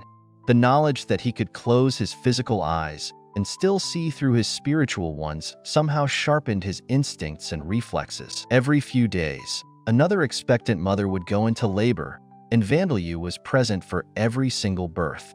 While not every delivery was fraught with complications like umbilical cords wrapped around tiny necks, complexities arose as they often do, colored by the struggles, dramas, and emotions so inherent to the human experience. Yet each baby arrived safely, much to everyone's relief, and life continued smoothly for the ghouls after childbirth, much to everyone's relief. This resilience was likely thanks to their inherently robust bodies and the unique environment, being half Devil's Nest. Experienced mothers such as Zadiris and Teria shared wisdom on post-birth life, ensuring a smooth transition for the new parents. As July approached its peak, life grew busier with the arduous task of crafting magic items. Imbuing Teria's creations with magic proved to be a formidable challenge, one that seemed even more daunting than mending a whole castle wall. At this rate, making even 3 magic items in one day might be my limit, Vandeleu admitted, sweat beading on his brow. Your skill is still at level 1, is it not, boy? This pace is perfectly respectable, Zadiris reassured him. If you craft them too swiftly, I won't be able to keep up with producing the base items. Accessories aren't really my forte, Teria chimed in. With around 600 ghouls awaiting these magic items, it was clear the task would stretch over more than 300 days. However, since not all the ghouls desired children immediately, they thankfully weren't pressed for time. And according to your calculations, it seems you're planning to make magic items for Teria and myself as well, Zadiris teased. Or perhaps this is your subtle way of making a confession. Oh my, Teria added with a playful tone. I shouldn't. I may look young, but I'm over 260 years old. However, if Vansama wishes for it, don't tease a 3-year-old boy. Say things like that often enough, and I might just take you up on your words in a decade or two, Vandeleu retorted with a grin. Amidst this cheerful banter, the crafting of magic items continued, utilizing the powdered organs and magic stones from vanquished monsters. Vandeleu crushed a magic stone. Was it from a noble orc? While he filled his spare moments with various experiments, and then the fish and fermentation, he mused, trying to recreate fish sauce, as there were no soybeans available. He had never set out to invent fish sauce back in origin, but remarkably succeeded after only 3 tries. Though pungent and a bit abrasive, the sauce could be softened with herbs. He also ventured to create walnut miso and acorn miso, a task that proved somewhat challenging. Though he managed to ferment them using magic, the end product wasn't entirely to his satisfaction. He remembered the researchers who had tried extracting mana from him, an endeavor tied to one of his stronger abilities. It's not as tasty as on Earth, I suppose, he pondered aloud, but it carries the walnut flavor and acorn fragrance, so this should do. Unbeknownst to him, the walnut miso on Earth never used salt or walnuts as substitutes, yet he continued to explore, undeterred by the intricate world of flavors and possibilities. Once upon a time in the bustling world of Talashim, a place where magic intertwined with everyday life, a young alchemist named Vandeleu set out to push the boundaries of culinary delights. He began by experimenting with miso, not the kind you might know, but one infused with the richness of walnuts. Satisfied with its unique flavor, he cast a spell of maturation upon it, enticing the ingredients to blend into an even more tantalizing taste. This masterpiece was soon shared among his companions, sparking delight across the land. In Talashim, they also stumbled upon wasabi and ginger within the mysterious Devil's Nest. Swift action was taken to cultivate these treasures. Ginger, thriving through simple means of turning wild patches into fertile fields with a regular sprinkle of fertilizer, prospered immensely. Harvests became a weekly treasure trove. Oh, how wondrous were the Devil's Nests! The cultivation of wasabi was a trickier tale. Wasabi plants deterred competition by releasing toxic elements. Ingeniously, Vandeleu decided to use stakes imbued with his detoxification spell, hoping to nullify these toxins and foster growth. The results were mixed, partially thriving yet somewhat struggling, prompting the ghouls and titans to venture into the wild for more. Undeterred, Vandeleu also dabbled in creating games to amuse the townsfolk. He crafted Jenga effortlessly, turning timber into lively wood golems before carving them into uniform pieces. This pastime quickly captivated Talashim, rivaling the popularity of reversi. Among these culinary feats, a certain fish sauce caught the attention of the citizens. Is this the legendary soy sauce, the elusive creation that the champion Zachert once sought to perfect?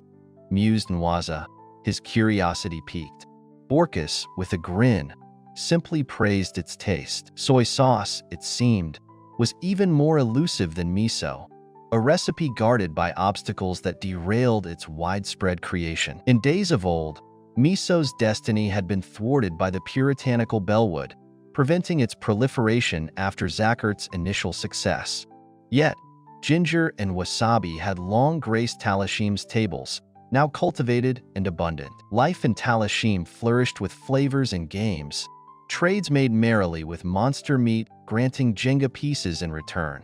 Vandeleu mused, could a life of tranquility and simple joys be found in crafting seasonings and toys? As Talashim regained its gleaming stature, the encroaching autumn whispered its arrival in September. With the city a renewed fortress, Vandeleu declared, "Now then, I shall embark into the dungeons starting today," eager to forge new paths and earn coveted experience points. His skills in alchemy, carpentry, engineering, and cooking had surged in prowess, lighting the way for future adventures. Yet, in a dim and undisclosed corner of the world, a different gathering unfolded. A long table draped in secrecy where a crimson wine-like fluid swirled within fine glass vessels. Adorned in opulent attire and jewel-encrusted finery, the attendees exuded a deceptive elegance. Despite their breathtaking beauty, they were merciless, cold-hearted beings fueled by a thirst for blood. Let us begin the meeting. The first topic of discussion, the mysterious damper, announced a pure-breed vampire, his eyes alive with a sinister delight, his voice staining the air as he savored a sip of fresh blood from his glass. Thus, the shadows whispered tales unknown, entwining fate and future in a dance as elusive as time itself. In the world of Lambda, there once reigned a golden age, known as the Age of the Gods, a time marked by peace and prosperity. Yet, this serene epoch met its end at the hands of the Demon King, Guduranis, and an array of malevolent deities. Among them were entities that sowed darkness across the land. The sinister, evil god of cursed poison, who tainted the very elements of existence. The bloodthirsty, evil god of mad slaughter, who reveled in mayhem. The deranged, evil god of distortion, famed for his grotesque creations. And the avaricious, evil god of ruinous greed, who spread corruption like wildfire. Though the gods and champions vanquished their tyrannical leader, evil remnants lingered, lurking in the shadows. One such fiend, the evil god of distortion, had spawned a dark protege, Hiryashukaka, the evil god of joyful life. A coven of vampires, lured by his twisted charm and granted his dark blessings, answered his call.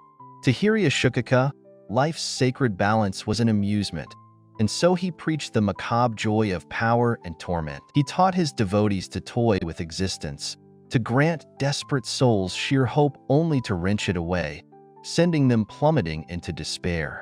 Those seeking power were gifted ruin instead, their cries echoing in regret. And the strong? They were stripped, reduced to writhing insects in the dirt. Only then could one claim true supremacy, standing tall upon a mound of the vilified and vanquished. With the departure of Vita, their goddess of life and love, these teachings sank deep roots within the vampire kin. Over eons, the disciples of the evil god of joyful life grew potent, outpacing even their fellow vampires. They numbered over 100 noble bloods, led by 3 formidable purebreeds, scores of subordinate vampires, and human acolytes who craved immortal life fell beneath their hierarchy. And those who served unwittingly, undead, monsters, mercenaries, and bandits, formed an army comparable in might to a vast nation, their influence echoing sinister control over sprawling lands. Now then, our first matter concerns the damper we discussed earlier, declared Berkheim, with the air of a man who hosted aristocratic gatherings. His youthful visage and refined features contrasted starkly with the dark machinations they concealed. Damper? Oh, you mean the offspring of one of your subordinates and a guard, responded a woman, whose allure belied her lethargic gaze. Her opulent yet garish attire revealed much, yet her demeanor suggested a dichotomy, like a courtesan masquerading as nobility. Both remained diligently at work in my castle, quite literally joined at the hip, she continued, her tone laced with sardonic mirth. Turnitia, that tale hails from a century past, Berkine reminded, his voice edged with amused exasperation. Then might you refer to the one birthing from that beast person? Didn't you extinguish that spark, annihilating its kin entirely? She countered. Ah, but that was 5 centuries prior, Berkine corrected, the banter tinged with chilling reminiscence. This theatrical duo chatted, Berkine and Turnitia, another purebreed, second only to 2 others in dark power. Turnitia, renowned as the strongest female vampire of their coven, toyed with the macabre narrative, her words a dance over a darkness that enveloped them all. For this grave error, we cannot afford to ignore such a monumental failure. A voice chimed in from among the gathered nobles, their expression severe under the dim glow of the chamber. Patience, my friends, Berkine replied smoothly, his voice carrying a weight that silenced the room. He tilted his head slightly, considering the possibilities. This damper, this enigma, is undoubtedly a fascinating puzzle piece. Rather than sweeping him aside rashly, perhaps we should observe how his story unfolds. There are lessons to be gleaned from his journey. He defies expectations, and that alone holds value. Turnitia's eyes narrowed, a dangerous glint shimmering in the depths as she processed Berkine's words. You're suggesting we let him run free? Risk him becoming a real threat? Berkine chuckled softly, his gaze never leaving hers. Not free, merely observed. Besides, a cornered prey often reveals more than one readily at hand. His existence may yet serve our interests if we play our cards correctly. The tension in the air was palpable, each vampire in the grand hall exchanging speculative looks. It was a gamble, one that teetered on the edge of reason and recklessness. Very well, Turnitia conceded grudgingly, her voice still tinged with reluctant curiosity. But should your little experiment backfire, remember that I voiced my objections. Of course, Turnitia, Berkine nodded, his smile never wavering. We all know that nothing in our world is without risk. Sometimes, those risks are precisely what breathe life into our eternal existence. Let us watch and wait, and perhaps, from the shadows we hold dear, this damper will entertain us yet. As the conversation concluded, the air seemed to thaw just a little, but the embers of curiosity and tension still flickered among the vampires. A delicate balance of intrigue, danger, and the unknown future of the young damper who had quietly slipped through the cracks of their meticulously maintained world. Leave the damper to us, declared the first vampire with a commanding voice, only to be interrupted by another eager voice exclaiming, No, please allow me the honor, Carmine, came the urgent plea of another vampire, fervor dripping from every word. I will strive to meet your expectations, Berkine-sama and Turnitia-sama, vowed yet another, his determination palpable. Seizing the moment to enhance their own standings, the vampires' hands shot up one after another, each vying for a chance to gain favor, despite the futile nature of their aspirations. No achievement could elevate a noble-born vampire to a pure-breed vampire. However, the elusive recognition from Hiryashukika would bless them with his divine protection, a coveted prize that would elevate their power and privilege above others of their kind. No, no, interjected Berkine, his voice smooth yet firm. I still intend for the one who failed to rectify the situation. What? Are you suggesting mercy for someone who's already failed twice? Turnitia retorted, skepticism lacing her tone. He's bound to fail a third time. Perhaps, yet his fervent spirit impressed me, Berkine replied with melodic calmness. Ah yes, allow me to introduce him to everyone. With a gentle flourish of his alabaster hand, a man descended with a sickening thud, his body drenched in crimson. "Meet Gubamon's subordinate, Serkrant Ozba," Berkine announced, introducing this wretched figure with a smile that belied the horror at his feet. The noble-born vampire connected to Earl Thomas Palpapek released a pained groan. What met the assembly's eyes was ghastly. All fingers skewered by silver spikes, legs scorched with burn marks, and his back marred by grotesque protuberances. A sickening crack heralded the emergence of a skinless mouse from one of the swellings. It burrowed into Serkrant's flesh, consuming it with unholy hunger, only to retreat like a macabre puppet back beneath his skin. This was one of Hiryashukika's dark curses at play. "Forgive me. I will, definitely." Serkrant choked out, each word a battle against his agony. Gasps of horror escaped the vampires as his faceless visage turned towards them. Eyes gouged, nose cleaved, cheeks hollowed, lips torn. A living testament to cruelty, his head was a blood-drenched skull. Yet, the true cruelty lay in their ties to mortality's brink. Their vitality, their innate regeneration, ensured survival despite the torture. The reminder of Berkine's overwhelming power silenced any further protest, as even these immortal beings felt the leash of his dominance. The flesh mice persisted, gnawing at Serkrant's regenerating tissue relentlessly. Ternitia rose, approaching with sharp disdain in her eyes, delivering a vicious kick to his battered face. "Go." Serkrant's pained exhale underscored the brutality of her blow. "Berkine, what do you intend with this half-dead creature?" "He couldn't even crush a caterpillar," Ternitia hissed, her voice ice-cold, dismissive. Serkrant's agony intensified, his jaw shattered by her force. A female vampire, aligning with Ternitia's critique, ventured, "If I may, Ternitia-sama speaks truth. This individual stands no chance of crossing the boundary mountain range, locating the target, navigating through throngs of ghouls, and disposing of the damper." Her remarks found solidarity among the others. Vampires embodied power, ranking amongst the most formidable creations Vita had birthed. The purebreeds epitomized terror, capable of slaying dragons, annihilating nations solo. Their opposition required adventurers of A-class stature or equipped with legendary relics of formidable might. Yet, Serkrant, a mere nobleborn, fell considerably short of this harrowing echelon. Though a threat to human knights and adventurers, the Boundary Mountain Range birthed monstrous beings his equal in power.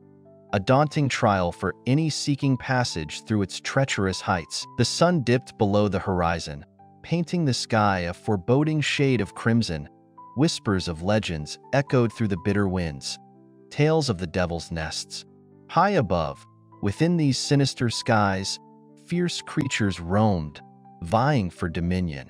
Any brave or foolhardy enough to challenge these beasts were destined to be torn asunder. Meanwhile, those crawling the jagged mountain surfaces like ants were met with equally perilous paths, with no assurance of survival. The unknown devil's nests and uncharted dungeons teemed with monsters, eager to devour any intruders. To venture through such treacherous terrain safely, one would require legions of warriors, stalwart and unyielding, able to ascend the formidable cliffs and intimidate the lurking predators with sheer might. Such a feat seemed as unreachable as the heavens themselves, unless divine intervention or unbelievable cunning came into play. For Serkrant, the stakes were even higher. Not only did he need to traverse the daunting mountain range, but he also had to trail the elusive damper, remain unseen by the hundreds of ghouls that had braved the journey, and then extinguish the damper's existence. The vampires cared little for Serkrant's fate post-mission. All they desired was the task completed. His demise before achieving this would certainly complicate matters. "There is no problem," Berkine declared confidently, casting his gaze on Serkrant. "Serkrant Kuin, you vowed to risk everything for this mission, didn't you?" "Wayash. Leaf ert terme." Serkrant managed to utter through the mangled remnants of his tongue and jaw. Despite being earless, he astounded others with his continued ability to comprehend. Ternitia wasn't convinced, dismissing his resolve with a snort. I don't care about his determination. My concern is his capability. Your point is valid, Berkine conceded, which is why I'm considering sending one of my beloved to assist. Murky murmurs swept through the vampires, their faces twisted in fear and revulsion. These proud creatures loathed raising anyone of equal standing above themselves. Subordinate and noble-born vampires adhered to a strict hierarchy, ensuring those beneath them were bound like slaves. Berkine reveled in this system, finding amusement in the power struggles he orchestrated among his subordinates, reveling in the ensuing violence. His plan was to team one of his personal bodyguards with Serkrent. "Eleonora, you will handle this for me, won't you?" he asked. Emerging from Berkine's shadow like a vision sculpted from the moon's light, Eleonora stepped forward, a woman of such mesmerizing beauty that even the most eloquent nobleman would find their words inadequate. Her fiery hair cascaded majestically down her back, and her smile resonated with an entrancing allure. "Yes, leave it to me," she replied, her voice like a melody that lingered in the air. "Fufu, ensure you cooperate with Serkrent Kuin. Also, if you come across the remnants of the Sword King Borkus near the ruins of Talashim, see that you collect them. That would grant me favor with Gubaman," Berkine instructed. "Certainly, my beloved lord," Eleonora agreed with a poised grace that spoke volumes of her competence. Though young and recently ascended to a noble-born vampire, Eleonora was already renowned for her exceptional talents.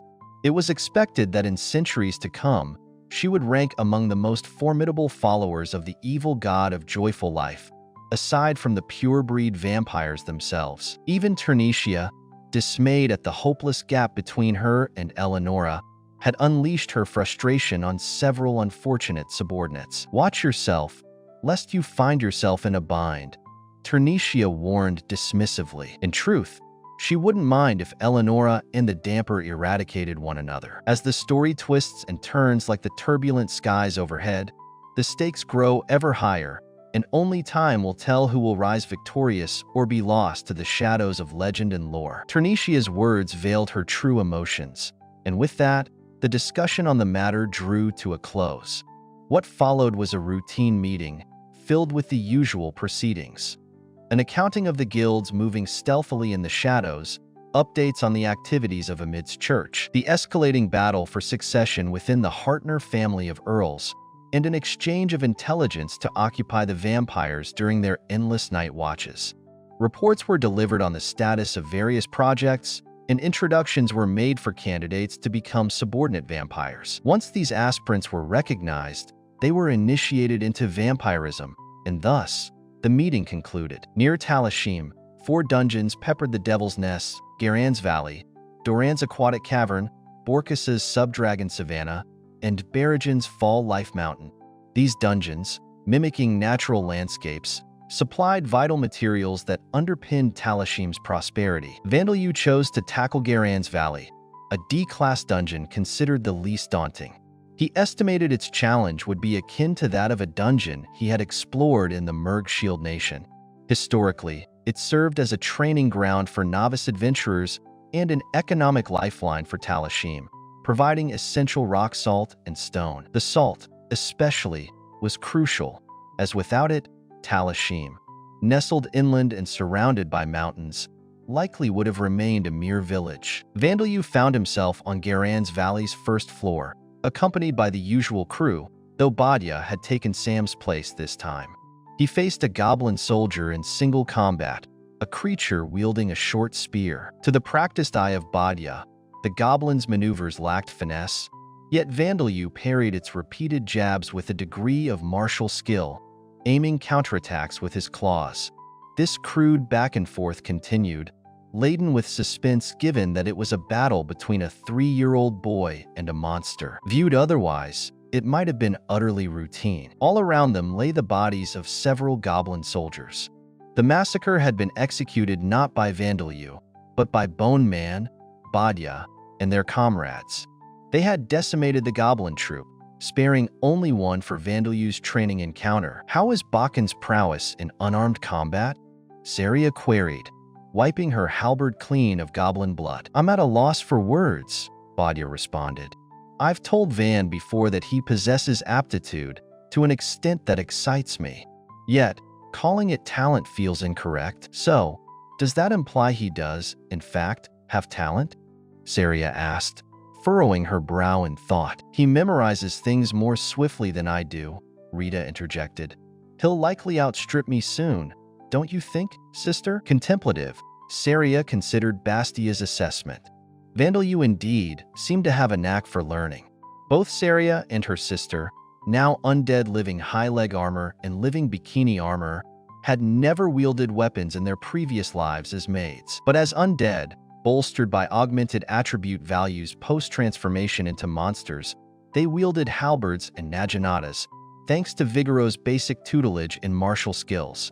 Tirelessly training without the need for rest, they eventually honed their abilities. In contrast, Vandelyu's learning appeared swift, even though he practiced only during his weekly breaks. Despite receiving counterattacks and incurring injuries, Vandelyu's tenacity impressed them. Unlike Saria and Rita in their armored forms, Vandelyu's body was of flesh and blood. Van exhibits no hesitation, fear, or impatience, Badia noted, observing his demeanor. Jiwu? Is that not admirable? Queried Bone Man, cursorily inspecting the scene. The goblin's corpse lay still as he nudged it with the tip of his sword, searching for any sign of a magical stone. You're right, Badia answered his silent question, her words laced with a pensive warmth. It's a good thing, she continued, reflecting on past lessons. Vigoro used to get so angry with me back in the day. He'd always say, don't close your eyes, don't be scared, don't get impatient. With nostalgia, Badia recalled those early days when she was just starting. Now a formidable rank 4 ghoul warrior, her strength was hard-earned, not innate. Raised amidst the perils of a devil's nest, Bastia's journey had been marked by rigorous training. The ghouls didn't engage in formal military drills. Instead, they favored the brutal effectiveness of Spartan-style training, where novices faced off against live-captured, weaker monsters such as goblins. Yet, despite the intense regimen, actual combat was far removed from training. In true battle, the stakes are life and death. As an opponent lunges with lethal intent, you grapple with doubts. Will your strike find its mark, and what might happen if it doesn't? Flashes of fear weave through your mind as you stare down the thirst for blood that fills your enemy's gaze. Hesitation creeps in, tempting impatience as you fight to show your true ability. Is that how it was? Saria asked, her voice curious. I might understand the impatience part, echoed Rita.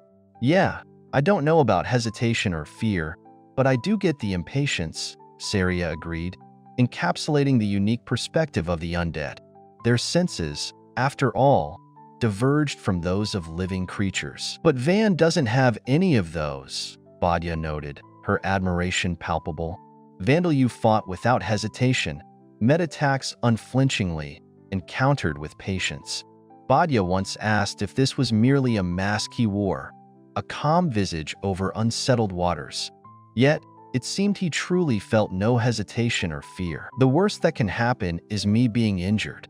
I won't die from something like that, Vandelyu explained with nonchalance. Constantly casting the spell, Danger Sense, Death, Vandelyu had a sixth sense for the threat of death, reading his enemy's killing intent as just another hazard. Pain, too, was something he could set aside, not dulled but delayed.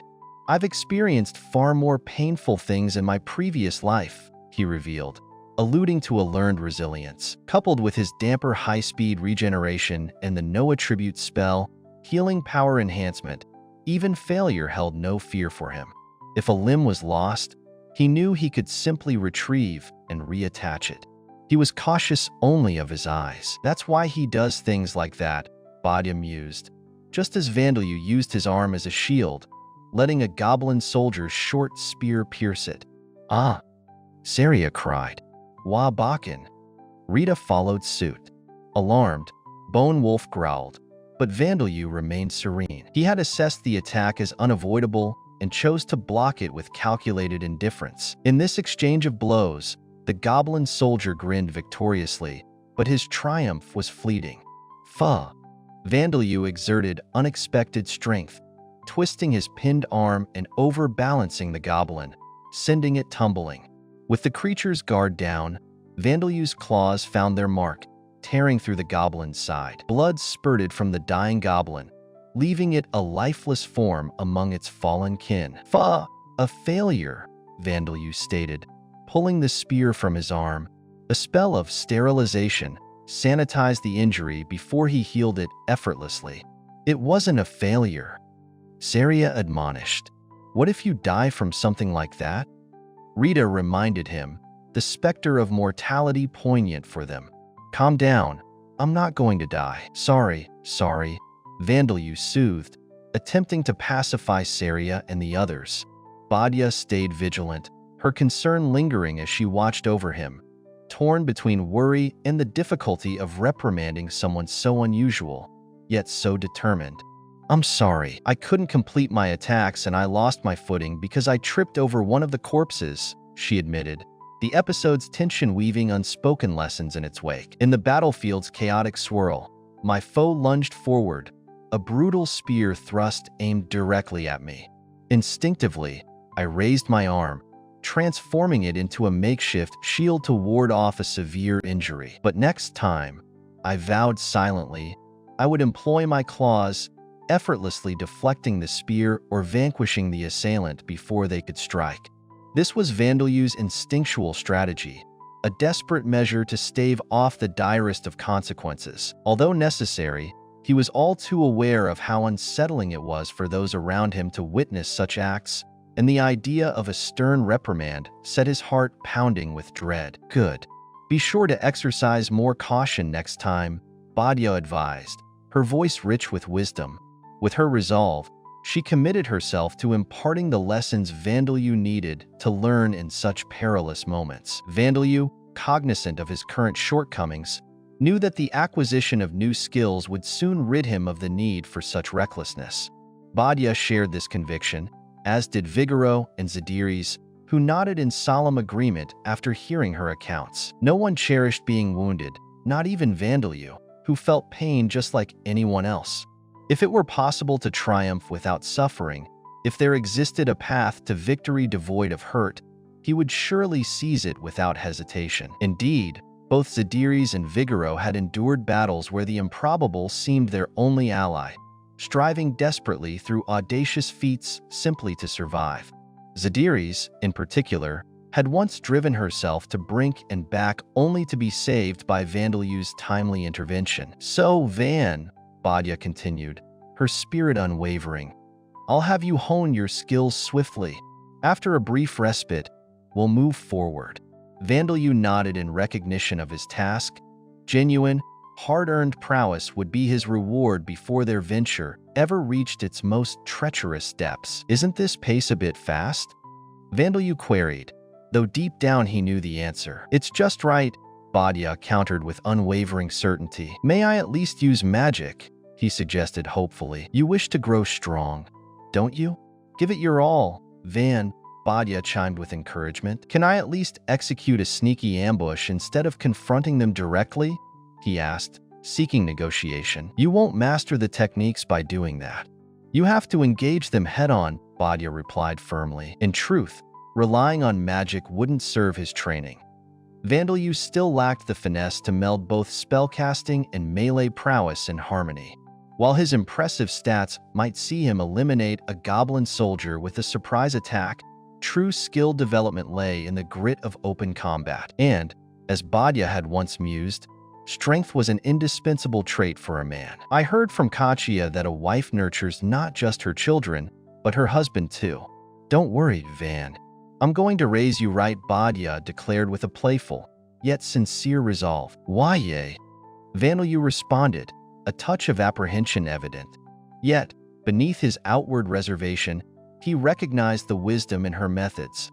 This hands-on combat training was the swiftest path to the power he yearned for. It's all right, You can succeed.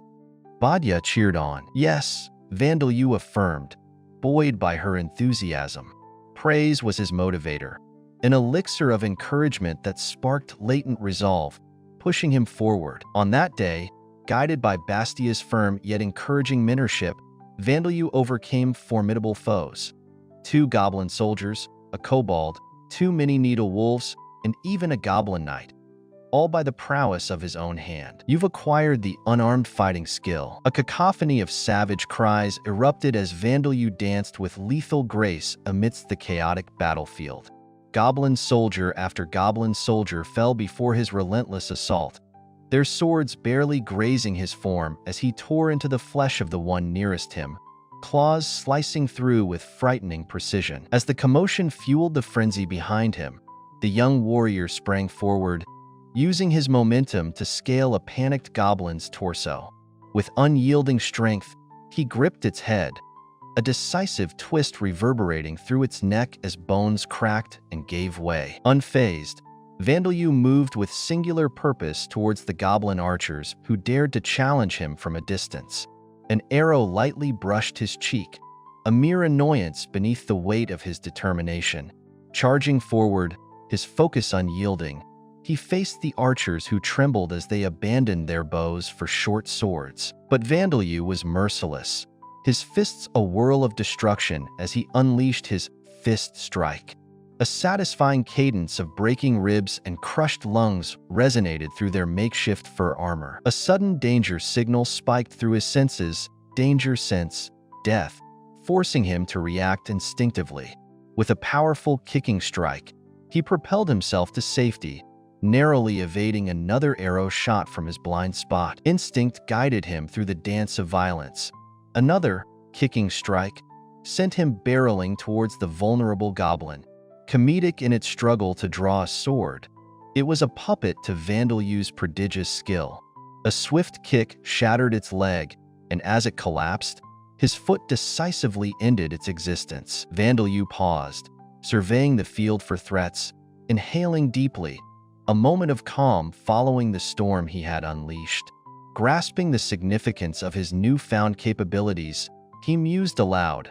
Skills are amazing things. Though such prowess was unfamiliar to him, his understanding and execution of skills, be it unarmed fighting, carpentry, or cooking, were striking in their clarity. Hailing from Earth and Origin, where he never honed combat skills outside mere judo lessons in PE class, Vandeleu now reveled in the mastery bestowed by 3 months of rigorous training.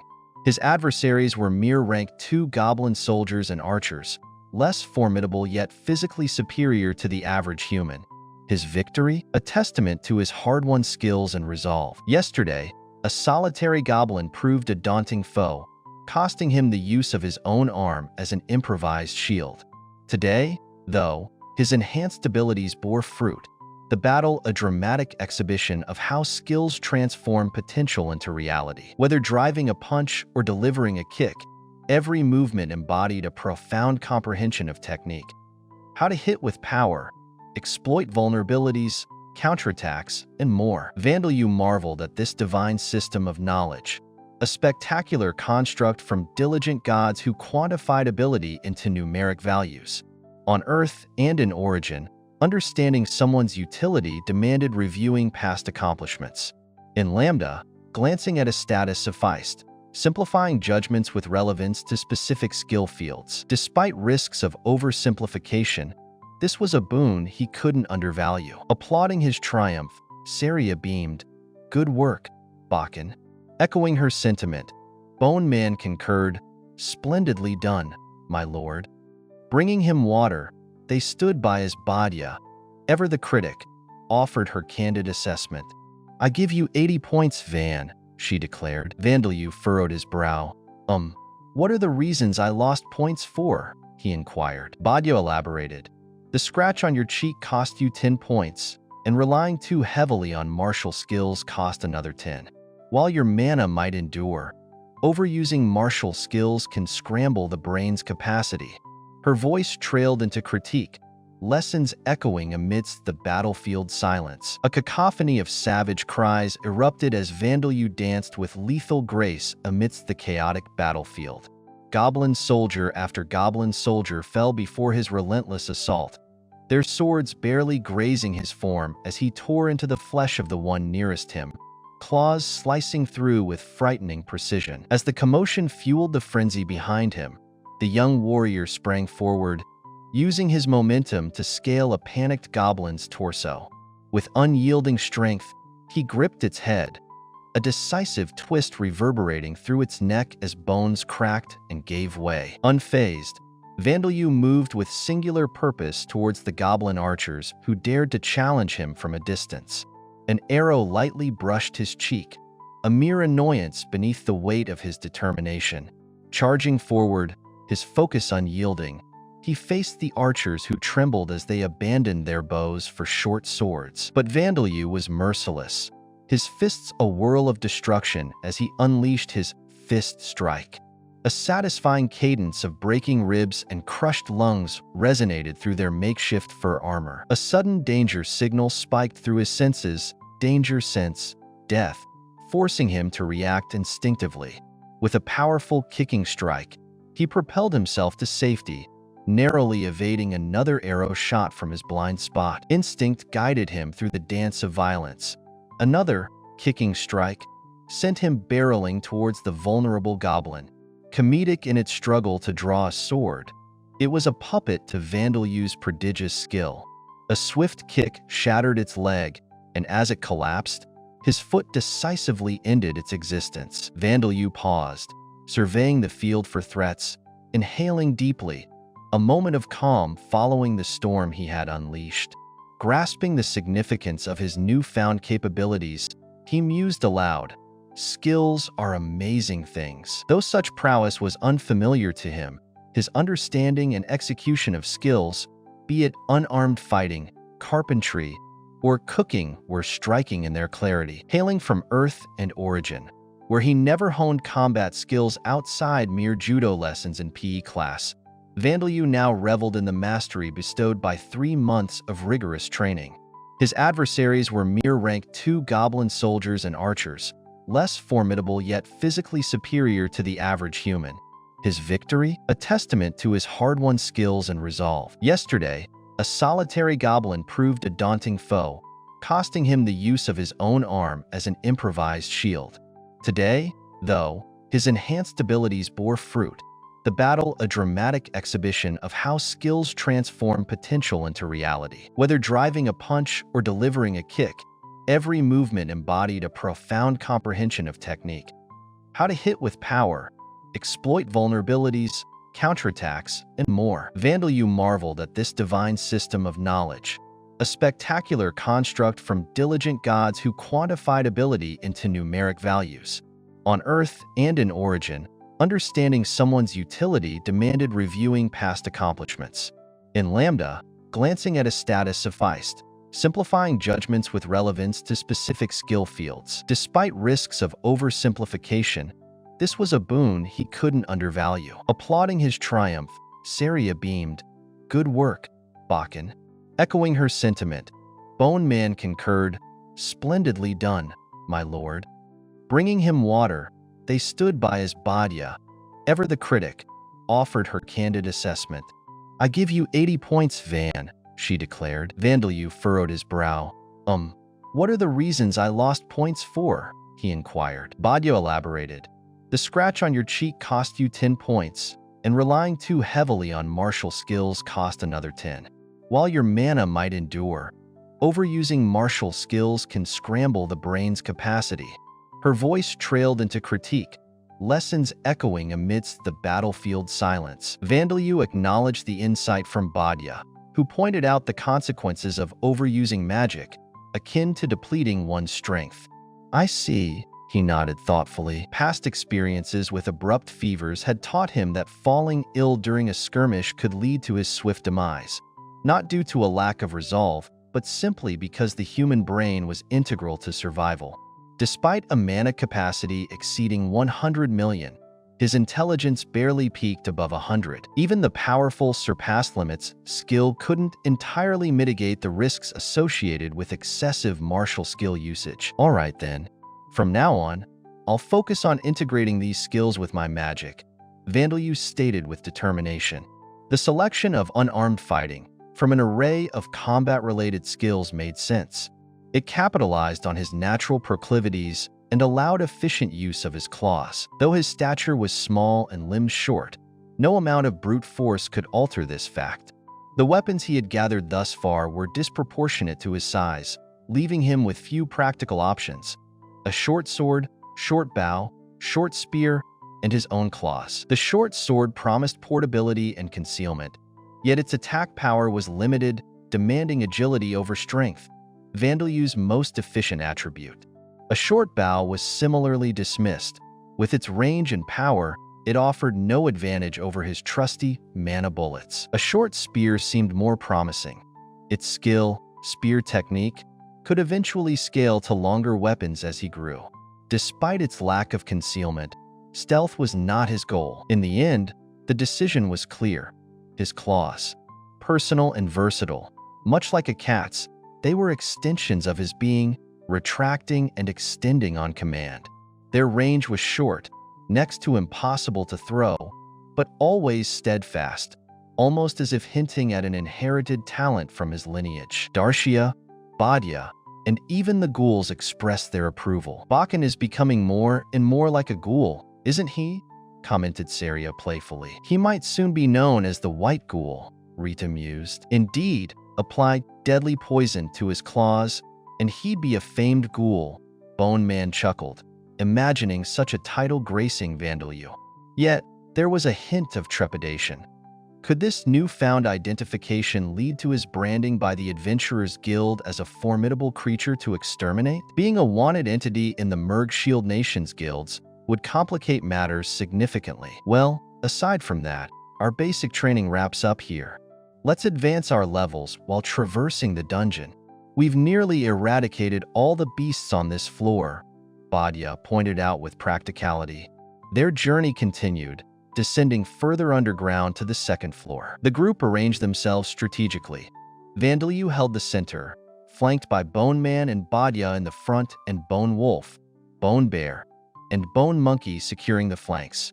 Saria and Rita covered the rear, switching from melee to bows, while Bone Bird maintained aerial vigilance. Garan's valley mimicked a natural chasm, from the surface to the depths, a simplistic and straightforward layout devoid of devious traps, making it ideal for novice adventurers. Its design allowed the Black Goblin children to hone their skills in actuality, mentored by the seasoned undead titans. "Oh, it's the king!" exclaimed the Black Goblin children, their faces lighting up upon spotting Vandalu. "Yo, king!" another greeted enthusiastically. The prospects of victory and growth energized this eclectic crew of learners and warriors as they navigated the labyrinthine paths of the dungeon. Vandalu acknowledged the insight from Badya, who pointed out the consequences of overusing magic, akin to depleting one's strength. "I see," he nodded thoughtfully. Past experiences with abrupt fevers had taught him that falling ill during a skirmish could lead to his swift demise, not due to a lack of resolve, but simply because the human brain was integral to survival. Despite a mana capacity exceeding 100 million, his intelligence barely peaked above 100. Even the powerful surpassed limits skill couldn't entirely mitigate the risks associated with excessive martial skill usage. "All right then. From now on, I'll focus on integrating these skills with my magic," Vandalu stated with determination. The selection of unarmed fighting from an array of combat-related skills made sense. It capitalized on his natural proclivities and allowed efficient use of his claws. Though his stature was small and limbs short, no amount of brute force could alter this fact. The weapons he had gathered thus far were disproportionate to his size, leaving him with few practical options: a short sword, short bow, short spear, and his own claws. The short sword promised portability and concealment, yet its attack power was limited, demanding agility over strength, Vandalu's most efficient attribute. A short bow was similarly dismissed. With its range and power, it offered no advantage over his trusty mana bullets. A short spear seemed more promising. Its skill, spear technique, could eventually scale to longer weapons as he grew. Despite its lack of concealment, stealth was not his goal. In the end, the decision was clear. His claws, personal and versatile, much like a cat's, they were extensions of his being, retracting and extending on command. Their range was short, next to impossible to throw, but always steadfast, almost as if hinting at an inherited talent from his lineage. Darshia, Badya, and even the ghouls expressed their approval. Bakken is becoming more and more like a ghoul, isn't he? Commented Saria playfully. He might soon be known as the White Ghoul, Rita mused. Indeed, apply deadly poison to his claws, and he'd be a famed ghoul, Bone Man chuckled, imagining such a title gracing Vandelue. Yet, there was a hint of trepidation. Could this newfound identification lead to his branding by the Adventurers Guild as a formidable creature to exterminate? Being a wanted entity in the Merg Shield Nations guilds would complicate matters significantly. Well, aside from that, our basic training wraps up here. Let's advance our levels while traversing the dungeon. We've nearly eradicated all the beasts on this floor, Badya pointed out with practicality. Their journey continued, descending further underground to the second floor. The group arranged themselves strategically. Vandelue held the center, flanked by Bone Man and Badya in the front and Bone Wolf, Bone Bear, and Bone Monkey securing the flanks. Saria and Rita covered the rear, switching from melee to bows, while Bone Bird maintained aerial vigilance. Garan's valley mimicked a natural chasm, from the surface to the depths, a simplistic and straightforward layout devoid of devious traps, making it ideal for novice adventurers. Its design allowed the Black Goblin children to hone their skills in actuality, mentored by the seasoned undead titans. "Oh, it's the king!" exclaimed the Black Goblin children, their faces lighting up upon spotting Vandelue. "Yo, king!" another greeted enthusiastically. The prospects of victory and growth energized this eclectic crew of learners and warriors as they navigated the labyrinthine paths of the dungeon. "How are you feeling, King?" asked Braga, his voice deep and mature, boasting the changes of the last 6 months since his birth. Standing tall and fully grown, Braga observed Vandelue, who looked up at him, a blend of admiration and self-assured pride in his eyes. "I learned the skill and Badya gave me 80 points. Vandelue responded. His voice carried the echoes of pride, as vivid as the spark in his eyes. Hearing this, Braga's lips stretched into a smile of warmth and encouragement. "That's astonishing, especially given your size. You're doing remarkably well, King," he affirmed, ruffling Vandelue's hair with a hefty, yet affectionate pat. Despite the gesture being one of praise, Vandelue couldn't shake the niggling sensation of doubt. "I suppose it's like watching your childhood friends grow into adults while you're the only one left behind. Such an empty, unsettling feeling it stirs in you," mused Vandelue aloud, his words soaked in introspection. "Nonsense, King," retorted Braga gently, chuckling. "I'm a goblin, and you're a damper," he reminded, prompting Vandelue to jolt back to awareness of his unusual emotional state. After all, different races developed in different ways. Although Braga eclipsed Vandelue in height for now, as a black goblin, he stood only chest-high to an adult human. One day, Vandelue assured himself he would surpass Braga in height once more. "Right? Oh, and how goes your training, Braga?" Vandelue inquired, shifting the focus away from his own contemplations. "I've learned loads of skills. Short swordsmanship, short spear technique, silent steps, detect presence. My level surpassed 80 already," Braga declared, his chest swelling with pride. Vandelue chuckled, using his flight ability to pat Braga's head in return. "You truly are a black goblin, Braga. Your race matures rapidly, much like the goblins and kobolds.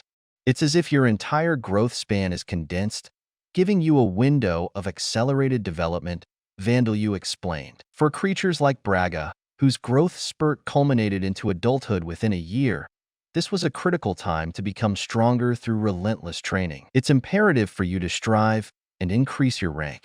Otherwise, it'll prove difficult to sustain yourselves by hunting the monsters dwelling around here in the future," cautioned Vandelue.